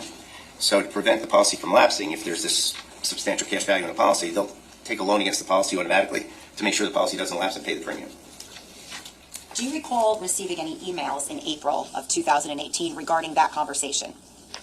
Yes. And who did you receive an email from? Keith. Okay. Do you recall receiving any emails from Paul? I was CC'd. I was part of an email chain with Keith, Paul, myself, and I think Steve. I'm showing counsel what's been marked as S11. May I approach? Okay. I'm showing you, sir, what's been marked as S11. Do you recognize that? Should be the email chain. Yes. Okay, and what is that? This was we were trying to figure out, I think it's a breakdown. Let me just read this. This was Paul had identified why the premiums hadn't been paid, and this is where they went. So he was giving an explanation of the premiums were paid to the wrong place. Okay, so let me just ask you, this email, who is that from? Paul Caneiro. Okay, and when is it sent? April 11th. Of what? 2018. Is there a time? 11:03, 11:01. No, yeah, 11. I can't remember. Is that 11:01 a.m. And who is it to? Keith Caneiro, and CC'd me and Steve. Okay, and is there a subject line? Trust reconciliation. Okay. Permission to publish? You can. Yeah, let's take a look at this one. Mr. Ortiz, do you see that on the screen in front of you? You see that? Okay. Is that essentially the email that I just showed you? Yes. Okay. And you're copied on this, is that right? Yes. Okay, and this is from who? Paul. Okay. And is this the email that you were just referring to? Dates are weird. Yes. Okay, and does Mr. Caneiro on there indicate he selected the wrong date? 2 times a month. For some of the payments? Yes. Okay, if we could just scroll down to the end, please. Okay, what does that last line say before his signature? Sorry for all the confusion. I've had my head up my ass. Okay, thank you. He looks over at Paul before he says it. Did you look into this issue any further after you received that email? No. Okay, do you know what happened with regard to The any defendant missing is so payments? close to the witness. I want to draw your attention about 7 months ahead now to November 19th of 2018. Do you recall that date? Yes. Okay. What, if any, communications did you have with Canada Life Insurance Company on behalf of Keith that day? So Keith had contacted me regarding, again, a loan on this policy, and it had grown from where it was. He didn't understand. He had said that the premiums were being paid. So I said, Perhaps there was a problem with the premium payments, and they took a loan out on the policy to pay your premiums under the automatic premium loan provision. So I contacted Canada Life to find out whether or not the premiums in question had been paid, and they said they didn't receive those premiums. Did you relay that information to Keith Caneiro Yes. that night? Yes. That afternoon, if you recall. And how did you do that? Via phone. What specifically did you tell Keith? I said that as far as Canada Life, they have no receipt of any payments. Without telling me anything that Keith may have said, what was his demeanor like? He was frustrated. What did you and Keith do that afternoon and that evening? Well, we were trying to, Paul wasn't feeling well. We were trying to just find out why the premiums weren't credited through Canada Life. So the question was, if they were paid through the bank, then Canada Life obviously should have received those payments. So somewhere there was a mistake. Now, when you say you were trying to find out, were you looking at any documentation over the phone with Keith? Steve had shared the TD Bank statements with Keith and myself. Okay, and when you say the TD Bank statements, what year? The ones for 2018 that specifically stated the fact that the premiums were paid to Canada Life through the TD Bank policy. It said, it said Canada Life right on there. So that led us to believe that there's a possibility that maybe Canada Life made a mistake. Okay, so just so I understand, those 2018 bank statements were showing payments being made to Canada Life? Yes. From where? From that statement. The TD Trust account? Yes. Well, from the TD Bank account.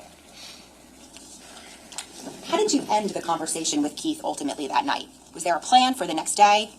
Keith had sent an email to us all. He was frustrated with what was going on, and he had said that he was going to make recommendations. Don't say what he was going to say. No. Without telling me anything that Keith may have said, did you have a plan for the next day? In regards to this? Yes. I didn't have a plan because of the fact that I had done everything I could. Okay, understood. Now, aside from the email that you said you received from Keith that night, what, if anything else, did you receive from Keith? That night? Yes. I don't think I received any. There was perhaps some other emails, but it was mostly conversation on the phone.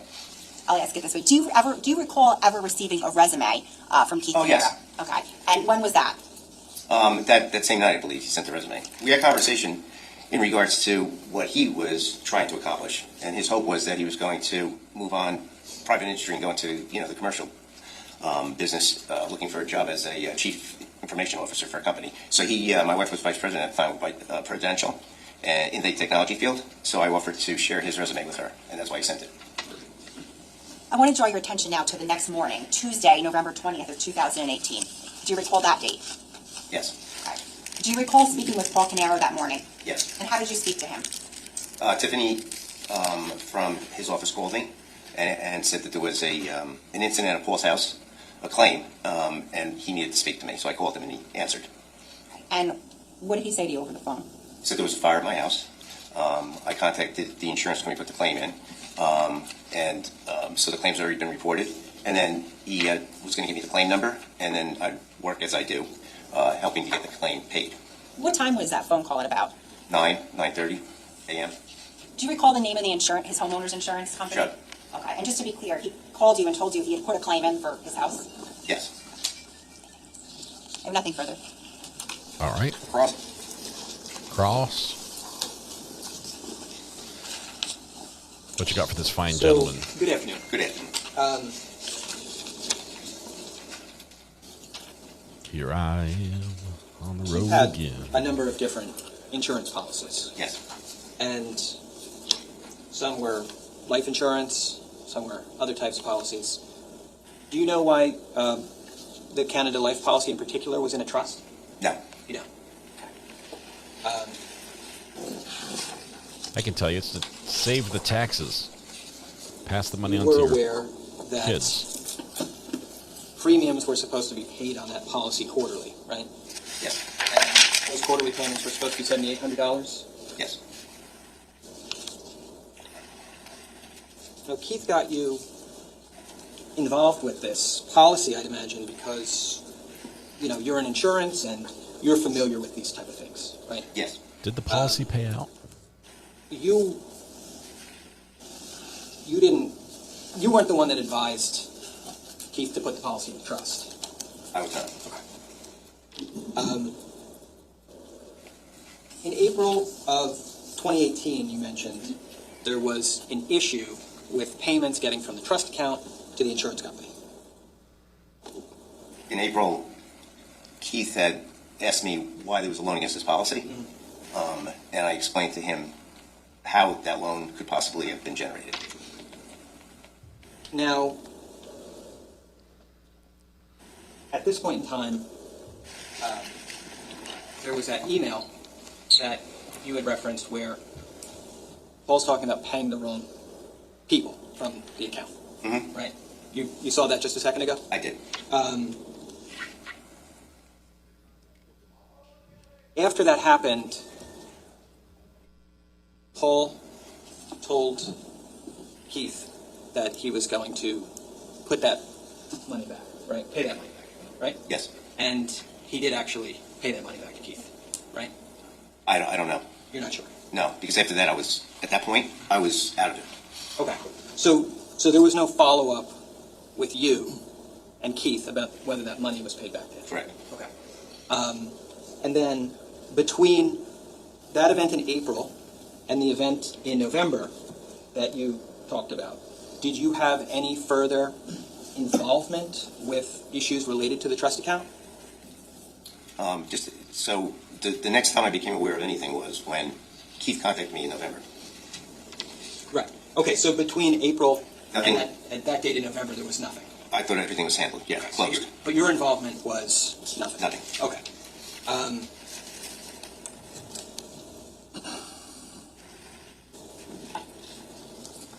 Now, Keith,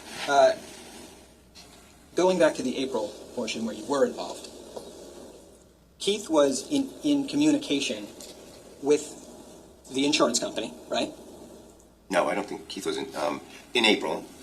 Keith had asked me what on a whole life insurance policy. Why would there be a loan against the policy? So I had contacted Caneiro Life, and they told me that premiums hadn't been received. Didn't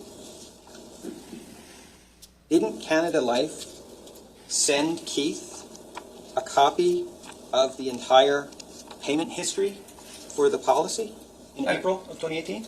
Well, that's maybe where the reconciliation came. I didn't have a copy of that. Okay. I'm sorry. I didn't mean to interrupt you, but I just wanted to say, didn't Keith send you that via email? The history of payments on the policy? Yes. He did? Oh, yeah, he sent it. Yes. Okay. So basically, your understanding then would be in April, Keith was in contact with Canada Life. They sent him the payment history for the policy, and he sent it to you. When I spoke with Caneiro Life, I believe, when I spoke with Caneiro Life, I asked them to send the payment history to Keith. Okay. And, of course, to Paul.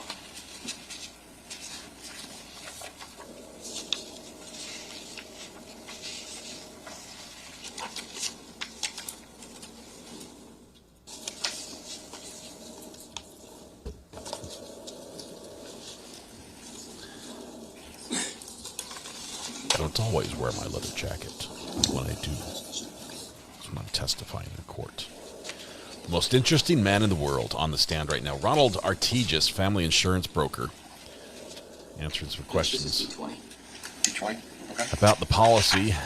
He helped unravel the mystery of where the money was going, or where at least it wasn't going in this case.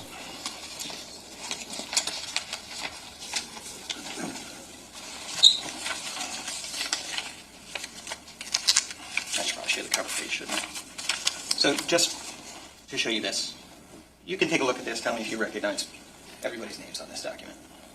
Recognize the names or recognize you the see your document? name on it? Yes. Okay. What is that? I don't know. This was, I'm sure it receives it, but this was when we found out there was a loan against the policy. Mm-hmm. The question is, and the insurance company is saying that they didn't receive a payment, is the reason why I asked for a payment history, so that they could basically come to a conclusion of if premium payments were made, where they went. Okay. So that's why he sent this to me, because when he got the payment history, it was, again, just identifying the fact that certain payments weren't made. I see. So can I clarify by asking, is this Keith sending you the payment history from Canada Life? Yes. Okay. When we go to the payment history,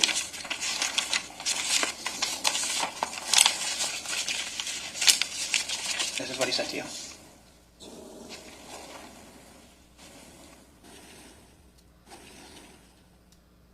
Yes. Okay. We see that goes back to 1999, right? That's from the insurance, right? Yes. 7/28. July 28th of 1999. Yes. Okay. When we look at, I'm sorry, when we look at this, we can see that you testified before that the quarterly premiums were supposed to be $7,854, right? Yes. If there's 4 of those a year, that would be about $31,200 a year. Right. Okay? But when we go through this, like if we look at 2003, only $16,294 is paid towards the policy, right? From what I see here, it says payment amount $16,294, applied as premium, applied as a loan payment. Right. What I'm asking you, though, is over the course of 2003, if there's quarterly payments, what we should see is over $31,000 going to the insurance company, right? Yes. But that we're not seeing that there. Based on this, you're correct. We're seeing about half that going there, right? Yes. Okay. So all I'm trying to say is, in terms of the quarterly payments, when we look through this, if we look at, again, 2007, right? We're seeing $9,838, right?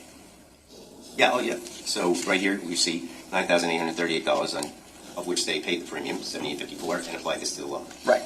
And so as of 2007, when that payment took place, that loan was already over $45,000, right? Mm-hmm. So You have to say yes or no, sir. I'm sorry? You have to say yes or no, please. Oh, yes. And the only point I'm trying to make is this. Count the judge.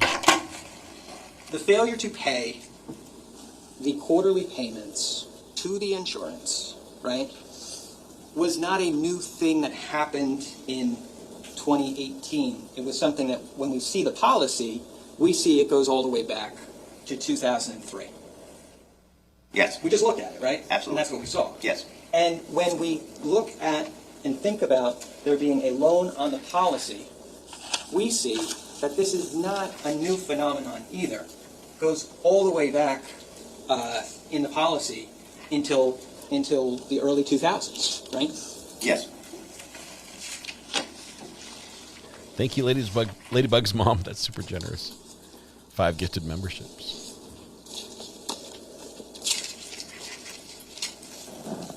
Okay, I think we get the gist of this, sir. Keith, let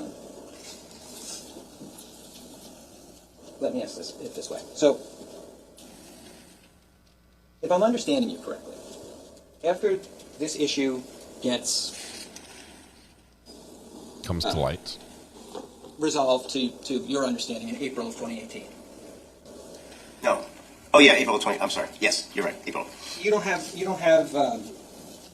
any more communications with Keith about the trust account itself until November of 2018. Yes. Okay.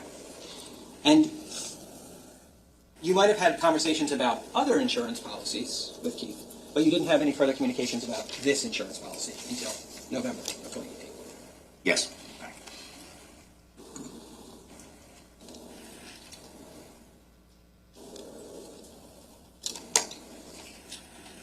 Now, you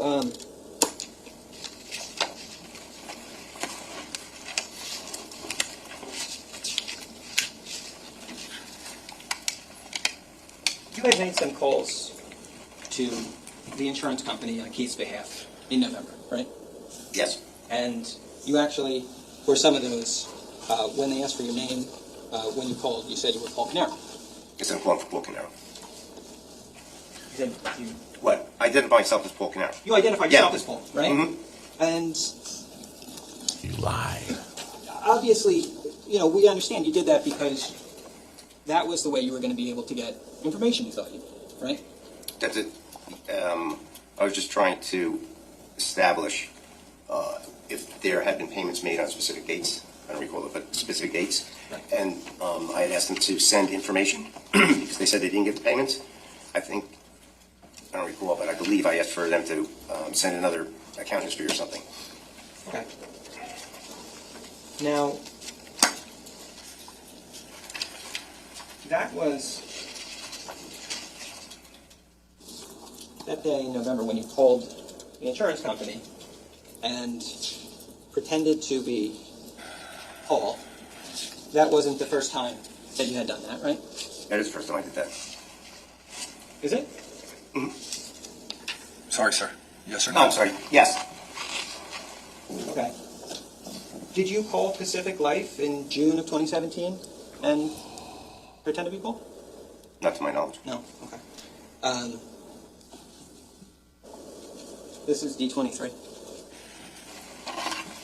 Is he caught in a lie? I'm showing this to you. Is that an email? This is 2017. Yes. Okay. Right. You just read it to yourself.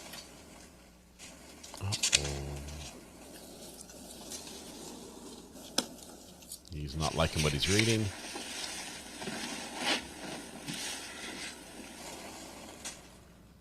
Reads it again. Words don't change. Says what it is. Document looks genuine. Now what?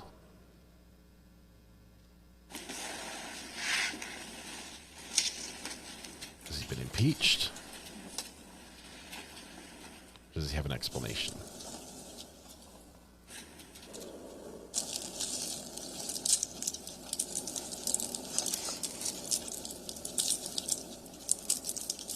Okay. Turn the page. This wasn't counted like specifically. Yeah, that's what I asked you. Oh, I'm sorry. Yeah. Okay, yes. Right. No, the question was more, had you ever called an insurance company and pretended to be Paul before? I think the answer is yes.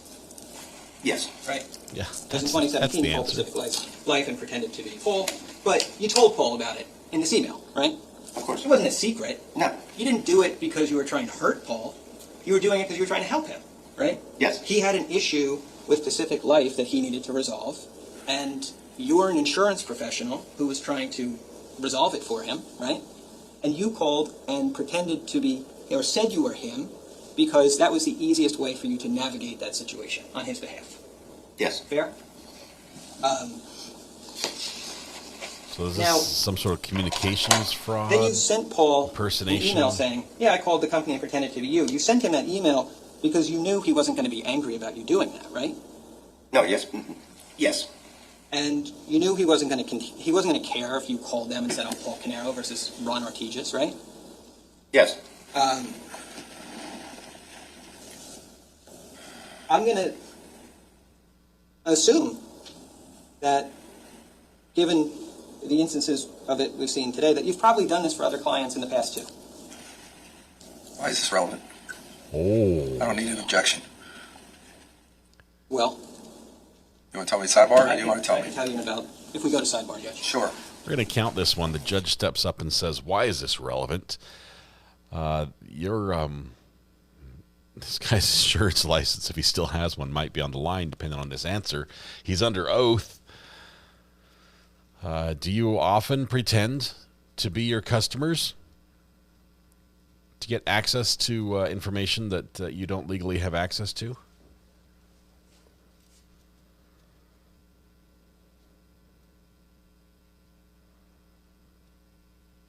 Paul takes off his headset for this one. Not sure why. Sounds like Paul knew this guy was calling for him. That's part of it, but it doesn't make it better because you're still presenting yourself as something you're not to the company that you're calling. Plead the fifth. Is he going to plead the fifth?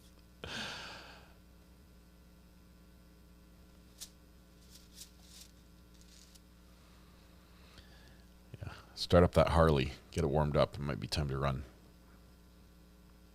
for the border.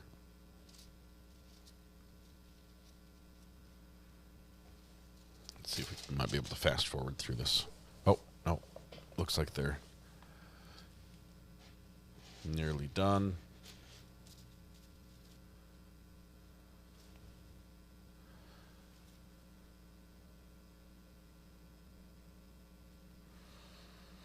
Better call Saul. It might be illegal. May not need to not answer. He may need a lawyer. Is what he needs right now. This happens more often than not. Yeah. Ready. We're back. Where's your 3D printer? It's in the kids' schoolroom.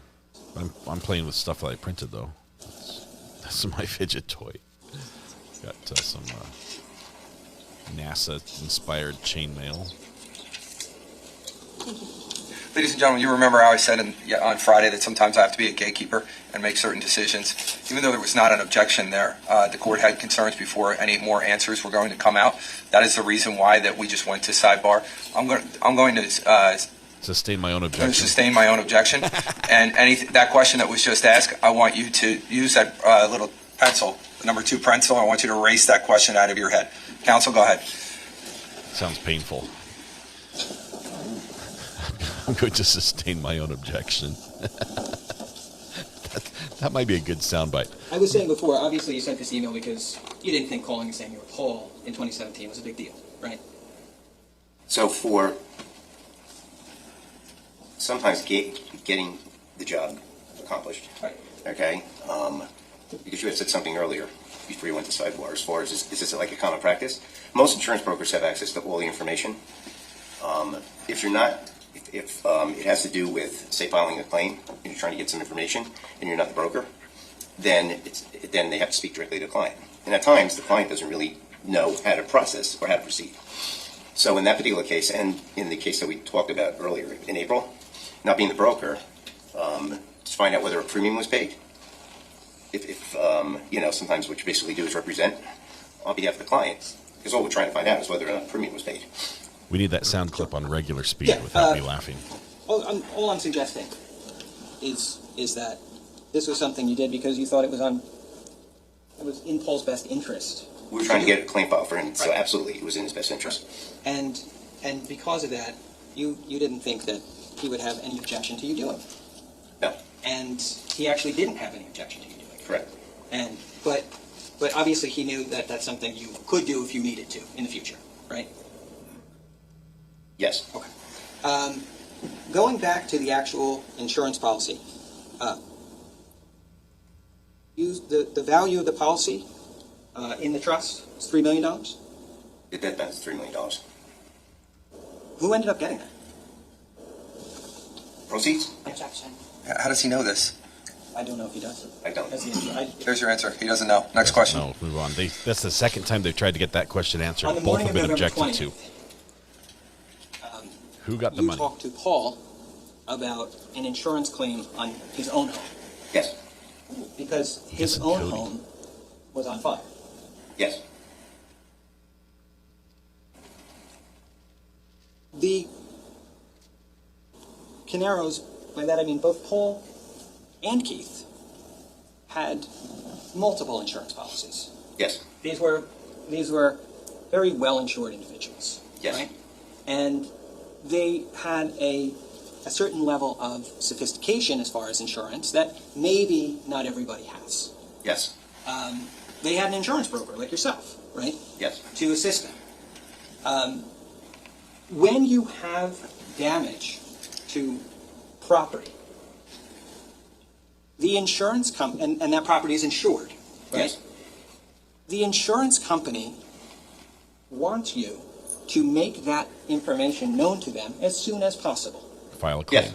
Because they want to be able to get out to the location and inspect it and see what the degree of the damage is.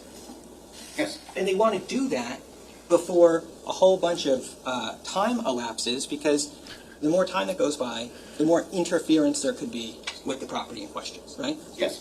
So they advise people to make a claim as soon as possible when there's damage, right? Yes. And Paul is sophisticated with insurance, and Paul made a claim that morning, right? Yes. Well, it was still burning. And Paul is sophisticated with insurance, and Paul didn't necessarily need to wait for you to make that claim, right? Yes. Yes, by meaning no, he didn't need to wait.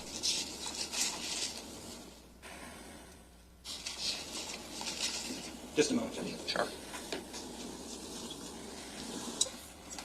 So the attorney hasn't said it, but it sounds like Paul may have made the call while he was All right, lighting Mr. the fire. Ortiz, thank you. I have no further questions, Judge. Redirect. You No, step thank down, you. sir. Thank you. Good day, sir. Thanks for your Gentlemen, so we testimony. don't start and stop, would you have an objection to us taking a break, our 15-minute break now, and then we'll just go right into our next witness? All right, we're going to take a 15-minute break now, just a little bit early. So we'll start back up at 3:10. I'll bring you right back out, and we'll continue on with the testimony. Thank you. Don't discuss this case. Don't do any research. I'll see you back shortly. Thank you.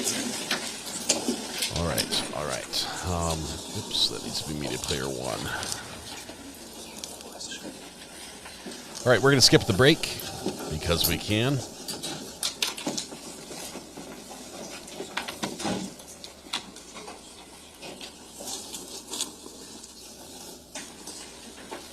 Waiting to make Counsel, sure. anything we need to put on record before we take our break? Judge, All right. actually, can I just say one thing? I know that we yeah. have one witness, and then we have Detective Fastener. Ms. Wallace needed to set up some things that we're just gonna set up before this witness because of the break, if that's okay? Yeah, of course. Who's our next witness? Ben Paolucci. Ben Paolucci. Okay.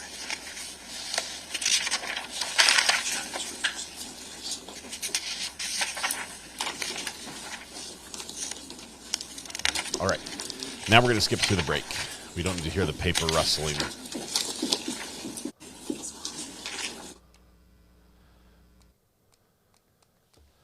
Click, click, click, click, click, click, click, click, click, click, click. Trying to sync these both at the same time, and it's not working. Which one's that? That one's this one. Okay. 15-minute break. We're going to be just finishing the day here. I think because they took a day off, do we have to watch faster? I'm confused.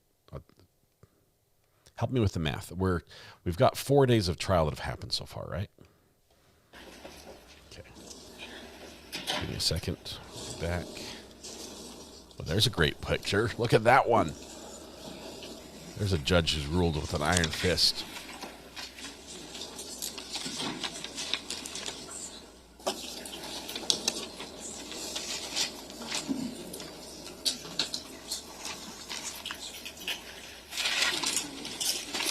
Loving these pictures. All right, good afternoon. Please be seated. Nice. Nice. That was loud, too. I was 4 minutes late. You can dock me later. All right. Prosecutor, when you're ready. Thank you, Judge. The state calls Ben Paolucci.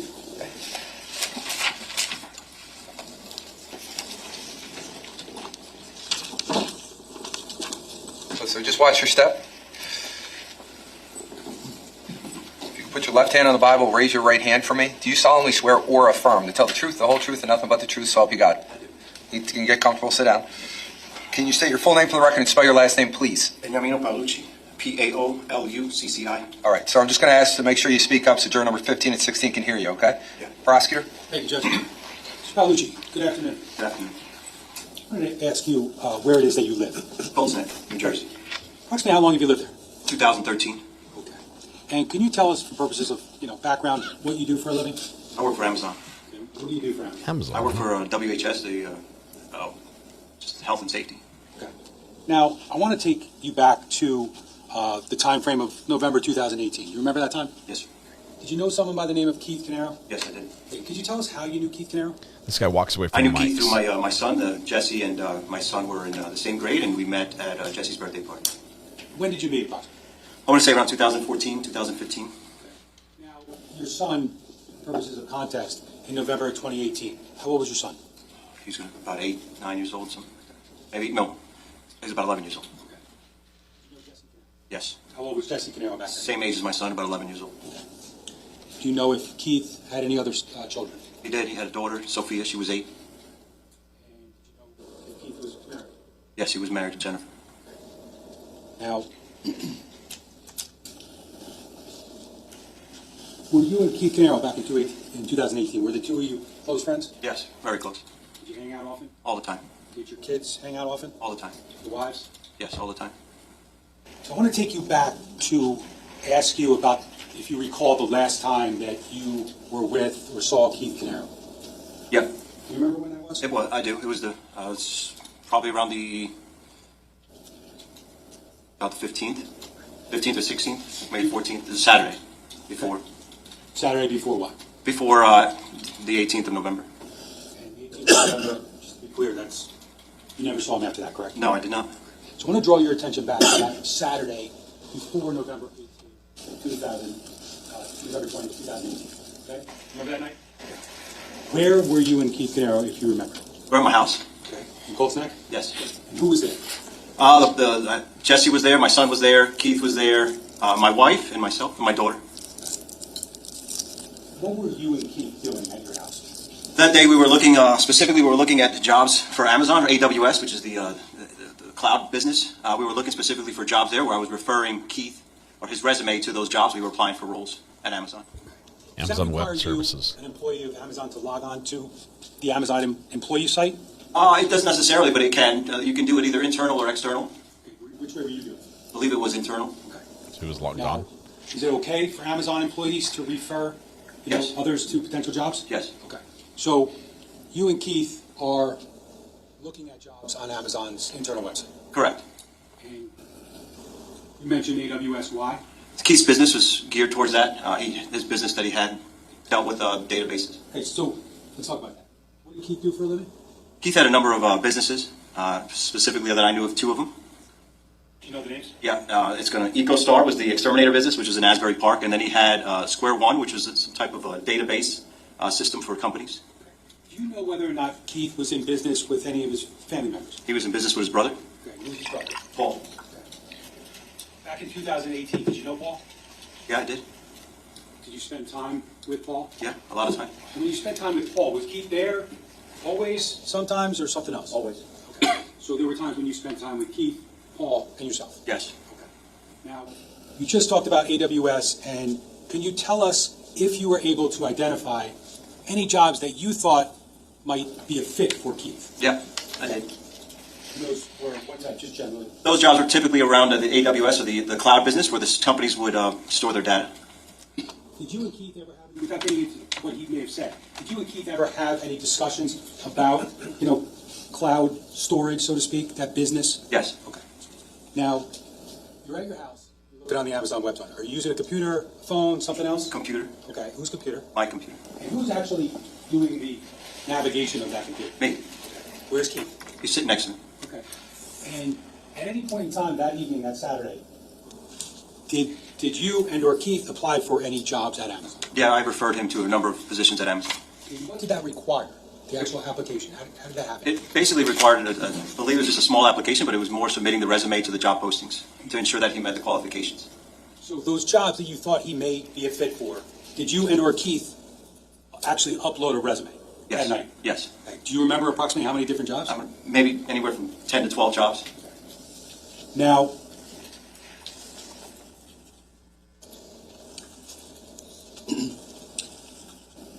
going back to that time frame, you said you spent some time with Paul Caneiro as well, correct? Yes. So you know him pretty well. Yeah.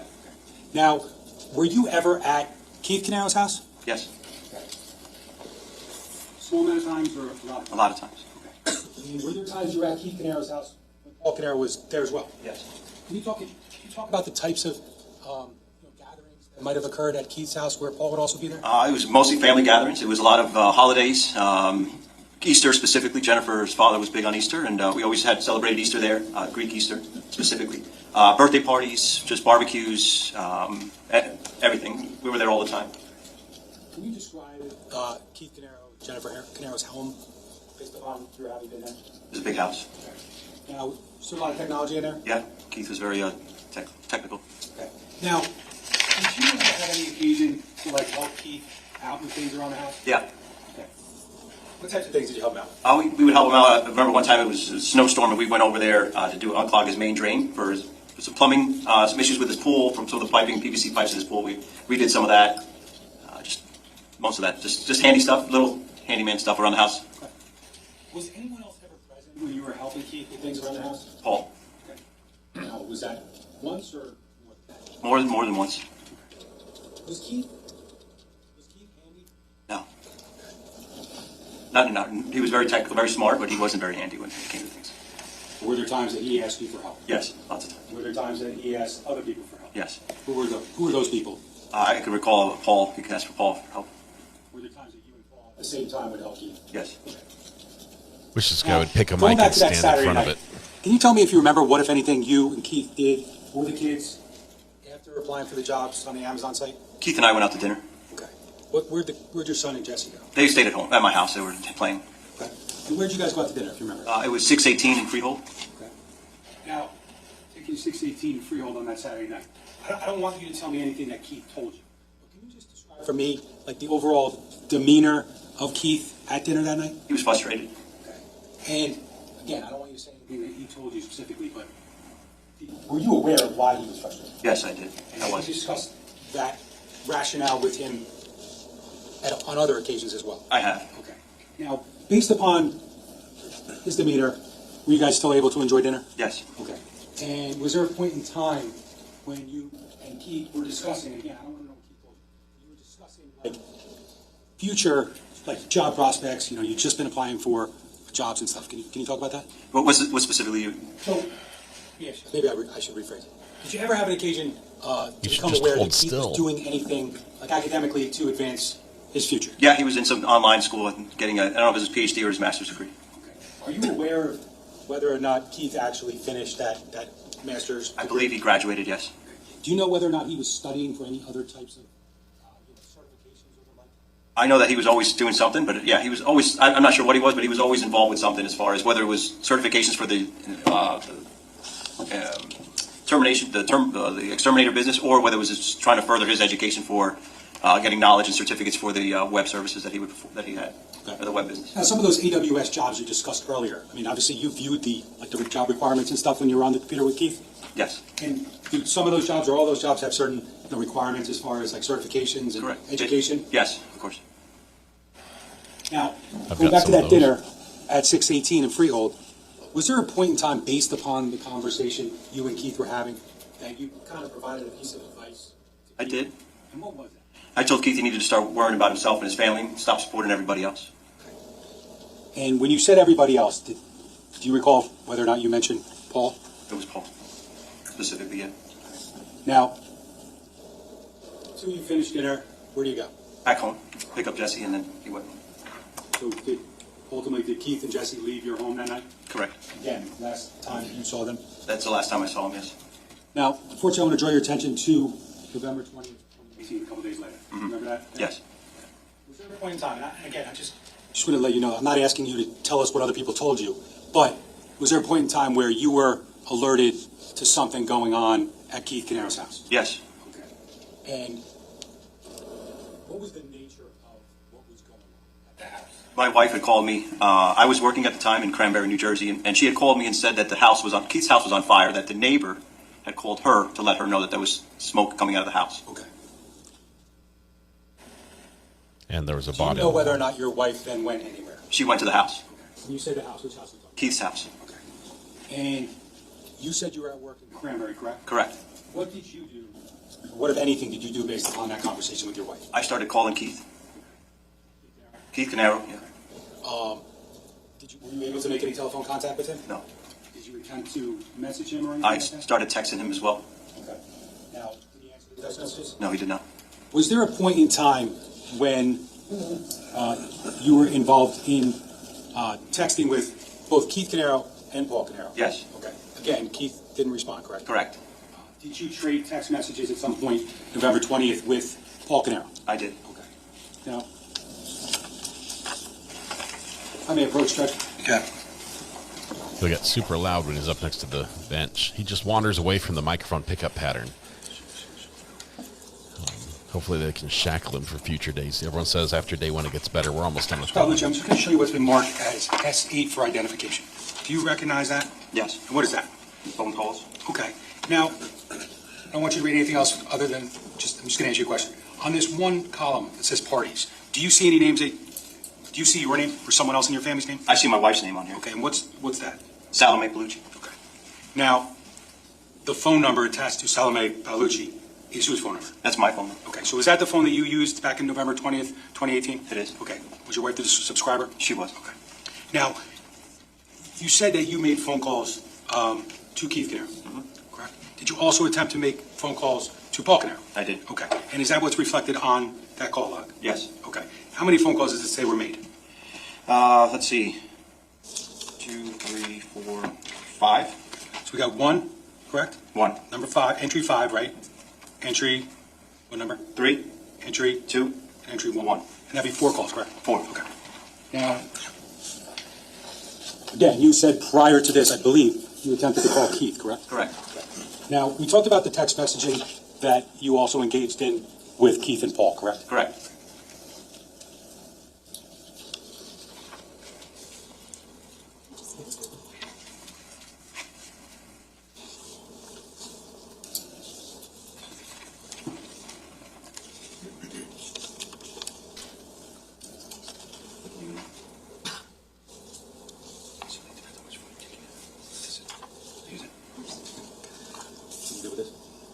That's this one, right? How many pages is it? This is just Yeah. two. Is it 9 pages?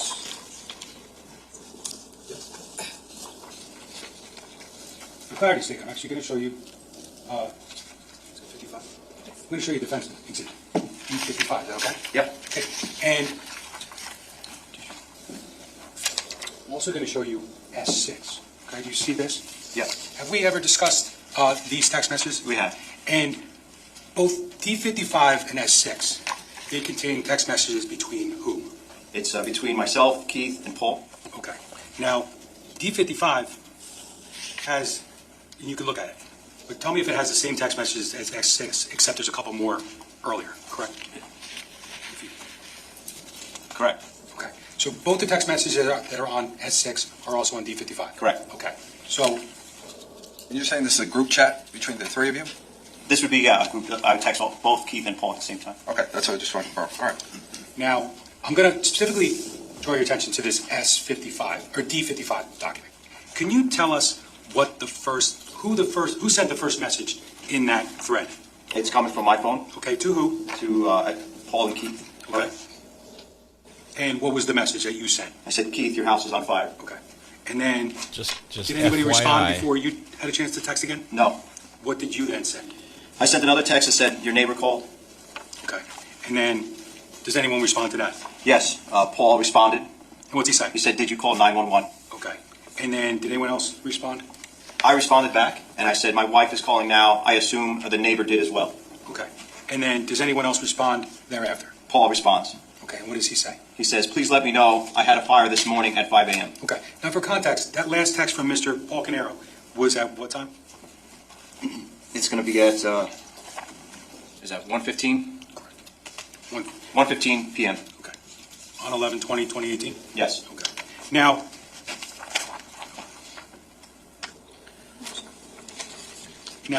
was there a point in time after 1:15 p.m. on November 20th, 2018, where you actually just started communicating with just Paul Caneiro? Yes. Okay. Who initiated that, if you know? I did. Okay. I'm going to show you S7 for identification. That's spicy Take a look at it. text. Do you recognize what that is? Yes. And what is that? It's texts between Paul and I. Okay. And again, I think you just said, you then, after that thread with the three of you, you then initiated a text just to Paul Caneiro? Yes. Okay. And does this 9-page document, does this fairly and accurately depict or summarize or show the text conversation that you had with Paul Caneiro on November 20th, 2018? It accurately depicts it. Okay. 9 And pages. specifically, have we reviewed this in preparation for your testimony? Yes. So you've looked at it, correct? Yes. Did you have any issues with any of the content? No. Okay. Judge, I'm going to ask if I could publish this. Yeah. No objection. Just be that sentiment. This did take 7 years to come to court. Lots of issues. Some of these evidentiary issues went all the way to the Supreme that Court, I conversation think. thread on the screen in front of you? I do. Okay. Now, Light down. I'm going to put the light down so you can see it a little bit better. You guys getting a little bit of a glare? Ooh, mood lighting. Thank you, Judge. You are a little bit? All right. We just turn the light. So celebrate extraction. No. No. One more. One more. There you go. Ah, yes, Judge. That's fantastic. Thank you. Now, what's on the screen in front of you? Is that the same as S7 that's in front of you right now? It is. Okay. And again, text thread conversation between you and who? Paul Caneiro. Now, again, who starts the conversation? I do. Is it fair to say this is sort of an offshoot of the conversation we just discussed where you and Paul were texting with Keith? Yes. Trying to text Keith? Okay. The first message that's sent here, can you read that for us? It's a text message from my phone to Paul Caneiro's phone. It says, "Are you headed there?" Okay. What was the time of that? 1:19 p.m. Okay. We go down to the next one. Did anyone respond? Paul responded. It's the worst color possible. He said, "No, we had a fire at my house at 5 a.m. this morning. We were at the police station in Ocean." Now, when you received that message at, I believe it says it was read at 1:42:04 p.m., is that accurate? Yeah, 1:41. Okay. Said at 1:41, then it says read about. Oh, read, yeah. Read at 1:42 p.m. When you read that about when Paul said I had a fire at my house at 5 a.m. this morning, did you already know that or not? I did not know his house was on fire. I knew Keith's house was on fire. Okay, so you text Paul about Keith's house being on fire, and you get that response about Paul's house. Correct. I don't want to know what you did or anything, but did you just, when you read that, did you have a reaction to that? What was your reaction? Can we go to the next one? What'd you say next? I said, "Paul, you need to get to your brother's house now." And did he respond? He did. What did he say? He asked, "What's going on?" Okay. Did you respond?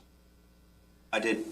I said, "I don't know what's going on. Sally, who's my wife, I don't know what's going on. Sally is there. Something is wrong." And Sally is your wife? Correct. Okay.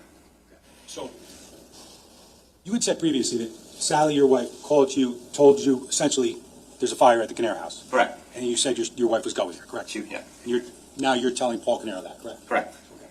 Can I see the next message? Who responds next? I responded again. And what'd you say? I said, "She's crying so much, I can't understand her." And when you say she's crying so much, who are you talking about? My wife. That's Sally? Yeah. Okay. And does Paul respond? Yes, he does. What's he say? He says, "What is wrong?" And does he respond again? He does. And what's he say? He says, "Ben, I can't believe this." Question. When you read that in context, did you think he meant to write "can't believe this"? I can't. Yeah, I assumed he meant can't. Okay. We go to the next message. Did you respond then? I did. What'd you say? I let him know again. I said, "Paul, go to Keith's house." Okay. And what happened then? And then he said, he responds back. He says, "Are they okay?" Okay. Keep going, please. And then he responds again. He says, "I can't." Okay. Can we keep going? What's the next message? "The police won't let us go." Okay. And then? "We had a suspicious fire this morning. We all got out." I assume he meant out. And then did he say something again? "Ben, are they okay?" And then what was the next message? I said no. Now, it's 1:54 and 34 seconds on November 20th, 2018. You just were asked if everyone's okay, and you said no, correct? What did you know, if you remember, at that time on November 20th? Where were you and what did you know? By that time, I was on my way from work. I left work, and I was driving down to Keith's house. Okay. At that point in time, let's just be clear. Had you heard that everyone was deceased or not yet? There was somebody laying on the floor in the driveway, on the ground. The next message is what? He said, they said the kids were rescued. Can you see the timing?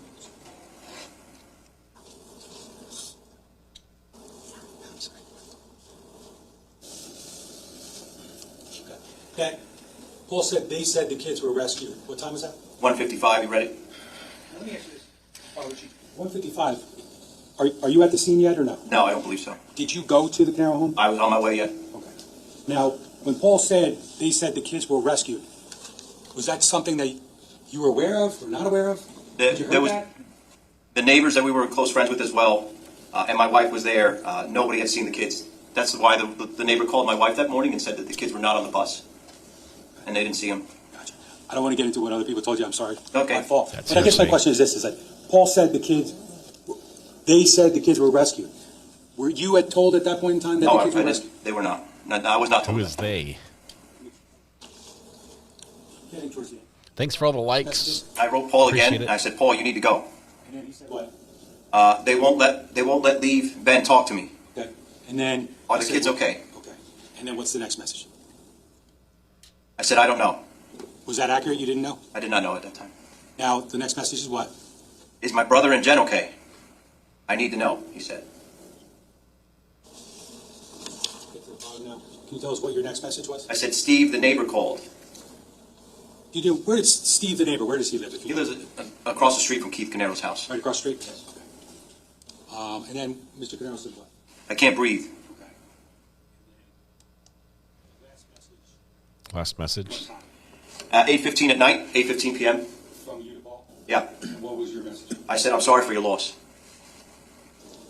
Fair to say at that point in time, you were made aware of... I was made aware of, what happened.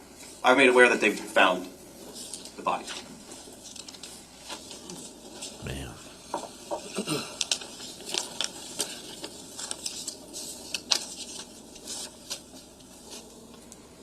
Now, let me just ask you this. During the course of any of your communications with Paul Caneiro on November 20th, 2018, did he ever mention to you anything about Keith texting him in the middle of the night? No.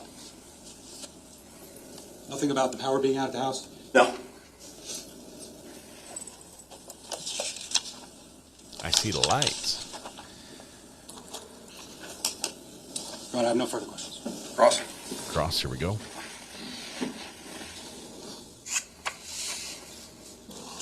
Little Ralph Lauren, not a sponsor. Can we get them back up for a moment?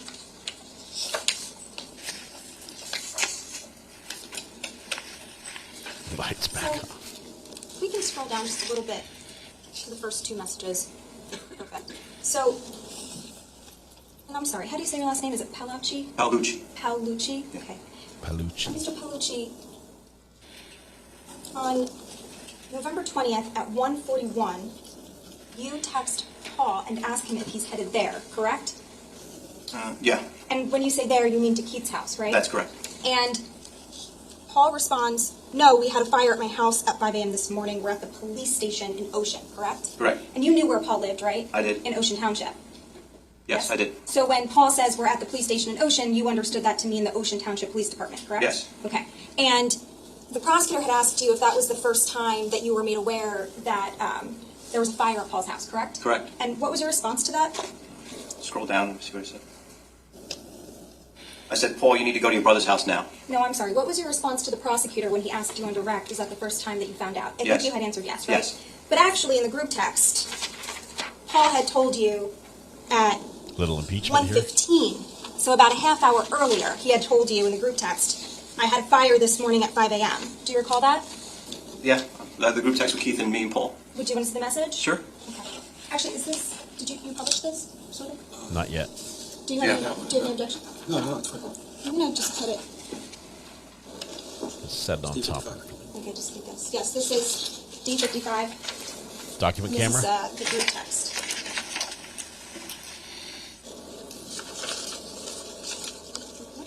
Fire up the Elmo. Let's see what the group text says.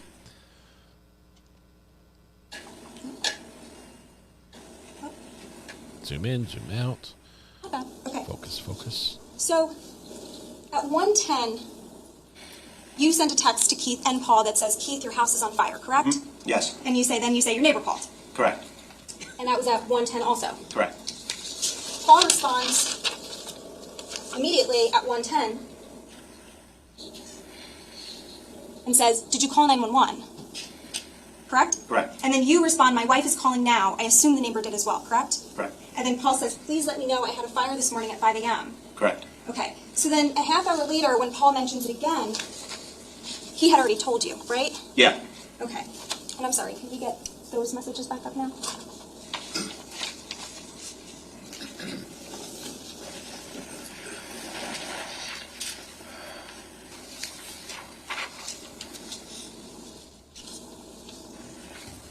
And we went through the message, it's on page 3. Ben, I can't believe this. That's Paul, right?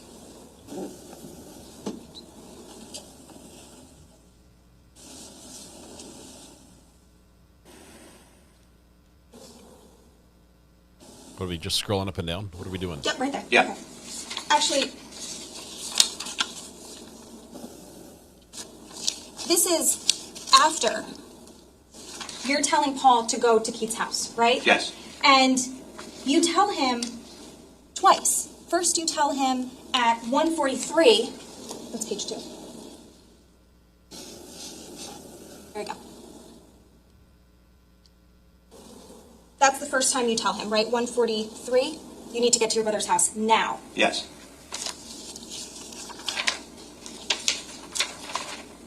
And then, at 1:44, just a minute later, it's top of page 4, you tell him again, Paul, go to Keith's house, right? Yes. And Paul's telling you he can't because he's at the police station, right? Correct. Yes, and he's telling you that the police won't let him go, correct? I think he mentioned that, I don't know if it was after that, before that, but he mentioned it somewhere that he wasn't able to leave. It's the top of page 5. Okay, so Paul says the police won't let us go, Correct. right? Yes. So it's not like he doesn't want to go, he's telling you, I can't, the police won't let us, right?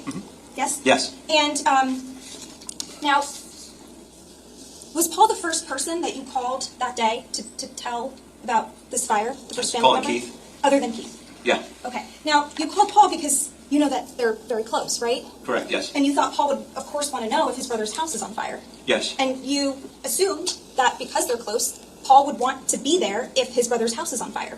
Yes. And you're recognizing that relationship between the two brothers and saying, you need to go there now. This is your brother and his house is on fire. Yes. Okay. How many ways can you ask that? When Paul says that he can't go because they won't let us go, he's asking you, like, are they okay? Tell me what you know, right? Correct, yes. And at one point, he says,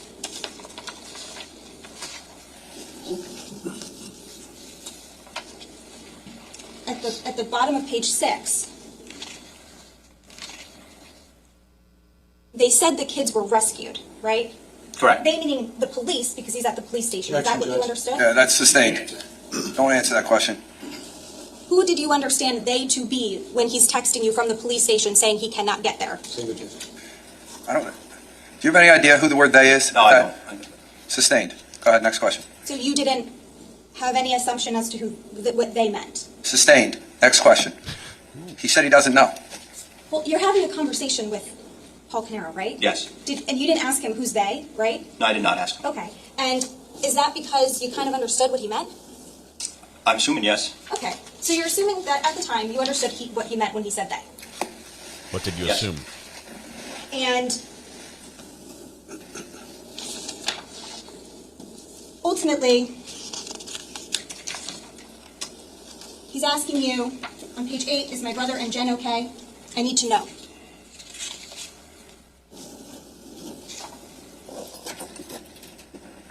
Yes. Okay. And do you have any idea why he's asking you for information? I was either on the scene by then, or I know my wife was there. Okay. And so he's hoping that you will give him information about what's going on, right? Yes. And ultimately, on page 9, at 1:56, Paul says, I can't breathe, and you don't respond to that, correct? Correct. Is that because you're busy at the scene or something else? Probably by that time we were at the scene, and everything was chaotic that day. Okay. And then at 8:15, you say, I'm so sorry for you meant loss, correct? Yep. And so you're sending your condolences to Paul because, again, they're brothers, and this was a horrible thing that you found out happened, right? Yes. So, backing up a little bit, you mentioned that you are good friends with Keith, or you were good friends with Keith, and I'm sorry for your loss, by the way.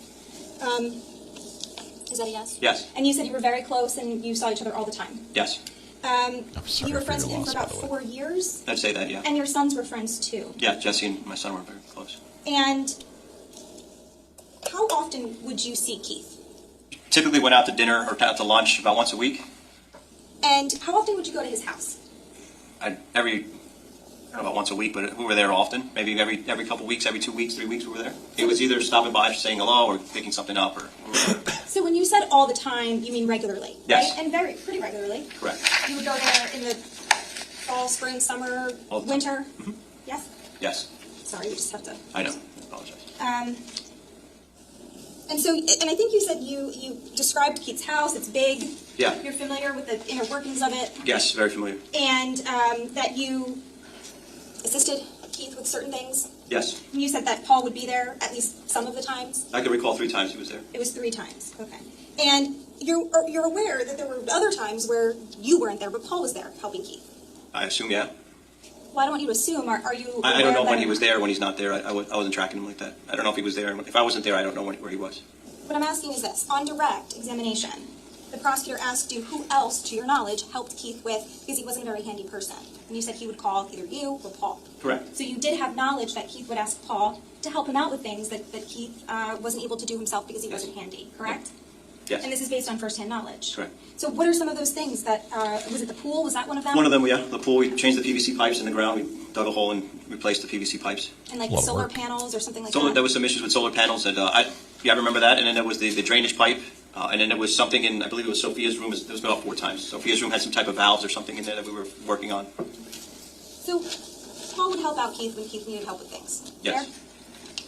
Fair? And when you went to Keith's house, were you like in all parts of the house, or were there any parts of the house that you did not go, enter? I've been all over that house. So you've been in the basement. Yes. Okay.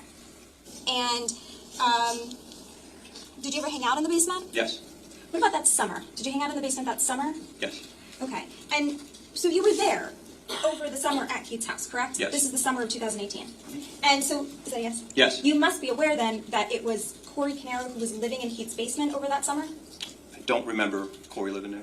You don't remember? No. Okay, so you're not sure? Corey was never around when I was there. I don't. Corey he lived never in was the at the family basement? gatherings. He was not much of that. So I didn't know Corey at all, really. I met him once. Okay, you met, let's just break that down.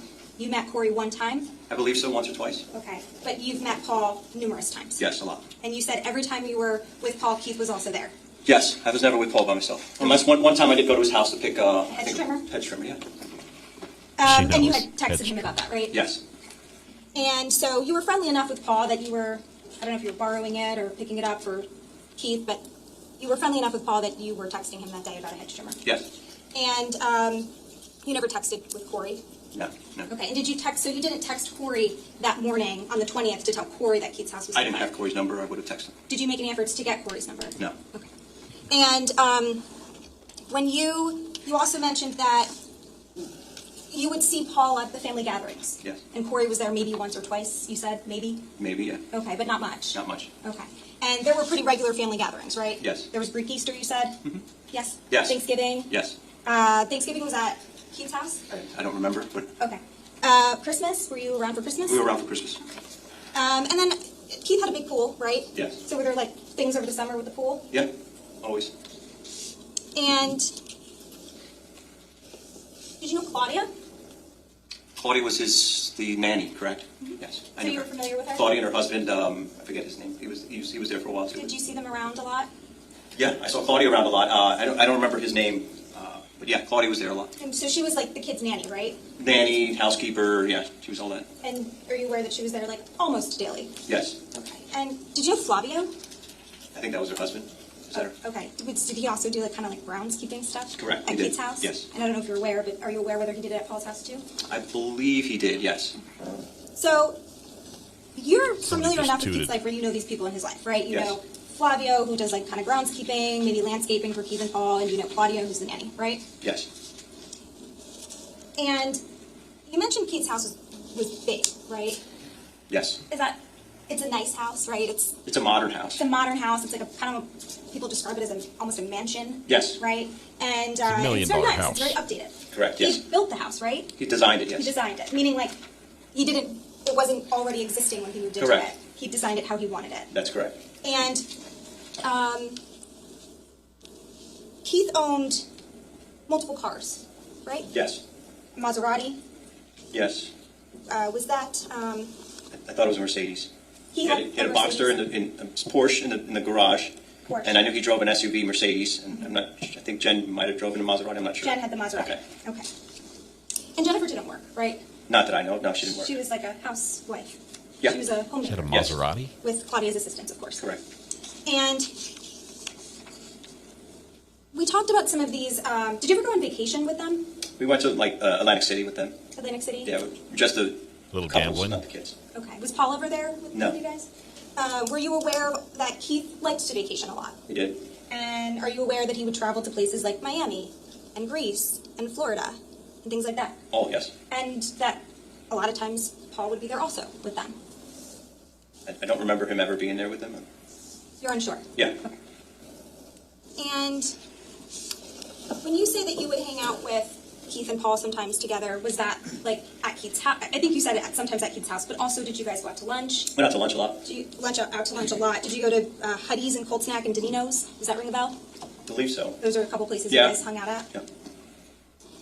And did Paul ever come to your house? He's been to my house before. Was there a time where he helped you with water leaking into your home or something? I think it was the hot water tank, if I'm not mistaken.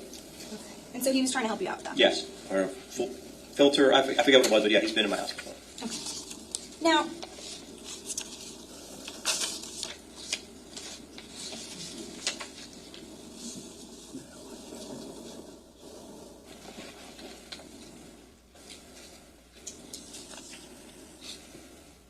you mentioned on direct that you went that Saturday night. So let's just try to get the dates a little bit easier. So the date that we were just looking at with the text messages, that's the date of the fire, correct? 20th. That was November 20th. Yes. And that was a Tuesday? I believe so, yes. So then Monday would be the 19th. And Sunday would be the 18th. Yes. And Saturday would be the 17th. Correct, yes. So on Saturday the 17th, you're going to 618 in Freehold. Yes. Nice spot. With Keith, right? Correct, yes. And you said that during the time that you were at dinner with him, you gave him some advice. Yes. And the advice was he needed to take care of himself and, to stop. You said he needed to start worrying about himself and stop supporting Paul. I said himself and his family. Start supporting himself and his family and stop, worrying about or supporting Paul. Is that Worried about everybody else, I believe. I don't know if I specifically used Paul as name, but that's who I was referring to. Okay, you did say everybody else, right? Yes. But then the prosecutor asked you if you meant Paul, and you kind of said, well, yeah, Paul. Yes. So are you saying it was just Paul or everyone including Paul?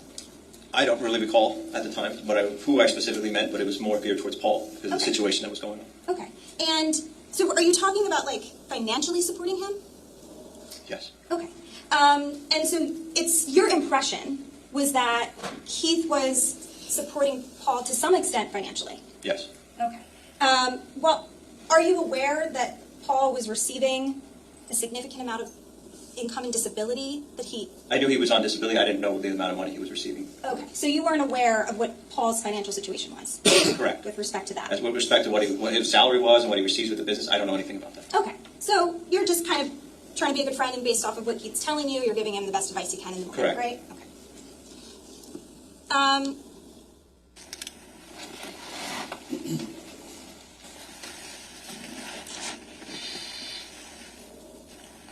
Did you ever meet Paul's kids? Yes, I have. Katie and Marissa? Have you met them before? Yes. Yes. Where did you meet them? Keith's house.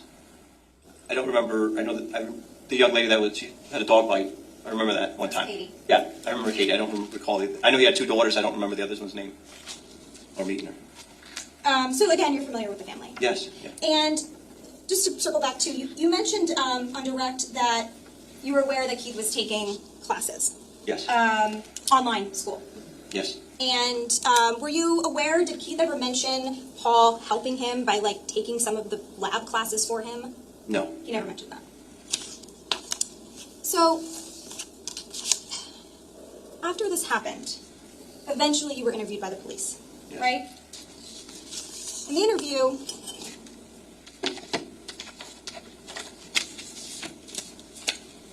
was on December 4th of 2018. Does that sound about right? Yes. That's about 2 weeks later? I don't remember the dates of that date. I remember being interviewed by the police. I don't remember what dates they were, though.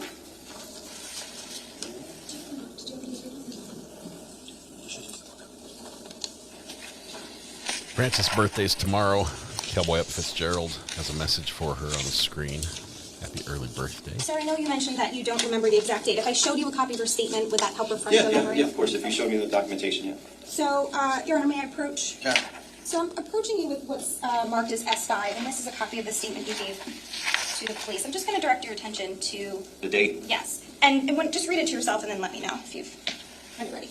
I'm ready. Okay. So does that help refresh your memory? Yes, as to it what does. date? Yeah. And what was the date? December 4th, Okay. 2018. So this was 2 weeks later, right? Yes. But you were there that day on scene on the 20th. I was. And did you let anyone know, any law enforcement know that you were there? Yes. Did you speak to anyone? Yeah, there was policemen all over the house, And all how- over the neighbor's house. How did you identify yourself to them? I was his friend. His friend? Yeah. Like a close friend? Or Close just... friend. I'm assuming it's a close friend, I said. And did you get the names of the officers you spoke to, or you're I not don't sure? remember their names. Okay. So you introduce yourself to whoever's on scene, you introduce yourself as a friend to these police officers, but you're not interviewed until 2 weeks later, right? Yes. And that was after Paul was arrested, right? I don't recall when Paul was arrested. Well, in the text messages, Paul never responds to you, right? Which text messages? The ones that we went through before. At the end, no, he never responded. And the last message was from you to him at 8:15, right? That's correct. He never responded again. So. Okay. And so, at the time that you were interviewed, the police started asking you questions. At first, it was kind of like just normal, what's your age, what's your occupation, are you married type questions, right? That's the beginning. By the way, you've seen the statement before? Yes. Did the prosecutor show it to you in preparation of your testimony? They showed me yes. Okay. It's really only, it's like maybe 2.5 pages at most, right? Yes. Would you agree with that? Yes. Now it's a typed statement, right? Correct. The police never videoed you and got a video audio statement, right? I don't remember being part of a video of it. If they had one in the room, they might have, but I didn't remember being videotaped. Okay. So when they did this typed statement, was it like typed transcription, like word for word, or did they have the questions written out already? I don't remember. Too long ago? Yeah. Okay. So after the initial questions about, just biographical type questions, the first substantive question they ask you is, please tell, and this is on page 2, please tell us what knowledge you have of the business relationship between Keith Caneiro and Paul Caneiro. Is that the first kind of real question they ask you? Yes. Okay. And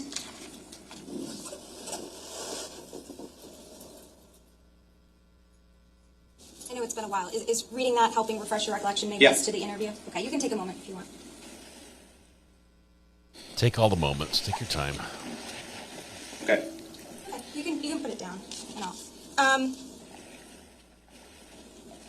So the questions that the police are asking you, they pertain to Paul, right?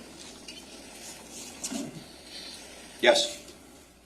And they're asking you about the business. They're asking you if Keith discussed Paul's finances. Your answer to that was no. I'm trying to recall, but I can read it here. Do you know what question that is? It's on line. It's cut off, but it's like, I'll just come over there. You can just read it to yourself. I'm going to direct your attention to just like the questions. Okay. And this was your answer for this one.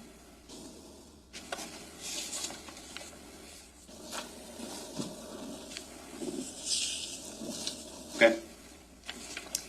So, am I correct that they're asking you, again, about Keith and Paul's business relationship? They're asking about what would happen, whether Keith discussed Paul's finances with you and you told them no. Correct. Okay. And The question is specifically around the exterminator business if he sold it. So that's when I said no. That was the question. With the finances. right, the question is, did Keith discuss what would happen to Paul's finances if they were to Sell the exterminator business? And you said no. Yeah. Okay. That's correct. I said no. Okay. And so Keith didn't discuss, again, I think you sort of said this already, Keith didn't discuss with you the specifics of Paul's finances. Correct. And but the police are trying to see if you have any information about Paul's finances, right? And then after that, they really only ask you a few more questions, and it's basically about whether you're aware of any electrical issues at Keith's house, basically how handy or not handy Keith is. Those are two questions that they asked you, right? Yes. And then we're going to go to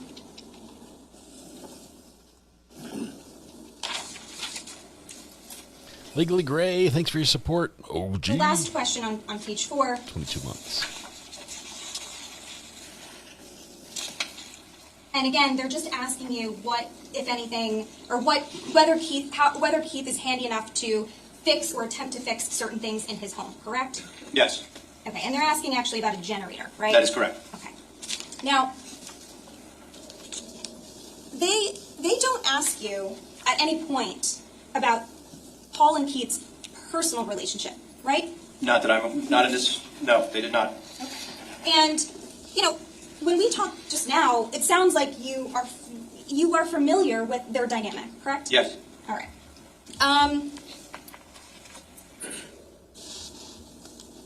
And they didn't ask you you about anyone other than Paul, correct? That's correct. He didn't ask you whether, based on you knowing what you know about Keith's life because you're close friends, they didn't ask you if there's anyone that you would be aware of that might want to cause harm to Keith, right? Correct. They didn't ask you if there's anyone in Keith's life who had threatened him recently. Not that I recall, though. Well, do you I want can to check check your statement? Yeah, I can check it. I don't.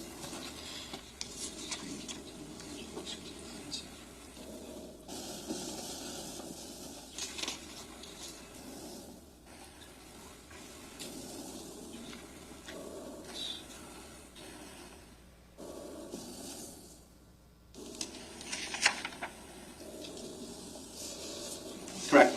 They didn't ask you if you were aware of anyone who had threatened the family at all. That's correct. They didn't ask you anything about his marriage. That's correct. And they didn't ask you, since you are at since you're at Keith's house let me start there. They didn't even ask you how frequently you go to Keith's house, right? No, they did not. Okay. And they didn't, so then they also didn't ask you, who you would regularly see at Keith's home. Correct. And they didn't ask you, they didn't ask you anything about a brother living in the basement, right? That is correct.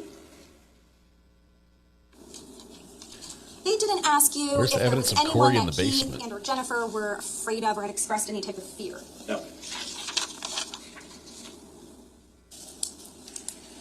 And they didn't ask you anything about Paul's personality. No. They didn't ask you anything about Corey Caneiro, correct? That's correct. And they didn't ask you anything about Corey's dynamic with the family? That's correct. They didn't ask you the question I just asked you about how often you would see Corey with the family? No, they did not. And they didn't ask you anything about if you were aware,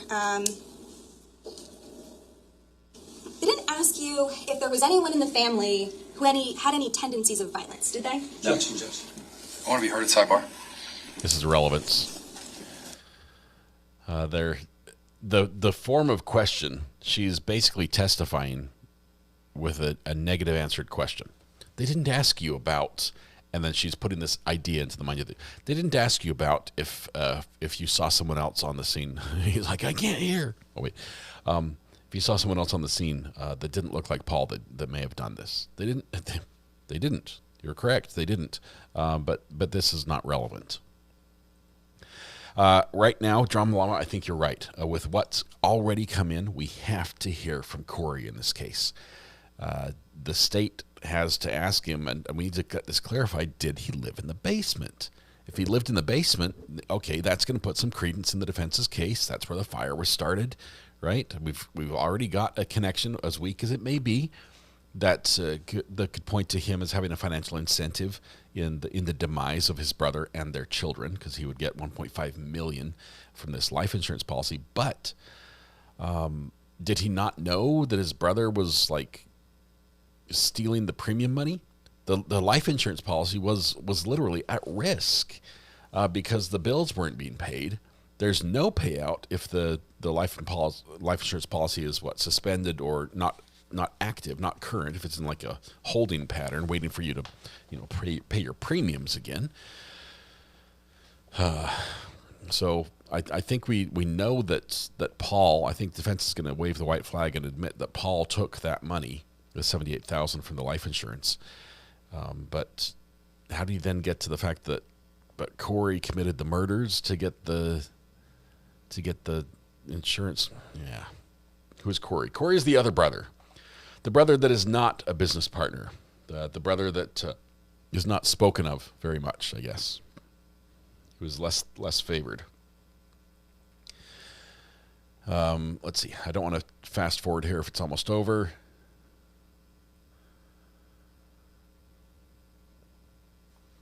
Sidebars are a little bit longer. He's wearing the DJ headphones. He's got the Beats Pro, I think they are. I don't know what brand it is. But that's so he can hear what's going on up on the judge's sidebar. I think the defense is just framing Corey with zero facts to support it. Okay, that's got to show up at some point, though, right? Either there are facts, and you can say, hey, yeah, this this is reasonable. This is probable, reasonable doubt, or Corey's going to be like, I have no idea what they're talking about. I never lived in somebody's basement. Check my cell phone pings. I would never lived in someone's basement. He who shall not be named, Corey, the other brother. I'm sure we're going to hear from him. Shelly Beans, trying to make sense of this. They ask a lot of questions in this court. I hate this term, but they beat a dead horse, right? Most of us in chat be like, okay, I get this point. I understand that the companies had this petty cash fund situation, or at least they had a slush fund going out of this account. Money was taken and paid back, and they had loans, and it was confusing, and they commingled funds. We get that. We don't need to see every bank statement of every month for the last 7 years to understand that these brothers were not the best with finances. In opening, she said just no one was investigated. Well, they've definitely played the Corey card, so they're saying it was him. Family vacations family reunions must be a little rough now in this family. I imagine this has torn relationships apart in more ways than just between family members and the victims. The defense is successful in making me wonder about Corey. I've never heard of this case before. Okay, that's their goal. But obviously in the mind of the jury is what they're looking for. Have this reasonable doubt, reasonable suspicion where there could be a third-party culprit, someone else who's not the victim and not the defendant that was involved that could have made this happen. Did Corey doctor up any banking papers? No, I think they're going to admit that he did that one. It was like, yeah, I was using the money to pay my school loans. That was me. But the other part wasn't. But how do you get a gun? This is going to be difficult. How do you get the gun barrel that matches forensically the bullets that were fired at the scene into the backpack of the defendant and the gun with So I'm going to, based upon what I have right now, I'm going to overrule the objection, allow the question to be asked again. Go ahead. Thank you, Judge. So just, the question was, during the course of your interview, the police never asked you whether you were aware of anyone in the family, anyone, who exhibited any violence. No.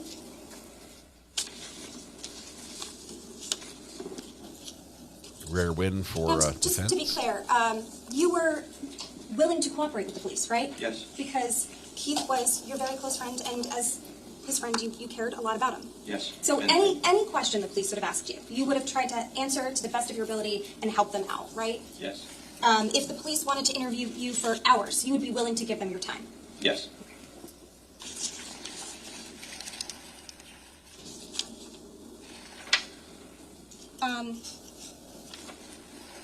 The statement that you gave, though, was only about 33 minutes, correct? And to refresh your recollection, the start time is on the front and the end time is on the back by your signature. Yes. Okay, so the police spent about approximately 30-ish minutes with you. Yes.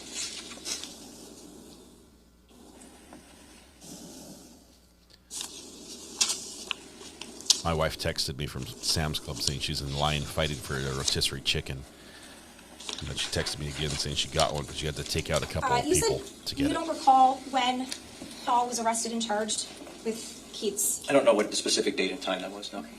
At no point in your interview or when you were on scene or when you're texting Paul, there was no point in time where you were trying to bring to the police's attention that you thought Paul should be a suspect, right? That day, no. And even when you were interviewed on the 4th, you know, you're answering their questions, right? That's correct. Okay. You're not.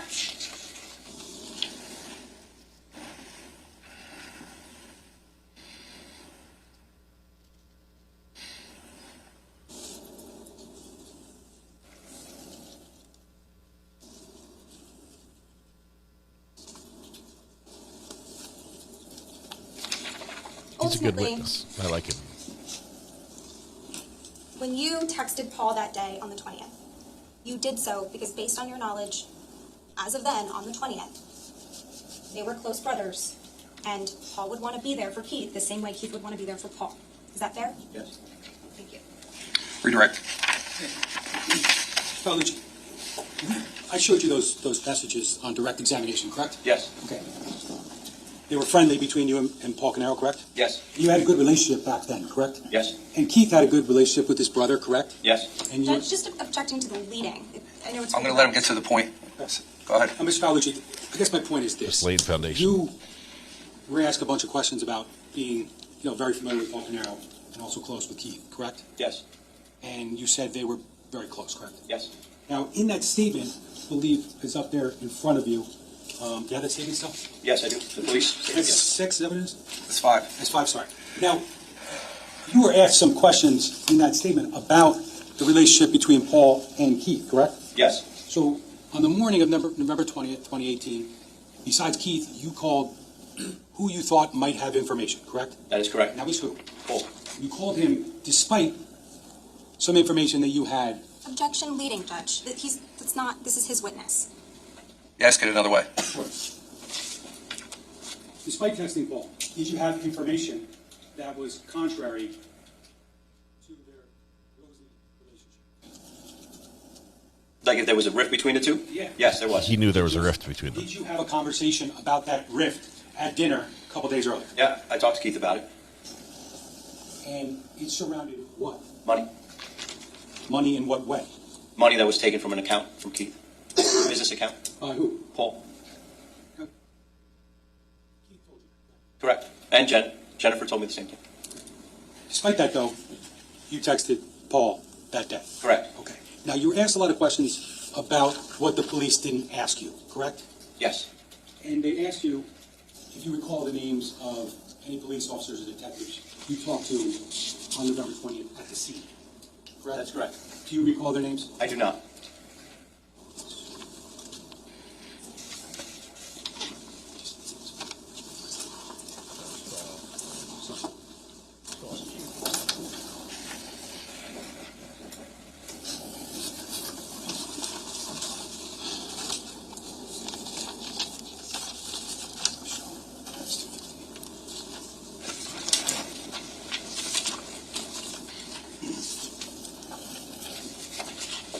It is an interesting layout for the court with the defendant sitting so close to the witness stand. The report. I don't have financial.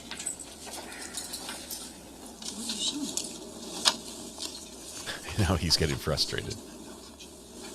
What are you showing you?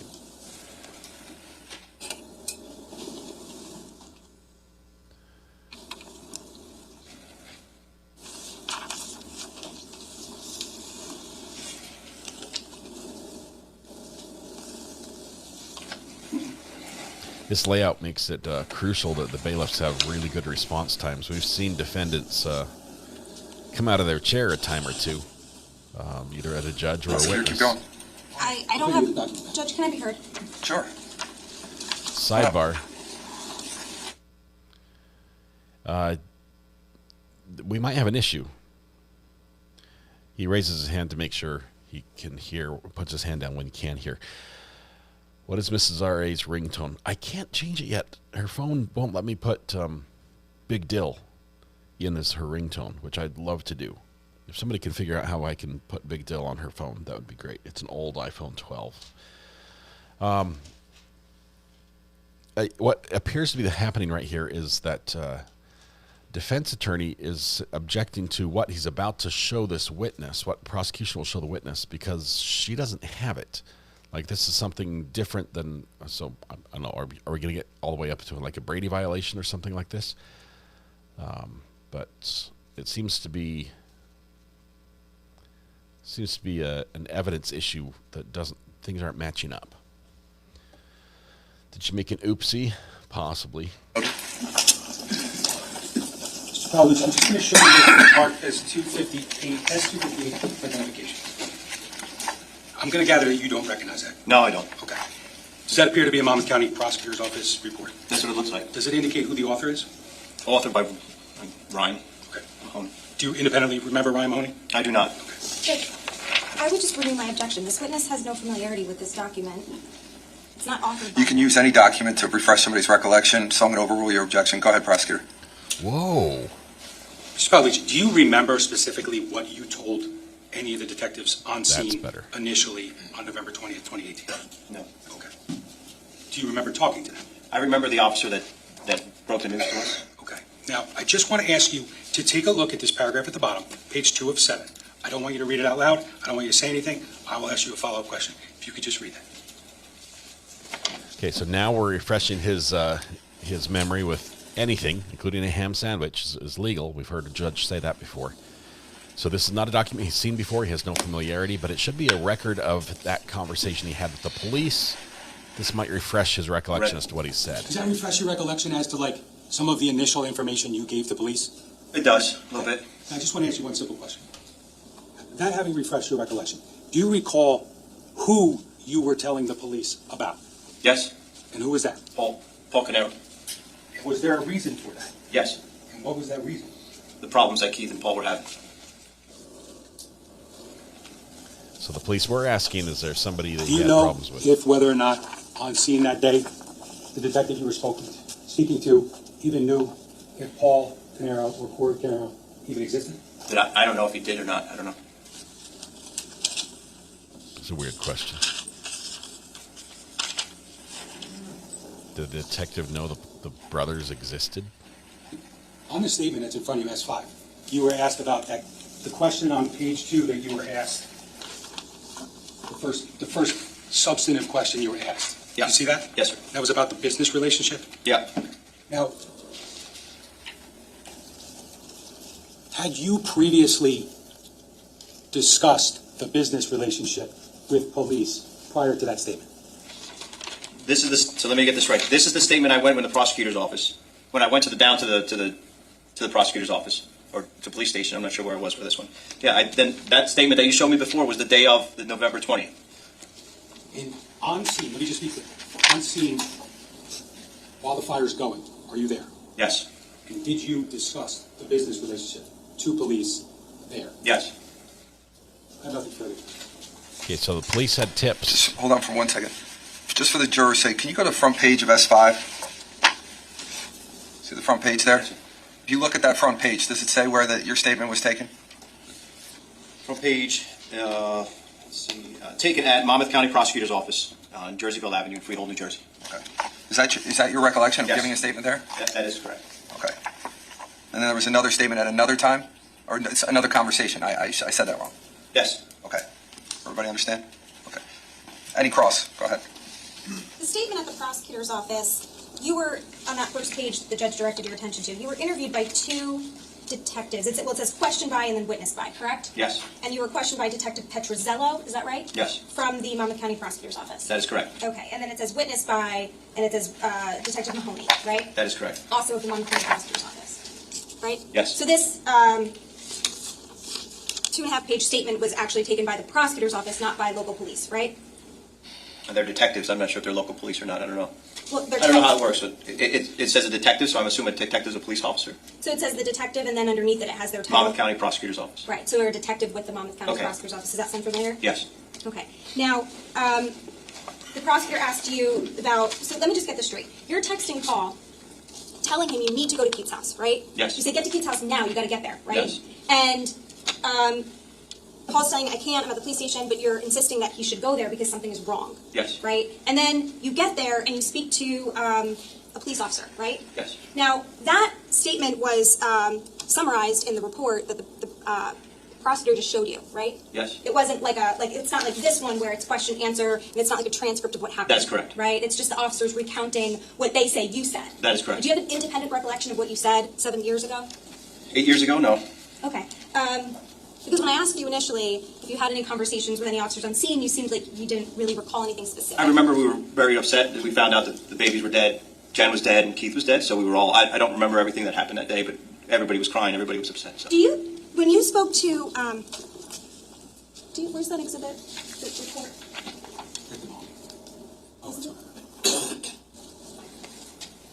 I'm going to show you again S25, S258. This This is the report that they just showed you. Yes. Right? And who's the detective at the bottom? Mahoney. Okay, and that's the same detective who was present for your statement at the prosecutor's office a couple weeks later. Yes. After you're texting Paul and you're saying, you have to get to Keith's house, you have to get to Keith's house, something's wrong, my wife's crying, I don't know what's going on. Did you go there and like blurt out, this is what's happening with the brothers, or were you asked?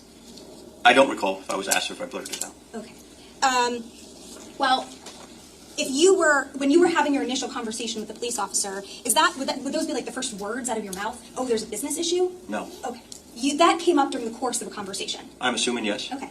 And you mentioned to the detective at the time that you were aware that there was maybe some, like you called it a rift? Yeah. Okay. And you're aware that Paul and Keith, although close brothers, that they did own two businesses together, right? Yes. Things weren't always perfect, right? Yes. Had you seen them have disagreements in the past?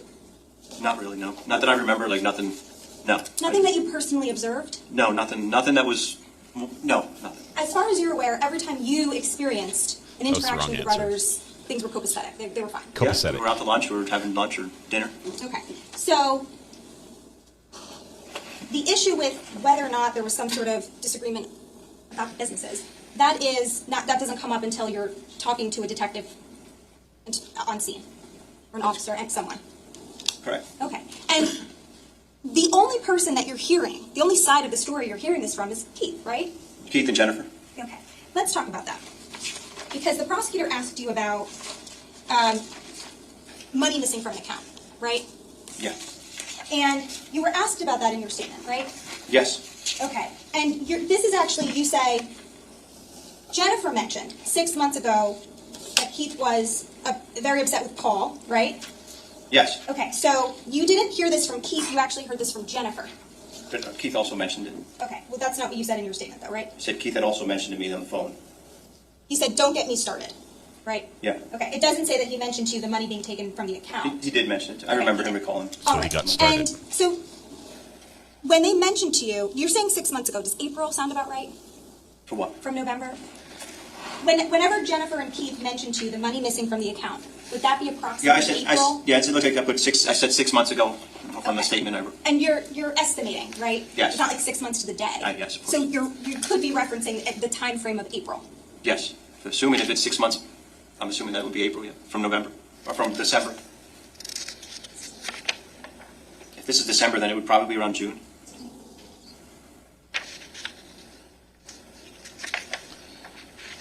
Sorry, I'm messing with stuff here. Just 1 second. Okay. So, just to be clear, approximately April. Well, I mean, if it says 6 months and this was in December, then I'm assuming that it was in June. Well, that's what I'm asking you. Like, when you said 6 months, were you calculating 6 months in your head, or were you just like roughly 6 months ago? I don't recall 6 months, but it looks like in December I mentioned 8 years ago that Jen mentioned 6 months ago, and this was in December, so 6 months would probably be around June or May. Around June. Yeah. Okay. Or May. Yeah. Right. Depending So on April, May, June. Around that April, time, May, June. That's the way it Jennifer goes. and or Keith tell you that they were upset with Paul about money from an account. I remember Jennifer mentioned first, and then I remember talking about it with Keith later on. It wasn't that same day that Jennifer mentioned it. Okay. But you had interacted with Paul and Keith since then, right? Yes. And they weren't still mad, right? Not that I saw. Like, again, you said every time you were with them, things seemed copacetic and fine, right? So whatever it was, they'd gotten over it, right? I don't know if they got over it, but I didn't see anything between the two that would say, like we would still go out to dinner, we would still hang out, Paul was still around. Right, it wasn't like Keith said to you, that's it, we're not hanging out with Paul, he's no longer invited, I'm still mad at him. That never happened. No, he never said it to me, no. Okay.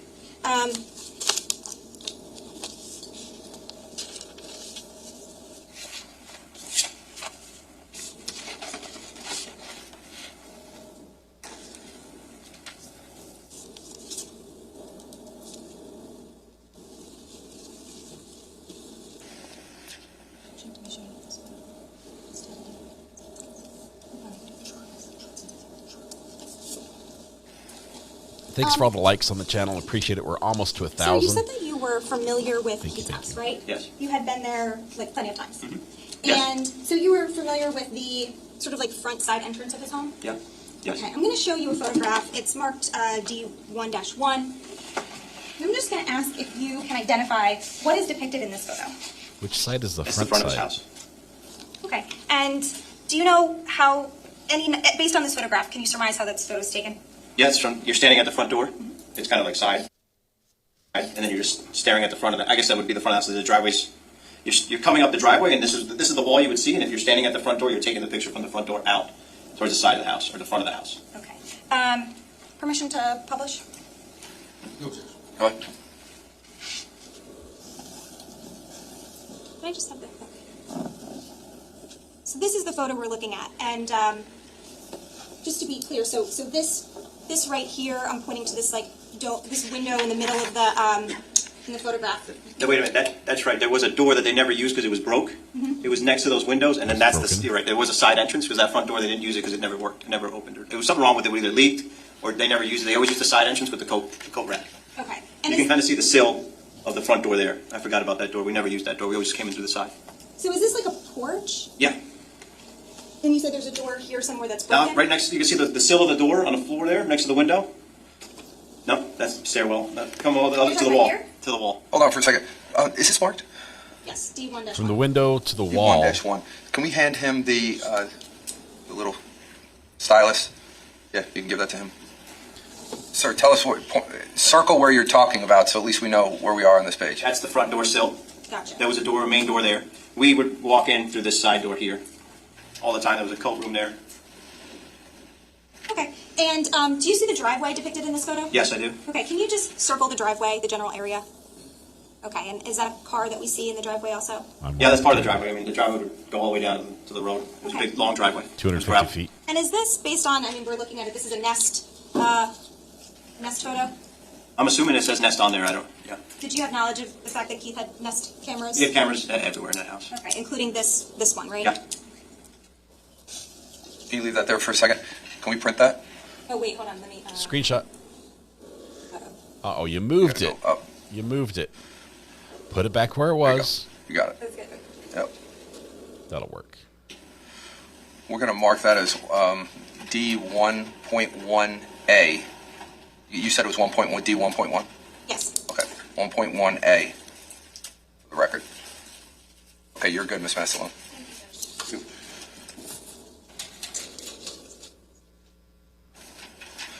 Sir, in the corner, there's a spot where it says undo there. Can you just hit that a few times? That'll take everything that you did off the screen. Thank you, sir. Appreciate it. There's not like a clear button? You have to undo everything?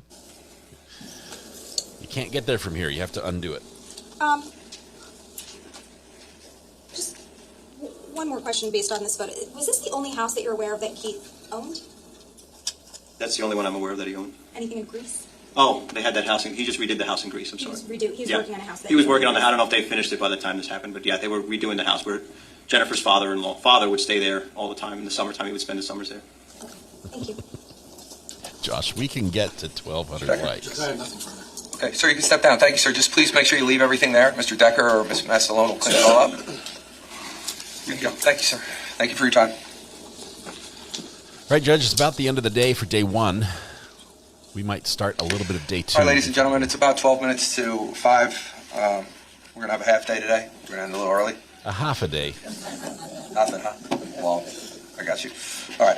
Ladies and gentlemen, we're going to conclude for today. We're going to start back up just like we did today. It'll be at 8:30, so I'll ask you to be here around a little before 8. I'm always going to take you downstairs.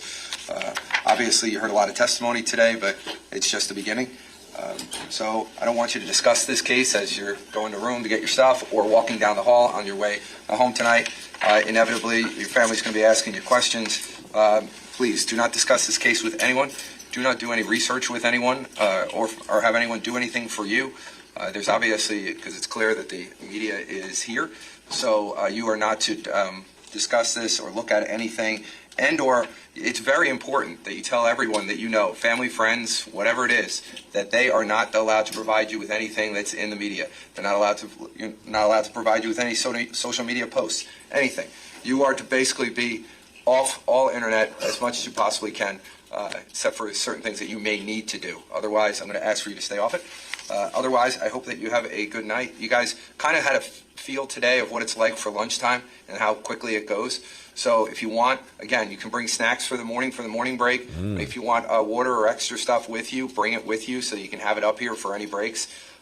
Bring your own and water? We'll continue exactly Serious? the way we did today. We'll keep it in this general vicinity of time, somewhere between 4:30 and 5 o'clock of getting you out. If we get done early on a particular day, we'll let you know that. But otherwise, I hope you have a nice night. Please be safe. I'll see you tomorrow morning. Thank you. Thank you. You've got to bring your own water. New Jersey can't spring for a cup of agua?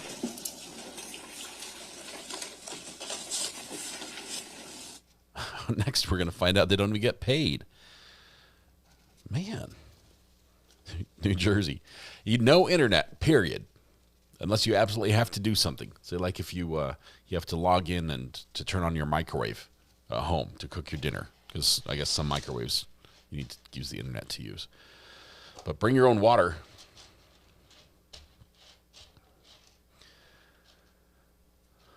Let's see. Let's see if there's anything they need to talk about once the jury is gone.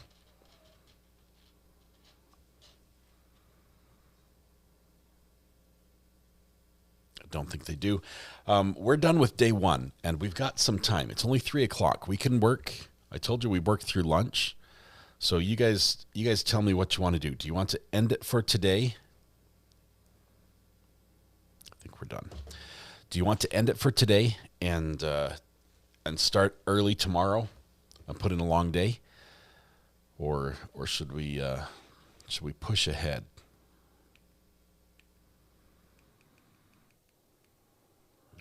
All right. Let's see.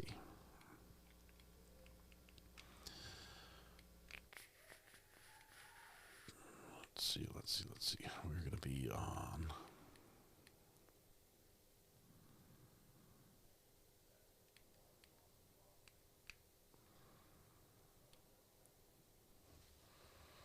Let's see. I've seen a lot of keep going, push ahead, motor on, push ahead, keep going, continue, keep going, buffer, don't stop. I started my rotisserie chicken jokes. A joke? Nothing. We're going for 1,200 likes. And we all get rotisserie chicken courtesy of Josh. That's what I remember. All right. This case is a fantastic one. You can already tell that we've got some personalities in here that are starting to clash. There are some tensions. You can feel it between the prosecution and the defense, the way they talk to each other, the way they interact with each other in the nonverbal speaking moments where they're just showing each other stuff. You can tell that the judge, he's not afraid to weigh in and stand up and say, this is how it needs to be done. You need to do this. So it's going to be a good one. Give me a minute to get everything set up for day two. We'll probably go from day two, from the beginning to the first break. Do we still want to go 1.25 speed now that we're out of the financial stuff? I think we can slow it down. I really think we can slow it down. Skipping the breaks and everything. I think it'll work. So, can you play some stretch music? I've got some. We're going to stand up, take a deep breath, shoulders back. Feel that should be tight across the chest. Yep. Twist the back, not too much. There you go. All right. Regular speed it is.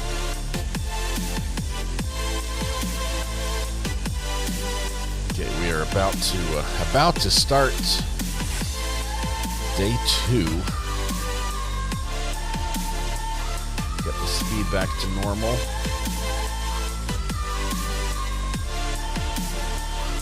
All right.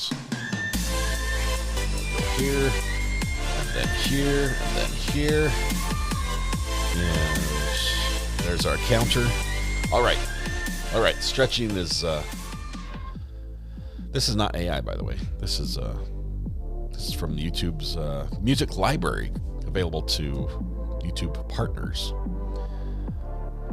Listen to the drums.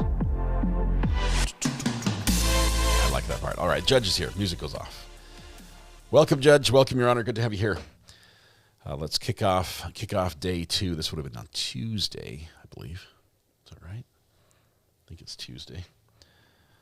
We've got audio there. Let's get the video here. All right. Big thank you to Selena K for the Push On Fund. Appreciate that. Also, we've got Vern OG, member for 26 months. Thank you for that as well. OG, 26 months. You keep me company while I work. Thank you so much. Hopefully you don't have to work tomorrow. If you do, we'll keep you company then too. Let's see. What are we looking at? I don't want you to look at that anything other than that. We've got audio. Otherwise, I think we're ready to continue. The defense want to put something on the record or anything before we got started? At this time or no? No, Judge. Okay. Nothing? Mr. Decker or Ms. Wallace? Thank you, Judge. The state calls Detective Bassinger. Okay.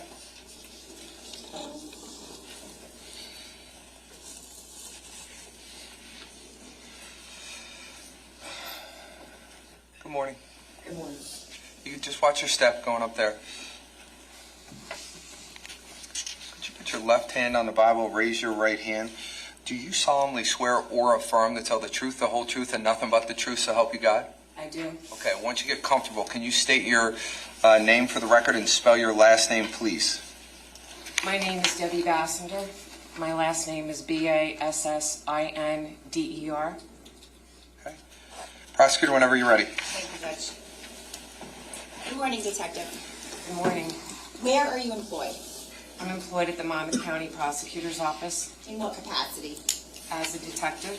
And how long have you been employed at the prosecutor's office? 8 years this month. What unit do you work in? I work in the Financial Crimes and Public Corruption Unit. Can you tell us how long you've worked in that unit for? I worked in this unit for my entire time of employment at the prosecutor's office, with the exception of 2.5 months where I was assigned to the trial unit. What are your duties and responsibilities as a detective in the Financial Crimes Unit? My duties are to investigate allegations relating to financial crimes and/or public trust. Now, what, if any, law enforcement experience did you have prior to what, if joining any, the Monmouth County Prosecutor's Office? I was a special agent with the Internal Revenue Service Criminal Investigation Division. So as a special agent, were you a sworn federal law enforcement officer at that time? Yes, I was. And what was the time frame that you worked as a special agent with the IRS? From September 1993 through June of 2016. Generally speaking, what were your duties as a special agent with the IRS? As a special agent, I was involved in investigating allegations and crimes relating to both domestic and international money laundering, crimes relating to the Bank Secrecy Act, also known as BSA, and crimes relating to the Internal Revenue Tax Code. Now, I'd like to ask you some further questions about your educational and professional background. Do you have something called a curriculum vitae? Yes, I do. This one gets spicy. She's got attitude. I can see it in her eyes. S27. May I approach? You can. Detective, I'm showing you what's been marked as S27. Do you recognize that? Yes, I do. What is it? It's a resume. And did you prepare that? Yes, I did. Is that your resume? Yes, it is. And how many pages is it? 4. Enough. Starting with your education, can you provide us with the benefit of your educational background? Yes, I received an associate's degree from Ocean County College in business administration. I also received a Bachelor of Science degree from Monmouth University with a concentration in accounting. Detective, are you familiar with the term forensic accounting? Yes, I am. What is that? Forensic accounting is a specialized area of accounting that investigates complex financial documents, follows the flow of funds to determine fraud, misconduct, and financial irregularities. Did you use forensic accounting in your role as a detective in the Financial Crimes Unit of the Prosecutor's Office? Yes, I do. And did you use forensic accounting in your role as a special agent with the IRS? Yes, I did. Okay. Can you just, I want to define a term. Can you explain what it means to audit and how that relates to forensic accounting? Yes. Auditing is a Another regulatory compliance examination of an individual's or an organization's financial books and records. So how is forensic accounting different from regular accounting? Well, regular accounting would be your normal day-to-day financial record keeping, your standard financial reporting, and ensuring regulatory compliance. What, if any, training did you have specifically in forensic accounting? I was a revenue agent with the Internal Revenue Service, which means you're an auditor. That encompassed approximately, in total, about 6 months of training on complex auditing individuals and business records. From there, my education in accounting focused on accounting 1 and 2, intermediate accounting 1 and 2, advanced accounting, auditing, taxation, business law. When I attended the Federal Law Enforcement Training Center for my position as a special agent with the IRS, that was approximately 6 months long. The second half of that training involved comprehensive 3.5 months of financial forensic accounting, if you will, training on reviewing books, records, identifying fraud, criminal behaviors, patterns, identifying methods of proof in order to see whether or not there is a crime. After that training academy, I also received other training through taking seminars, webinars, all in the area of financial crimes.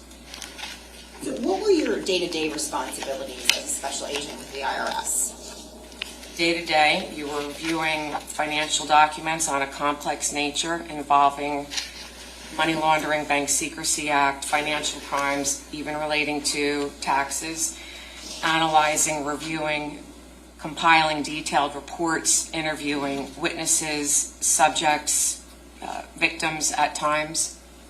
Now, how would forensic accounting come into play in those roles and those responsibilities that you did day to day? In financial crimes, you are utilizing your auditing skills, your investigation skills, and your accounting skills to follow the flow of funds and money to determine whether there is or is not a crime relating to the allegation involved. Again, whether it's money laundering, Bank Secrecy Act, financial crimes, tax-related crimes.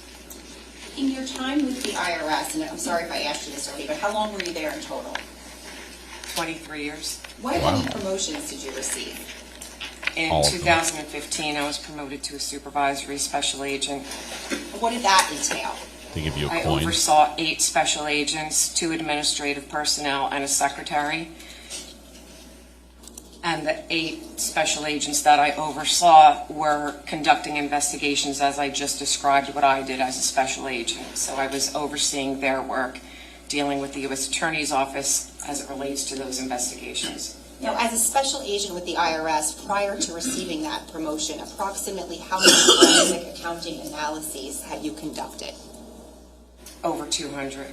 Approximately how many forensic analyses did you oversee during your time as a supervisory special agent? Over 100.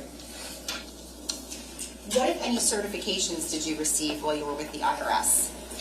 In 2009, I received a certification titled Certified Fraud Specialist. And what is that? It's a designation that validates your expertise in the detection, investigation, and prevention of fraud. What did you have to do to obtain that certification? You had to complete a certain amount of credits that they required an applicant to have. So, for example, your education garnered you so many credits. Your experience in your financial profession garnered you X amount of credits. You needed professional witnesses from a higher level than you were applying to that credential. You had to maintain those credits by continuing your education within a 2-year period to sustain those credits. Part of your credits also could come from testifying in your field, whether as a fact witness or an expert witness. Now, what, if any, certifications did you receive while you were with the IRS in 2013? I received a certification called Certified Anti-Money Laundering Specialist. What is that? It's a certification that validates your expertise in investigative techniques, regulatory compliance, and risk management. What did you have to do to obtain that certification? Very similar to my first certification. This certification required you to take an examination in addition to verifying your education, your years of experience. If you have done teaching, that counted as well. If you've testified, that counted as well. And then you're required to maintain a certain amount of credits by every 3 years to maintain that certification. With both of those certifications, are you currently up to date? Yes, I am. Now, after you worked for the IRS, let me just ask you, did you retire from there? Yes, I did. When was that? In June 2016. Where did you become employed after that? Ocean First Bank. And what was your position there? I was the Senior Vice President and the Director of BSA Department, Bank Secrecy Act, BSA Department, and also the Security Department. And what were the dates that you were employed at Ocean First Bank? August 2016 through January 2018. Would you be able to summarize your duties and responsibilities there? Sure. For the BSA department, I was responsible for implementing, administering, and ensuring the bank's compliance with all Bank Secrecy Act. The bank at that time had approximately 125 branches, over 800 personnel, a myriad of departments both within branch and corporate. BSA oversees every employee, every department, administers all training. No, what if I'm sorry, go ahead. Also oversaw my staff in BSA, and the staff was investigating alerts that would come in from the anti-money laundering detection system, your computer systems. So if there was an alert on a customer account, they would investigate it to determine if it's worth additional investigating or if it's okay. The second half of my role in the security department, which I oversaw a staff there as well, but we handled the both internal and external security of the bank. External security meaning bank robbery, internal security encompassed internal fraud, anything happening internal within the bank. Murdoch stole it. What, if any, employment did you obtain after that? Then I became employed with the Monmouth County Prosecutor's Office. Did you have to go to the police academy for that? Yes, I did. Sorry. And when was that? I started the police academy in January 2018 and graduated in June 2018. Okay. And if you could just summarize your day-to-day responsibilities as a detective in the Financial Crimes Unit. In financial crimes, my day-to-day duties are to investigate allegations of financial crimes and public trust, often sensitive in nature. I review a myriad of financial documents, at times extremely complex.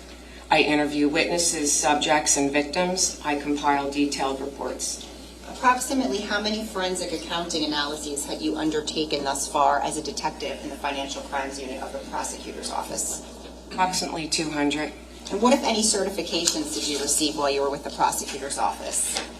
I received the designation called Certified Economic Crime Forensic Examiner in 2020. What is She that? is the follow the money Essentially, it validates your expertise in financial economic crimes, both the detection, prevention, and investigation of those crimes. And what, if anything, do you have to do or did you have to do to obtain that certification? That certification, again, it's a point system. You have to have so many years experience in the financial field.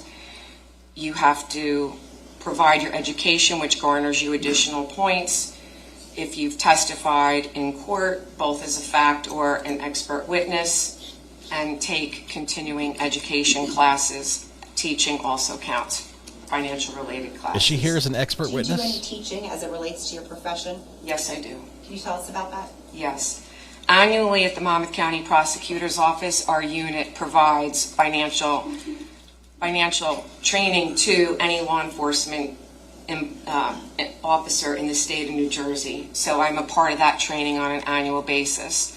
I also developed a project on elder fraud where I go out and teach and provide seminars to individuals wanting to learn about financial crimes really against a 55 and older population, and any other training that I'm asked to do. Those are the scammers. Judge, at this time, the state would seek to qualify this witness as an expert in Okay. the field of forensic accounting. Expert forensic accountant. Voir dire. Thank you, Judge. Get a voir dire. Here's the challenge to that expert. So you've investigated a number of different types of financial crimes. That'd be accurate to say, right? Yes. And, you know, these investigations would typically involve the review of some type or multiple types of different financial records. Yes. This could include bank records, right? It could include tax records. Yes. These records Where are you going with often this? have to be This is a trap. reviewed in combination with one another in your line of work, right? Compared, No. yes. Well, in terms of money laundering, for example. State law and federal law are different when you're examining financial documents and tax records. Okay. Ask the question again. So, let's just take a step back here. The records, they're helpful to you as an investigator because they show you a path that money takes from point to point. Is that fair to say? The bank records do.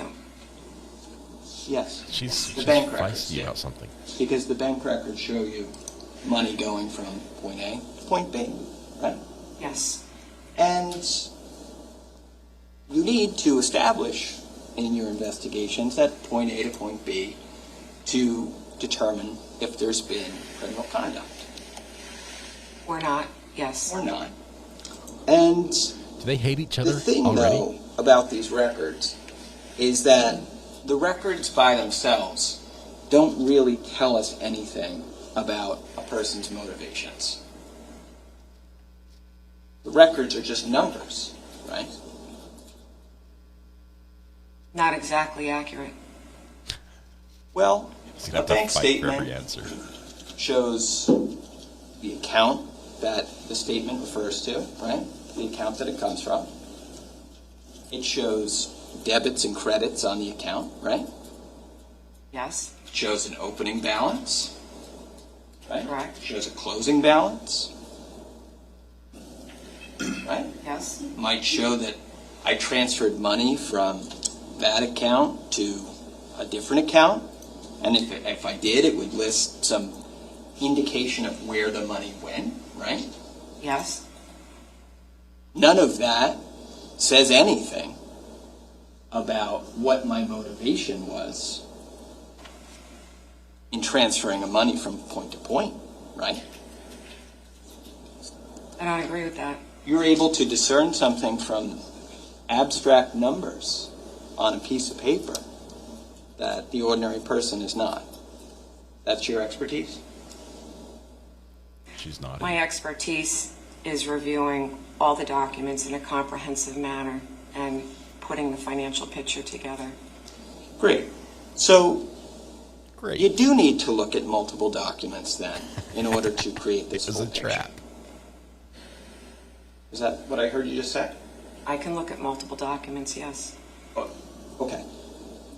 So I like this. you're looking at multiple documents, and you're doing that because looking at multiple documents gives you a fuller picture of a situation than looking at a single financial record. Yes. And you want to get that fuller picture because that fuller picture is what allows you to determine whether there is potentially criminal conduct or not. Correct.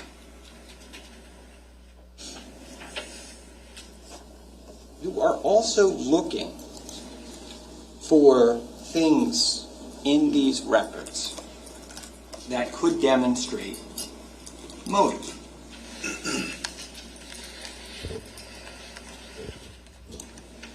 At the end of an analysis, yes.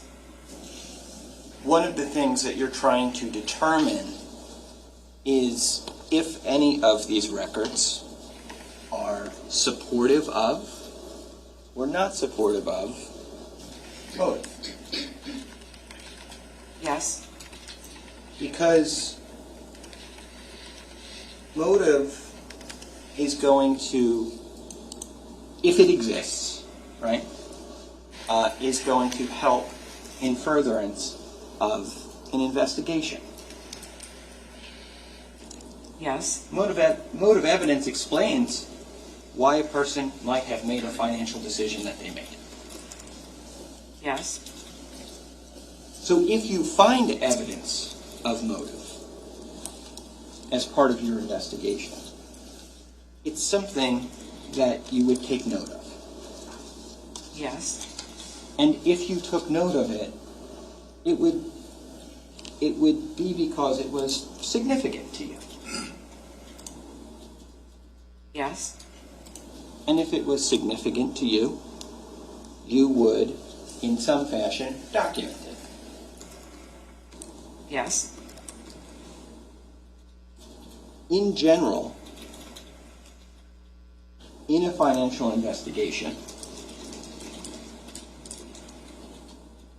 you might take note of the fact, for example, that an individual has a lot of debt. Yes. Or has difficulty paying their debts. Yes. You might take note of the fact that a person is getting repeated calls from debt collectors. Yes. You might take note of the fact that a person is getting served foreclosure notices. Yes. You might take note of the fact that a person is having their utilities, like their water or their gas, shut off. Yes.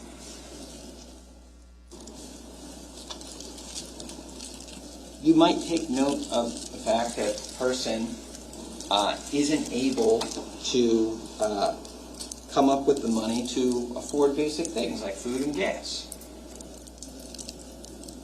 I may not know if they can't afford food. If you did know it, you might take note Possibly. of it. You might take note of the fact that a person is having their credit card declined. Yes.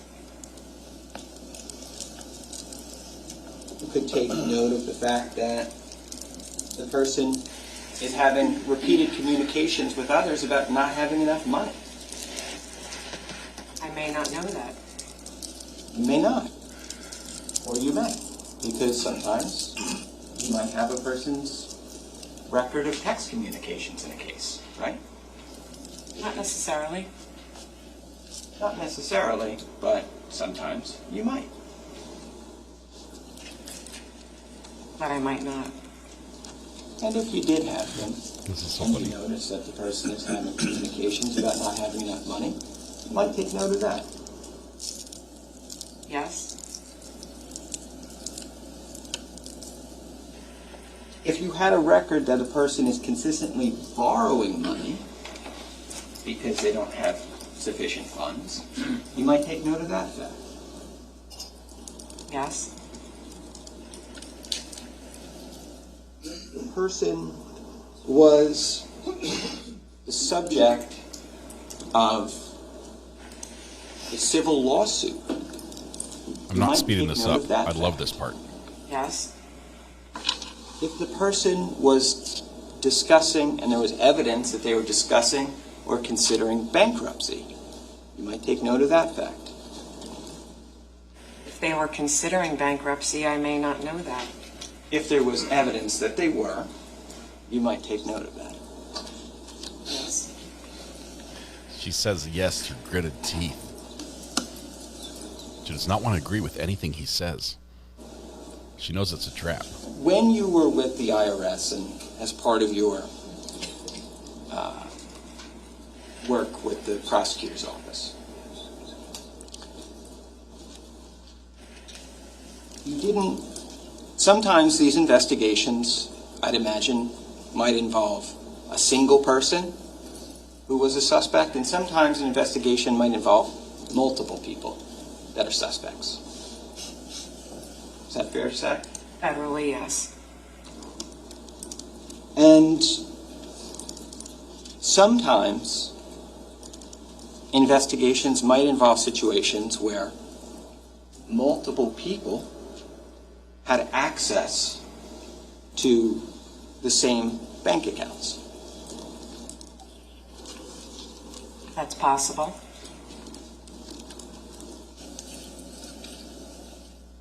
Let's talk about an example of that.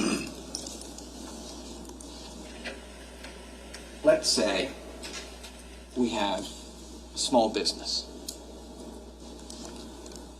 Now, you're aware that small businesses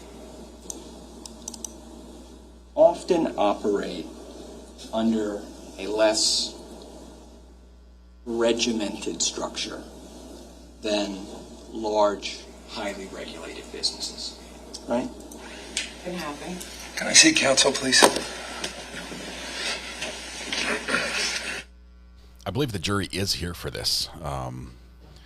Judge calls an audible here and says, tell me where you're going here. This is supposed to be a voir dire of her expertise as to why she should or should not be qualified as an expert witness, which will allow her to, to expound on some answers where a normal witness would have to limit it just to what they observed and witnessed. This is there is no love between this witness and the defense attorney, and I don't know why. I don't know if they've crossed paths before in a previous trial and they just, they just hate each other, or if they've just have decided so firmly which side they're on in this case that it's not as much about the evidence as about who wins. And it's showing up here in the gritted teeth. Yes, every answer. I'm loving it. I'm loving it. This is some of the drama I told you this court would have that drew me to this case. Your door beep alerted my dog. We're bringing the groceries in still. Hang on.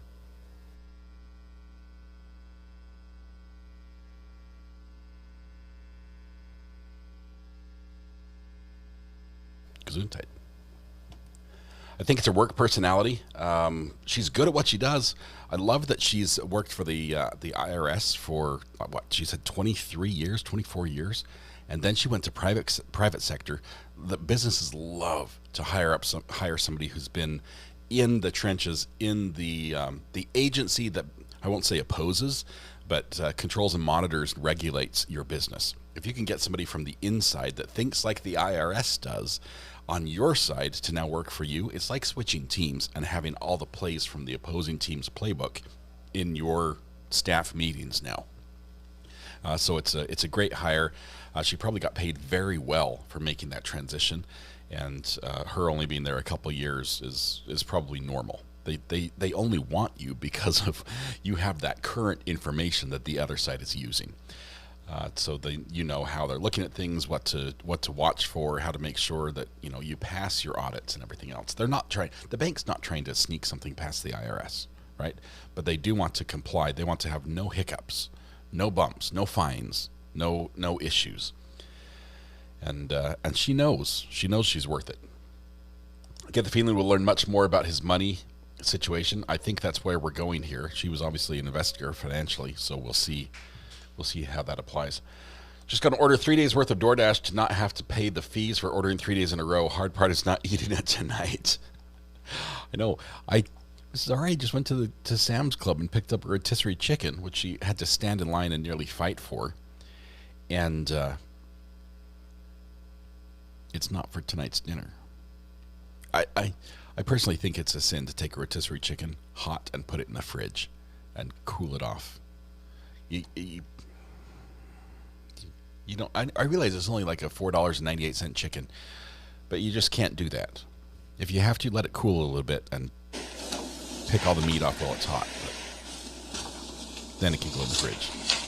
All right, we're done. Let's see where we're going. If he gets to continue this line of questioning, or has to be more straight to the point. I'm going to keep eating my sandwich though.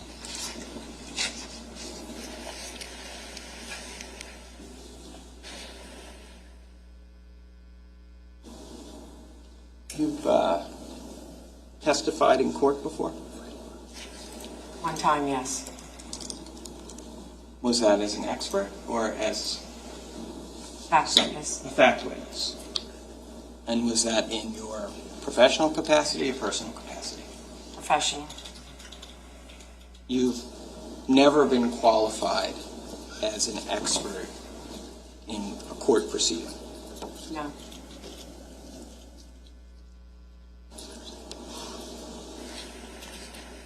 When you testified as a fact witness, that was about a financial investigation? It was a joint investigation with the FBI, and there was a financial component to it, yes.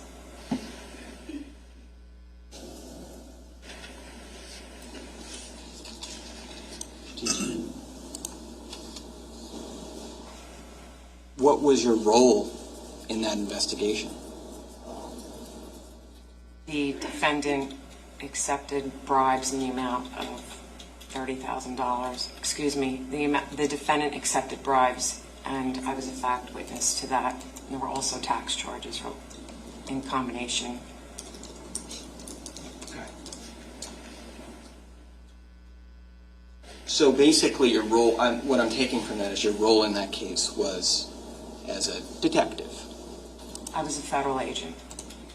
Okay. But you investigated the case?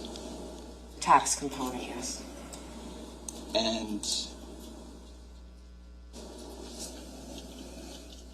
when cases like that, help me here, when cases like that go to, that was a federal court case, do I have that right? Yes. It wasn't in state court, it was in federal court? Yes. Okay. When cases like that go to trial, does the government have people that they can certify as experts to testify at trial if they need them? When the case is complex in nature, yes. Okay. And where does the government go to get those experts? Within, if they need to. If they need an expert, they could go within. Okay.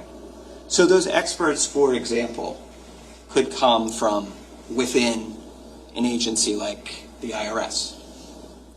Yes. And I take that to mean that that agency, the IRS, has those type of experts? Yes, you're part of an expert witness cadre, which I was selected to be a part of and attended training. Okay. And then you may prepare for cases that ultimately plea out, so you don't ultimately testify because the case pled out.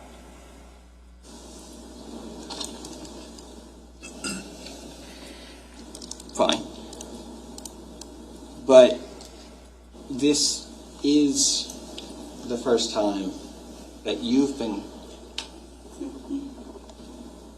qualified, let's say, as a expert witness in a case. Yes. It never happened during all of your time at the IRS. No, because my case is ultimately pled out. Okay. Now, it's also never happened during all of your time up to now at the Monmouth County Prosecutor's Office. No, my cases have not gone to trial. This is my first trial case with the county. Judge, I have no further questions. Okay. Do you wish to be heard on the issue? I don't, yes. Okay. Under the circumstances, I find that this defendant is qualified based upon her years of experience, both as a special agent in the IRS for the years that she was there, 23 years, her time at Ocean First Bank, her time in the Monmouth County Prosecutor's Office, her certifications and training that she has had. She would be qualified as an expert in the field of forensic accounting. Ladies and gentlemen, just because that I find that legally a person can be considered as an expert in a particular case, I have to give you a charge to tell you what that means to you. All right? As a general rule, witnesses can only testify to facts known to them. this rule ordinarily does not permit the opinion of a witness who is not testifying as an expert. However, an exception to this rule exists in the case of an expert witness who may give their opinion as to any matter in which they are versed, which is material to this case. In legal terminology, an expert witness is a witness who has some special knowledge, skill, experience, or training that is not possessed by the ordinary juror, and who thus may be able to provide assistance to you in understanding the evidence presented and to determine the facts that you find them to be. In this case, as I mentioned, you can consider this detective as an expert in the field of forensic accounting. You are not bound by such expert's opinion, but you should consider each opinion and give it the weight to which you deem it should be entitled, whether that's great weight or less weight, or you may reject it. You can do whatever that you want. In determining each opinion, you may consider the reasons given for that opinion, if any, and you may also consider the qualifications and credibility of that particular witness. It is always within the special function of the jury to determine whether the facts on which the answer or testimony of an expert is based on actual evidence that you find it to be. The value or weight of the opinion of the expert is dependent upon and is no stronger than the facts on which it is based. In other words, the probative value of the opinion will depend upon whether, from all of the evidence in the case, you find those facts to be true. You may, in fact, determine from the evidence in this case that the underlying facts are true or not true. So if you find the underlying facts not true, well, that would impact your ability to consider the weight of the testimony, because the underlying facts, you're finding them not to be true. On the other hand, if you found them to be true, well, that would be assisting you and whether that you want to believe the opinions that are based upon those underlying facts that you wish to be true, or that you find to be true. Does everybody understand that? Okay. It's a long explanation. You and you alone are the sole fact finders in this case. You must be persuaded solely by the evidence presented at trial when determining whether the state has satisfied its burden, and it's you and you alone that will make these determinations as to the evidence in this case. With that being said, Ms. Wallace, I'll allow you to continue your direct examination. Thank you, Your Honor. Thank you. I'll see you back.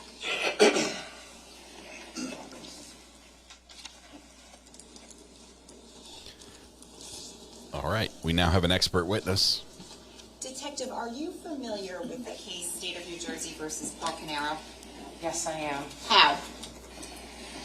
I was assigned to, on November 21st, 2018, by my supervisor in the unit at the time to this investigation. And just to be clear, are you referring to the Financial Crimes Unit? Yes, I am. Now, when you were assigned this case, were there already other detectives from other units assigned as the lead detectives? Yes, because this investigation involved murders, detectives from the Major Crimes Unit were already involved as the lead detectives, as well as detectives from the Crime Scene Unit. Now, what were the parameters of your investigation? In other words, what was your role as a detective from the Financial Crimes Unit with regard to this case? My role was to determine if there was or was not a financial motive.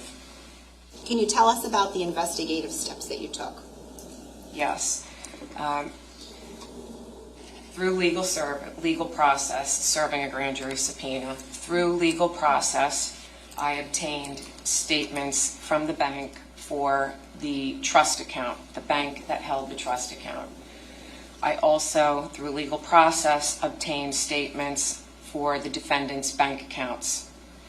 I also received, through legal process, bank account information on both businesses, EcoStar and Square One, the operating accounts and the payroll accounts. I also received, through legal process, documents from Canada Life Assurance Company, which held the life insurance policy. I also, through legal process, received credit card information and statements and insurance companies and any other financial institutions or companies where eventually I traced money either going to or money coming from. When you initially said you received statements with regard to the trust account, can you just clarify a little bit more about what you're talking about, what trust account? Yes, so there is the Keith Caneiro Irrevocable Life Trust. That there is also a bank account titled the Keith Caneiro Irrevocable Trust. And that bank account is maintained at TD Bank, and it is simply a checking account to receive funds and for those funds then to be paid for the quarterly premium. So when I refer to the trust account, I'm referring to specifically a TD bank account, business checking account that held funds, and those funds were to pay the premiums. So you get all of these records, and what do you do with them? I analyzed the records, wrote detailed reports on these records. Now, during the course of your investigative process, what, if any, interviews did you either participate in or conduct yourself? I participated in the interview of the accountant, Stephen Weinstein, CPA. I also participated in the interview of Ron Ortigas, the insurance man. I was also part of the interview with Tiffany Rivera, who was an employee at the businesses that the defendant and his brother Keith Caneiro owned. And I was also present with Detective Pat Petrozello, detective at the time, lieutenant now, when he spoke to Yusel Restrepo. Now, eventually, were you asked to narrow down the focus of your investigation? Yes, I or your was. analysis, I'm sorry. Yes, I was. And what specifically was that? I was asked to narrow down the analysis to the years 2017 and 2018 and essentially do a review of the defendant's finances. So essentially following all the monies going into his accounts and all the monies leaving his accounts. Some of these were fixed deposits and fixed expenses, and in these years there were also one-off deposits and one-off expenses. When we're talking about bank accounts, how many personal bank accounts do the defendant have? 4. Right, and with regard to that TD trust account, how many accounts was that? There was 1. Okay, and then in terms of the businesses, how many bank accounts were there? A total of 4, because there were 2 businesses. Each had an operating account, each had a payroll account. And just very briefly, the difference between an operating and a payroll account? The payroll account is going to pay the salaries of your employees for the businesses, and the operating account is paying your fixed expenses and other expenses. Okay, so right there, what we discussed, that's a total of 9 bank accounts? Yes.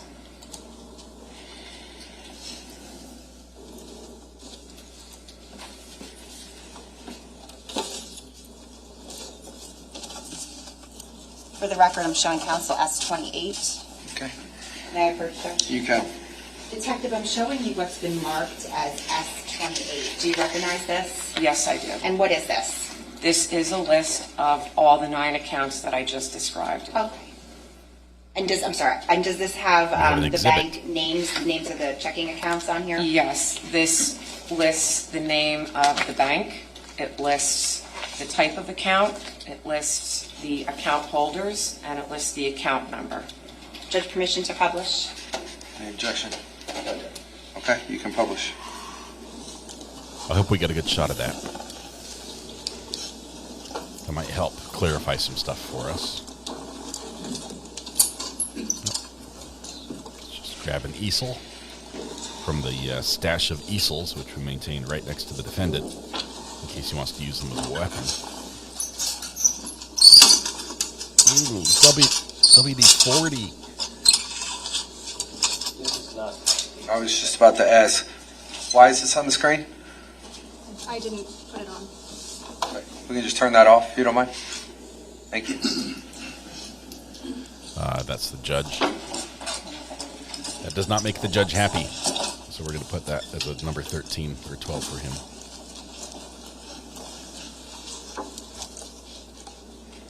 She can't see it. You want the witness to come down? If we could, Judge, please. You can. Come on down. Just please make sure you speak up. Sure. All right, thank you.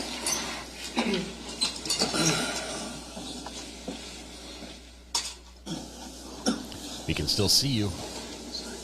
Detective Bassender, if you could, can you just take us through each of these and explain what we're looking at here? So, for example, I'm going to draw your attention to where it says number 1. What is that? Number 1 is the trust account that I've mentioned to you at TD Bank. The title of the account is called ATF Keith Caneiro Irrevocable Trust Agreement, dated July 27th, 1999, listing Keith Caneiro as grantor and Paul Caneiro as trustee. TD Bank has titled this a business checking account. Again, this is reflecting TD Bank, and the account number, is 786-324-5465.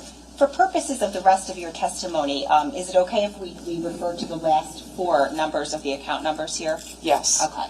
What are we looking at number 2? Number 2 is a personal account, individual checking account maintained at TD Bank in the name of Paul Caneiro. The account number is 786-239-3837. Number 3? Number 3 is a joint checking account maintained at TD Bank, and the account holders are Paul Caneiro and his wife Susan Caneiro. The account number is 786-206-3760. How about number 4? Number 4 is a checking account maintained at Affinity Federal Credit Union in the name of Paul Caneiro. The account number is 751-5502. Number 5? Number 5 is a TD Convenient checking account maintained at TD Bank, a joint account in the name of Caitlin Caneiro, the daughter of Paul Caneiro. So the account is in Caitlin Caneiro and Paul Caneiro's name. The account number is 424-931-3886. Now, numbers 2, 3, 4, and 5, are those the 4 accounts that you spoke of that the defendant has? Yes. Okay. Let's go on to what is number, if you could go through number 6 with us. Okay, number 6 is an operating account maintained at TD Bank. The operating account is J. Martin Consulting, Inc., doing business as Square One, so I'll refer to the business as Square One. But that is their operating account. The account number is 685-504-1396. Number 7? Number 7 is the payroll account at TD Bank for Square One, and the account holder is listed as J. Martin Consulting, Inc., doing business as Square One. The account number is 685-504-1388. How about number 8? Number 8 is the operating account maintained at TD Bank in the other business, which is called EcoStar Pest Management, Inc. The account number is 432-041-7234. And number 9? Is the payroll account for EcoStar maintained at TD Bank.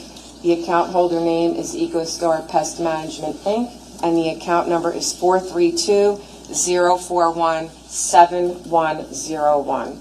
Thank you, Detective. You can have a seat. All right. So we've got, those are the bank account numbers we're reading, and unfortunately I'm going to hear about transactions between many of those. So it's going to be a little confusing. Try to keep them clear in our heads. That are listed up on this board right here, which is S28. Did you review the bank statements for each of those accounts? Yes, I did. For what years for each? 2014 through 2018, November 20th, 2018. Okay. I'm going to show you what has been marked as S29 through S38. I'm showing counsel first. So nine documents here. There might be bank statements for each one of those. Can you tell me the numbers one more time? S29 through S38. S29 okay. through It would be S38, and then I will take your information. Great, thank you. I think we're going to have bank statements for each one of those accounts to get an idea of how much money was in them, maybe.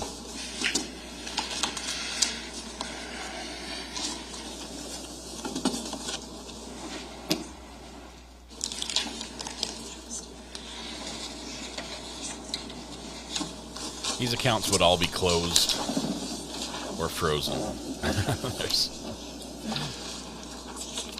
Nothing's happening on these accounts anymore.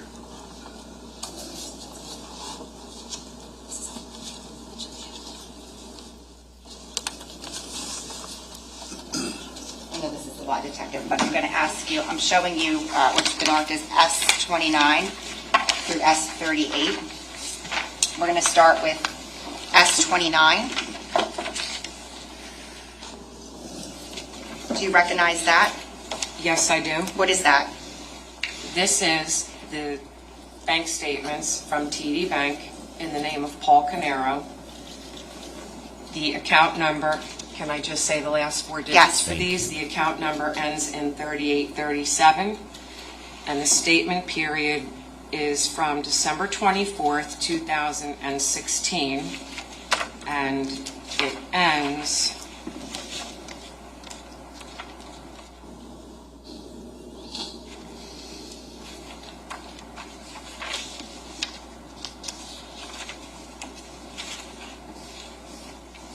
just S29.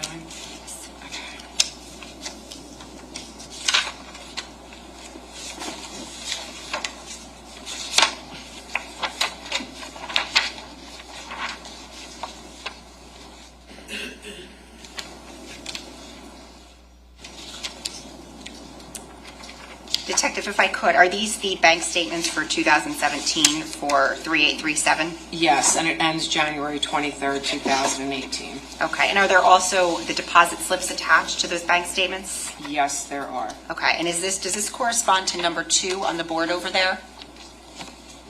If number 2 is 3837, then yes, it does. I can't see from here. That's okay. All right, I'm going to take that from you. Can you put them right here? S30? S30 are bank statements from TD Bank in the name of Paul Caneiro, ending in account number 3837. These statements are dated December 24th, 2017, and they run through December 27th, 2018. Thank you. And are the bank deposit slips attached? Yes, they are. I'll take that from you.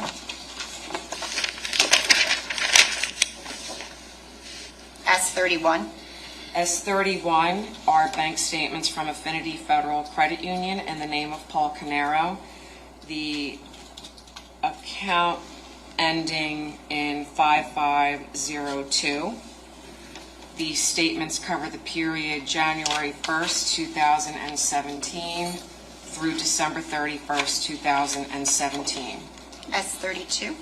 Are bank statements from Affinity Federal Credit Union in the name of Paul Caneiro, ending in 5502. This has a variety of account numbers on it.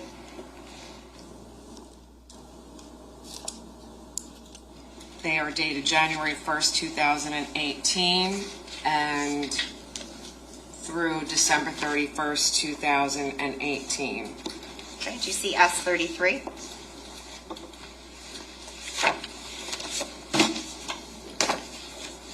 S33 are bank statements from TD Bank in the name of Paul Caneiro and Susan Caneiro, ending in account number 3760.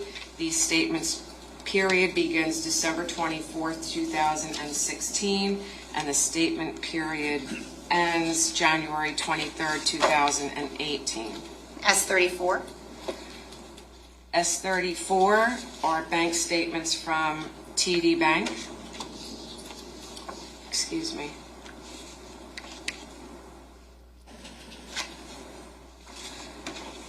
In the name of Paul and Susan Caneiro, ending in account number 3760.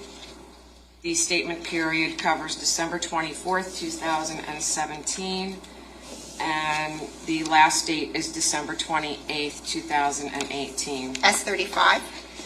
These are bank statements from TD Bank in the name of Caitlin Caneiro and Paul Caneiro. The account number ends in 3886. The statement period covers December 14th, 2016, and the statement period concludes on January 13th, 2018.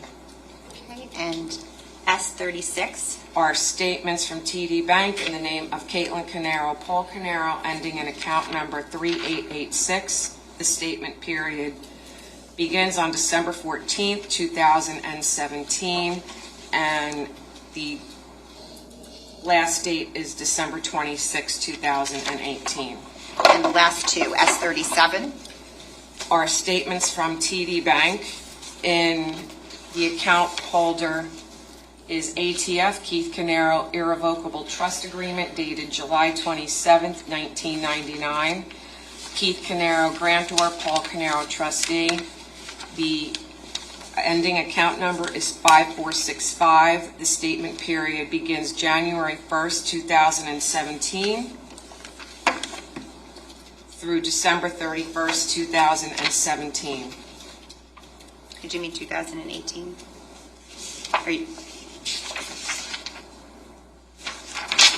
17, I'm sorry. And finally, S38. It's like, no, I don't make Are mistakes. statements from TD Bank. The account holder is listed as ATF Keith Caneiro Irrevocable Trust Agreement dated July 27th, 1999.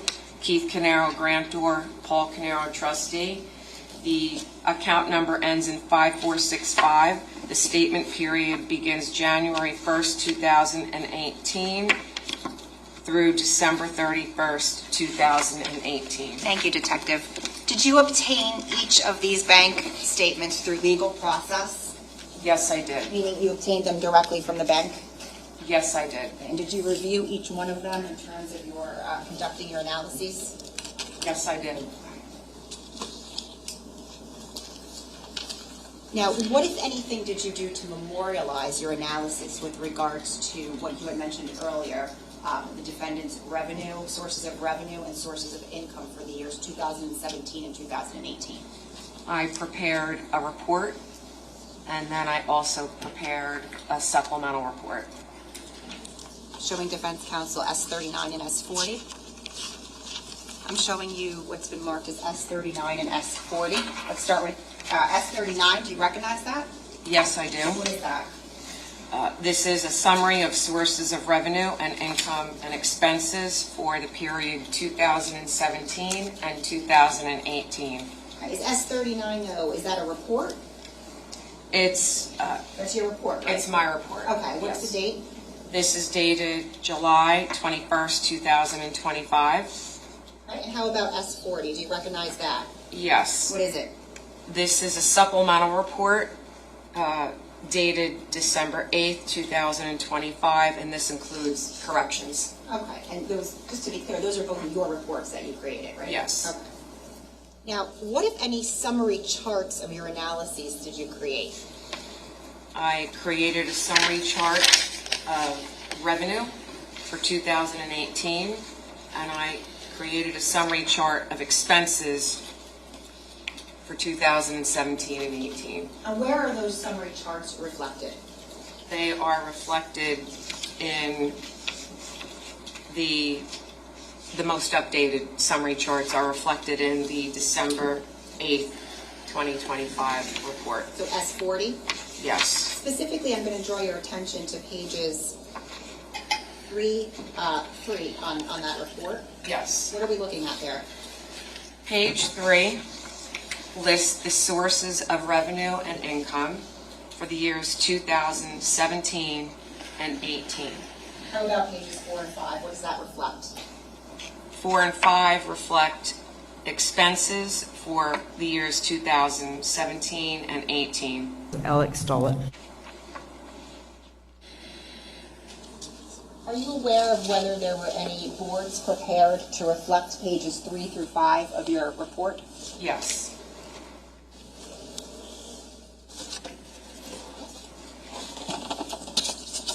Sherman Council has been marked as S40A and S40B.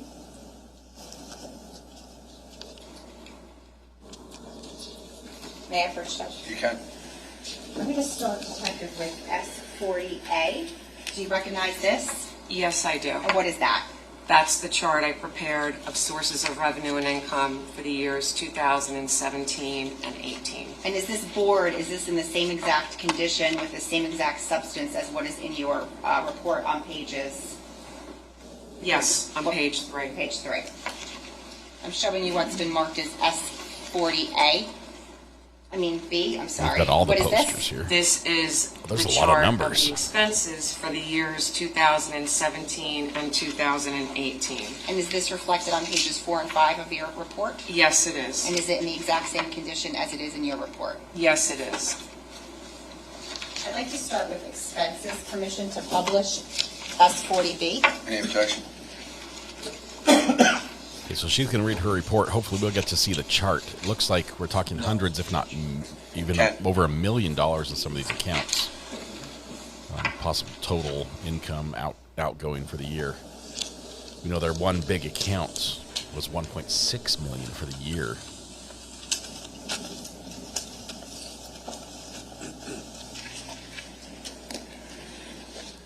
They're setting it up for the jury. And just the jury, apparently.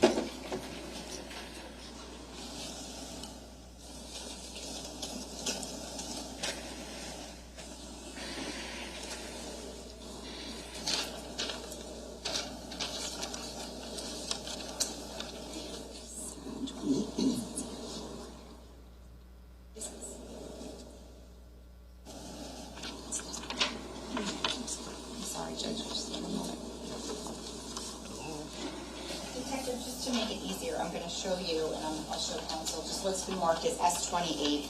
Just a copy of that board. Oh, yay. Can you just tell us what that is?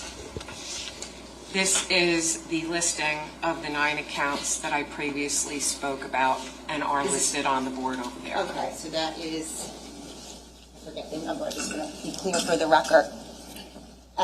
A reflection of S28. Yes. I'm going to ask to keep that with you just so you have it to reference. Okay. So hundreds of thousands total here.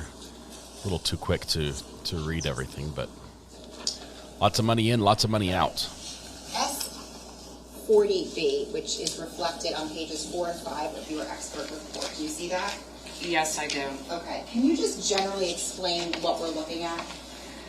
Yes. This is the list of expenses for the years 2017 and 18. It covers categories to include tax debt, mortgage payments, auto loan and lease payments, credit card payments, insurance payments, utility payments, educational costs, and miscellaneous payments, as well as payments made to Caneiro Life Insurance Company. I think, if you don't mind, I think it would be better if you put it right in the middle, so then everyone can see it. It's kind of in the middle for everyone. Thank you, sir. The judge was not happy with where they placed their display. We're counting that as number 13. Total listing per year for 17 and also 18. Okay, so there's essentially the categories that go down through 2017 and then 2018? Yes. Okay, and then each category has a total, is that right? Yes. And then is there a total expenditure reflected for 2017? Yes. And 2018? Yes. Okay. Let's start with the first category. What does that say, the first category at the top? Tax debt. Okay. And what is listed under tax debt? These are payments made to the Internal Revenue Service. Payments were made in amounts of approximately $1,265 a month. In the year 2017, there was a larger payment within that year. So for 2017, the total payments made to the IRS is $40,523. And in 2018, total payments made to the IRS were $15,107. And just to be clear, these payments came from which of the 4 accounts of the defendants? If you could just say the last four numbers. It came from number 2, the account ending in 3837, the defendant's personal account. Okay. Do you know what kind of payments they were? Electronic? Electronic. Electronic. What is the next category? The next category is mortgage. These payments were made to City Mortgage. The payments were in the amount of approximately $3,050 per month. In 2017, those payments totaled $36,600. In 2018, the payments totaled $33,550. Which of the defendant's 4 bank accounts did those come from? These payments were made from account 2, ending in 3837. What type of payments were they? Electronic payments. What is the next category? The next category is auto loan and lease. The defendant had 3 Porsche leases, and in 2017, those lease payments totaled $39,846.51. And in 2018, those payments totaled $25,906.90. These were electronic payments made from account 2, ending in 3837. And what is right under that? Alley Financial Auto. This was a payment. The defendant purchased a 2016 Jeep Wrangler in the amount of approximately $49,696 from Reedman Toll Auto World in Pennsylvania. The auto loan was obtained from Alley Bank, and the term of the loan was 60 months, 5 years. The monthly payment was $828.28, and this totaled in 2017 $10,054.97, and in 2018 payments totaled $9,906.20. And which of the defendant's 4 bank accounts did those payments come from? These payments came from account number 2, ending in 3837. The next category says credit cards. Do you see that? Yes. Okay. When you're talking about credit cards, are those personal credit cards, business, or something else? These credit cards here specifically, there's 2 credit cards from the American Express credit card company that are in the defendant's name. One credit card is in the defendant's name solely, and the other credit card, I observed the wife and children also having a card attached to that account. The defendant utilized 2 bank accounts, number 2, ending in 3837, and also number 4 from Affinity Federal Credit Union, ending in 5502. So those 2 accounts made payments to those 2 credit cards in both years. So just for the first one, American Express, the first one in order, for 2017, what was the total payments? $143,049.08. How about 2018? $120,085.51. Now, for the next one under that, the American Express, for 2017, what was the total expenditure that the defendant paid? $18,342.13.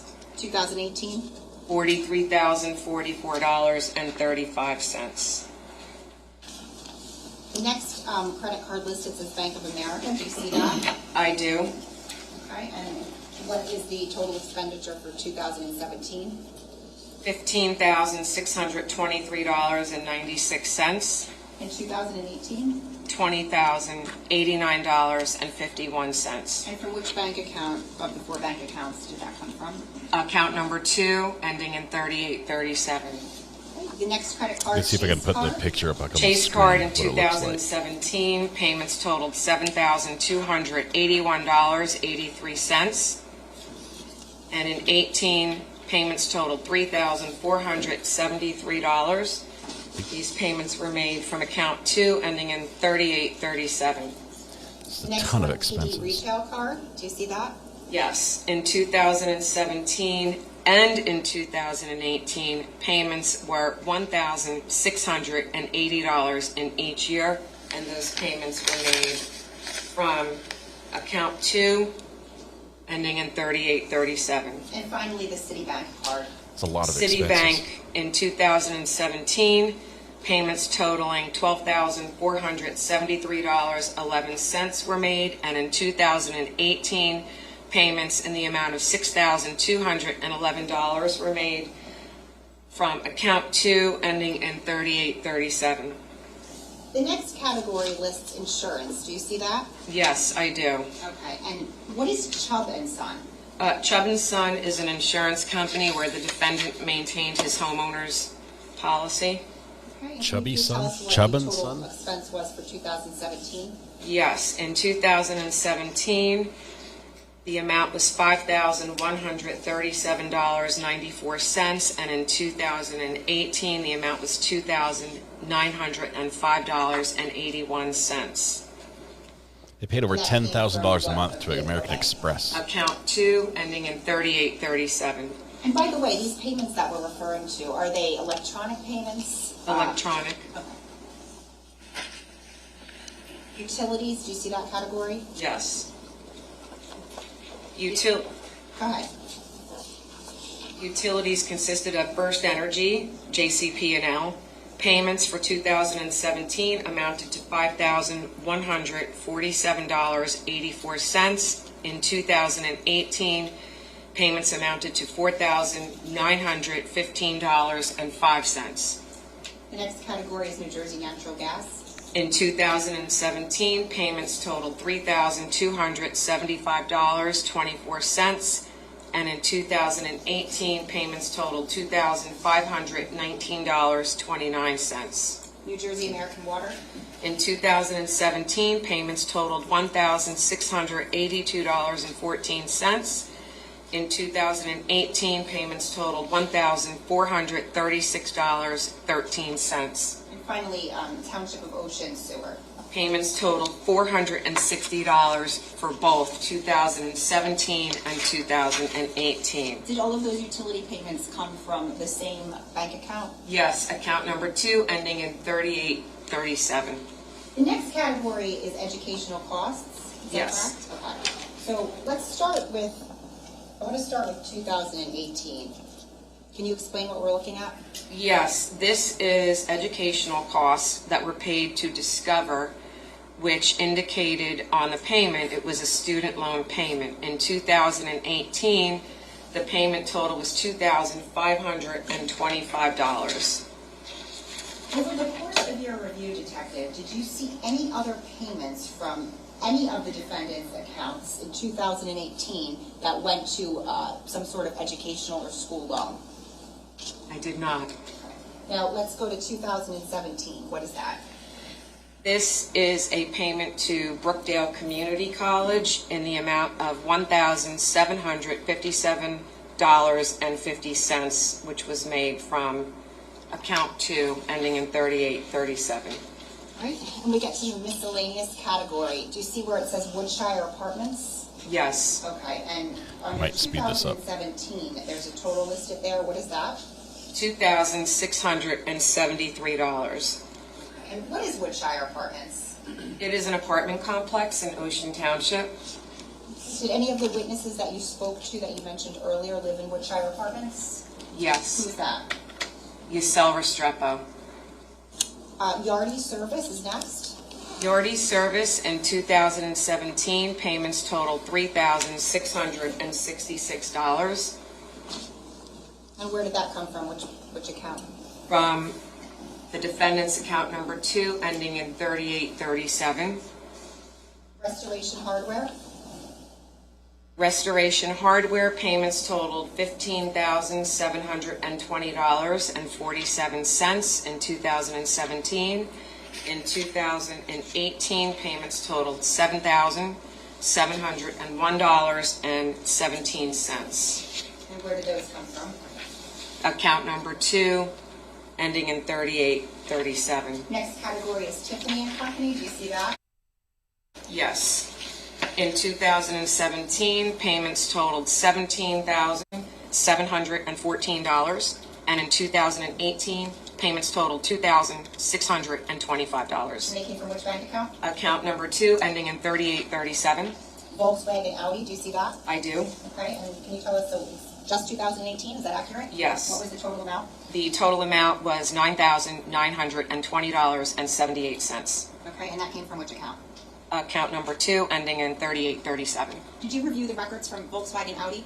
Yes, I did. Okay, and what, if anything, did you learn from those records? That Usel Restrepo leased a 2018 Audi Q5 SUV from Audi in Eatontown. The invoice was listed at $53,766.13. The payments were made from the defendant's account to VW Credit in the amount stated.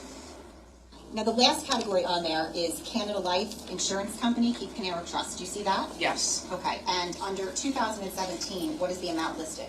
$19,880. Okay, and that came from which of the defendant's accounts? That came from account number 2, ending in 3837.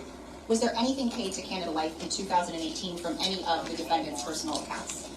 No. Okay, so what is the total expenses in 2017? $402,588.72. And how about 2018? $314,061.70. Before we move on to the sources of revenue that you analyzed, I just want to ask you some questions about Canada Life. So if you could tell us, and I think you may have said it before, but just clarify, what is Canada Life? Canada Life Assurance Company is the company where the Keith Caneiro life insurance policy was held. And I think before you indicated that you obtained records from Canada Life? Yes, I did. Okay. Those records, did they include Keith Caneiro's whole life insurance policy? Yes, it did. Did those records include Keith Caneiro's application for that policy? Yes, it did. And did those records include the trust document itself? Yes, it did. Okay. Did you review those 3 documents? Yes, I did. Thank you. I'm showing counsel what is marked as S26, S42. We're going to push through here until we get to the first break. Imagine there's going to be a fair amount of this testimony. S42 and S43. We'll start with S26. What is that? S26 is the Keith Caneiro irrevocable trust agreement. Okay, and how about S42? S42 is the Canada Life Assurance Company policy. And S43? Is the Canada Life Assurance Company application. I'd like you to take a look, if we could, at S26 first, the Keith Caneiro irrevocable life insurance. I'm sorry, S42, the Keith Caneiro whole life insurance policy. Do you see that? Yes. How many pages is that document? 17. Are the terms of the life insurance policy contract outlined in that document? Yes. If we could go, what is on page 1 of that document? Page 1 is the cover sheet for the whole life insurance policy. And page 2? Page 2 is the table of contents. And page 3 is what? Policy details. Judge, the state would seek permission to publish S42. Any objection? If there are reasons why it doesn't pay out, they'd be listed in here. You can. They ask for a sidebar on the defense. I'm curious as to why. You know these are relevant. Okay, this is going to motive, so this is relevant for sure. But looking at these numbers, I'm just reviewing again. If I can put this up just for a second, some of these expenses. In 2017, they paid $39,846 for their Porsche lease. In 2018, they paid almost $26,000 for a Porsche lease. Then they had another car that they had paid about $10,000 a year in a loan for. Their American Express, in 2017, they paid $143,000 to American Express. Now, I realize, because we do this, right? We love using a credit card for the points that it gives us. On ours is a cashback, which we like, because we typically try to do it for like a family event or a vacation or something. We'll use the cashback. A lot of people put every bill, like every expense for that. All right, ladies and gentlemen, before we get into this, we're going to take our mid-morning break now, just to give everyone a chance to take a break. We'll start back up at 10 minutes after 10, first time reading a clock. So you guys want to just take your break. Don't discuss this case. Don't do any research. We'll be back out at 10 after 10. Thank you so much. Which means we're done for the day. It's 4:30, but we're going to be done for the day. We're going to go ahead and pause right there. That took us all the way to the break. We got through basically 1.25 days today. Tomorrow, we're going to be live again following the rest of this day, which we might even speed up more if it's heavy and financial. I'll tell you what I'll do. I'll peek ahead. I'll peek ahead a little bit and see what this goes. If it's just numbers, if it's just straight numbers and nothing else, we're going to fly through it, if not skip some of it. Hopefully that doesn't offend anybody. If you do, you might want to watch it tonight because we want to catch up and get the gist of the case. I don't think the numbers... I don't think it's a math problem that the jury's trying to solve, right? It's not like we're looking at the bills and seeing, would that have been enough for him? I don't know. Would he have done it for this much money? That's not it. Okay, there's other evidence about who done this or who did this. It was a who done it, is what I was trying to say. And so we're gonna jump to more of that. Obviously, I want to get the cross-examination for this witness. Debbie Bassender is... she's fiery, and we already know she does not like the the defense. I want to hear that exchange. So we are going to watch that. But tomorrow, we'll probably either fly through this part, and I'll just summarize what happens with the other documents that are being presented, or we're going to skip it altogether and just go straight to cross. So this completes our regular scheduled programming. Tomorrow's a special day. We don't normally go live on Saturday, but if you're available, we'd love it if you join us. We're going to continue following this case, the Paul Caneiro trial, and we'll do that on Monday as well, which will pretty much hopefully get us all the way caught up. I have not taken a lunch. I'm not sure if you guys noticed. I ate here in my seat. I have not gotten up and left since this morning. 0 breaks. 0. Even when the camera was off, I was right here. So I need a little bit of a break. We're going to be back tomorrow morning. I think we can do about 8:45 if that works, possibly 8:30 if I can wake up early enough. But we're going to be here for you on Saturday. I get Sunday off. You should take it off as well. It's great to have a down day.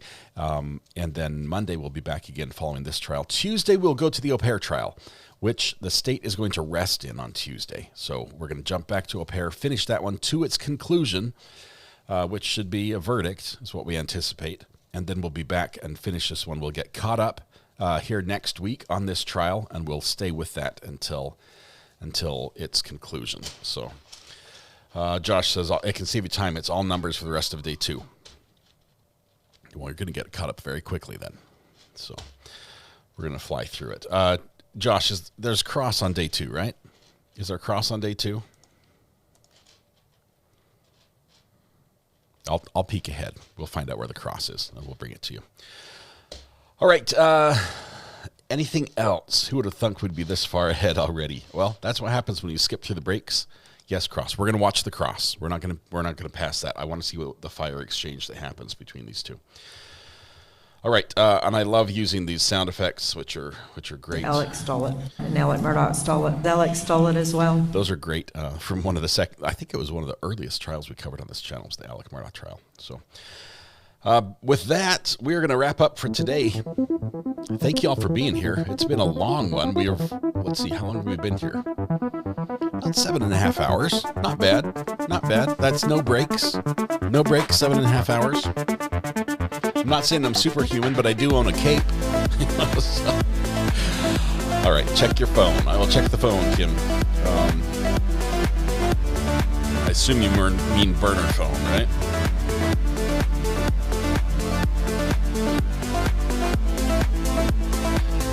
I sustain my objection. Oh yes, I need to get that sound bite. I need that sound bite.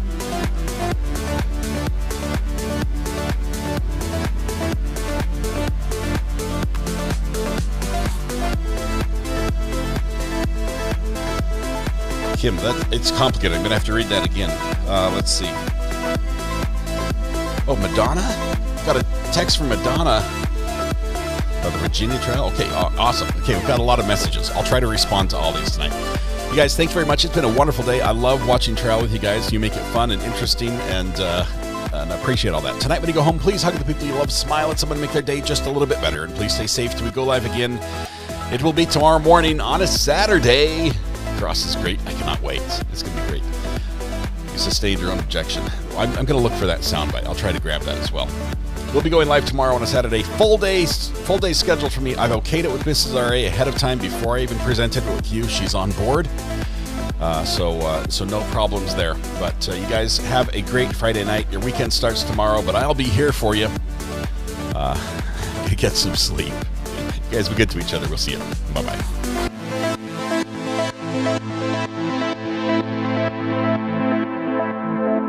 Thank you, sir. You're my new best friend.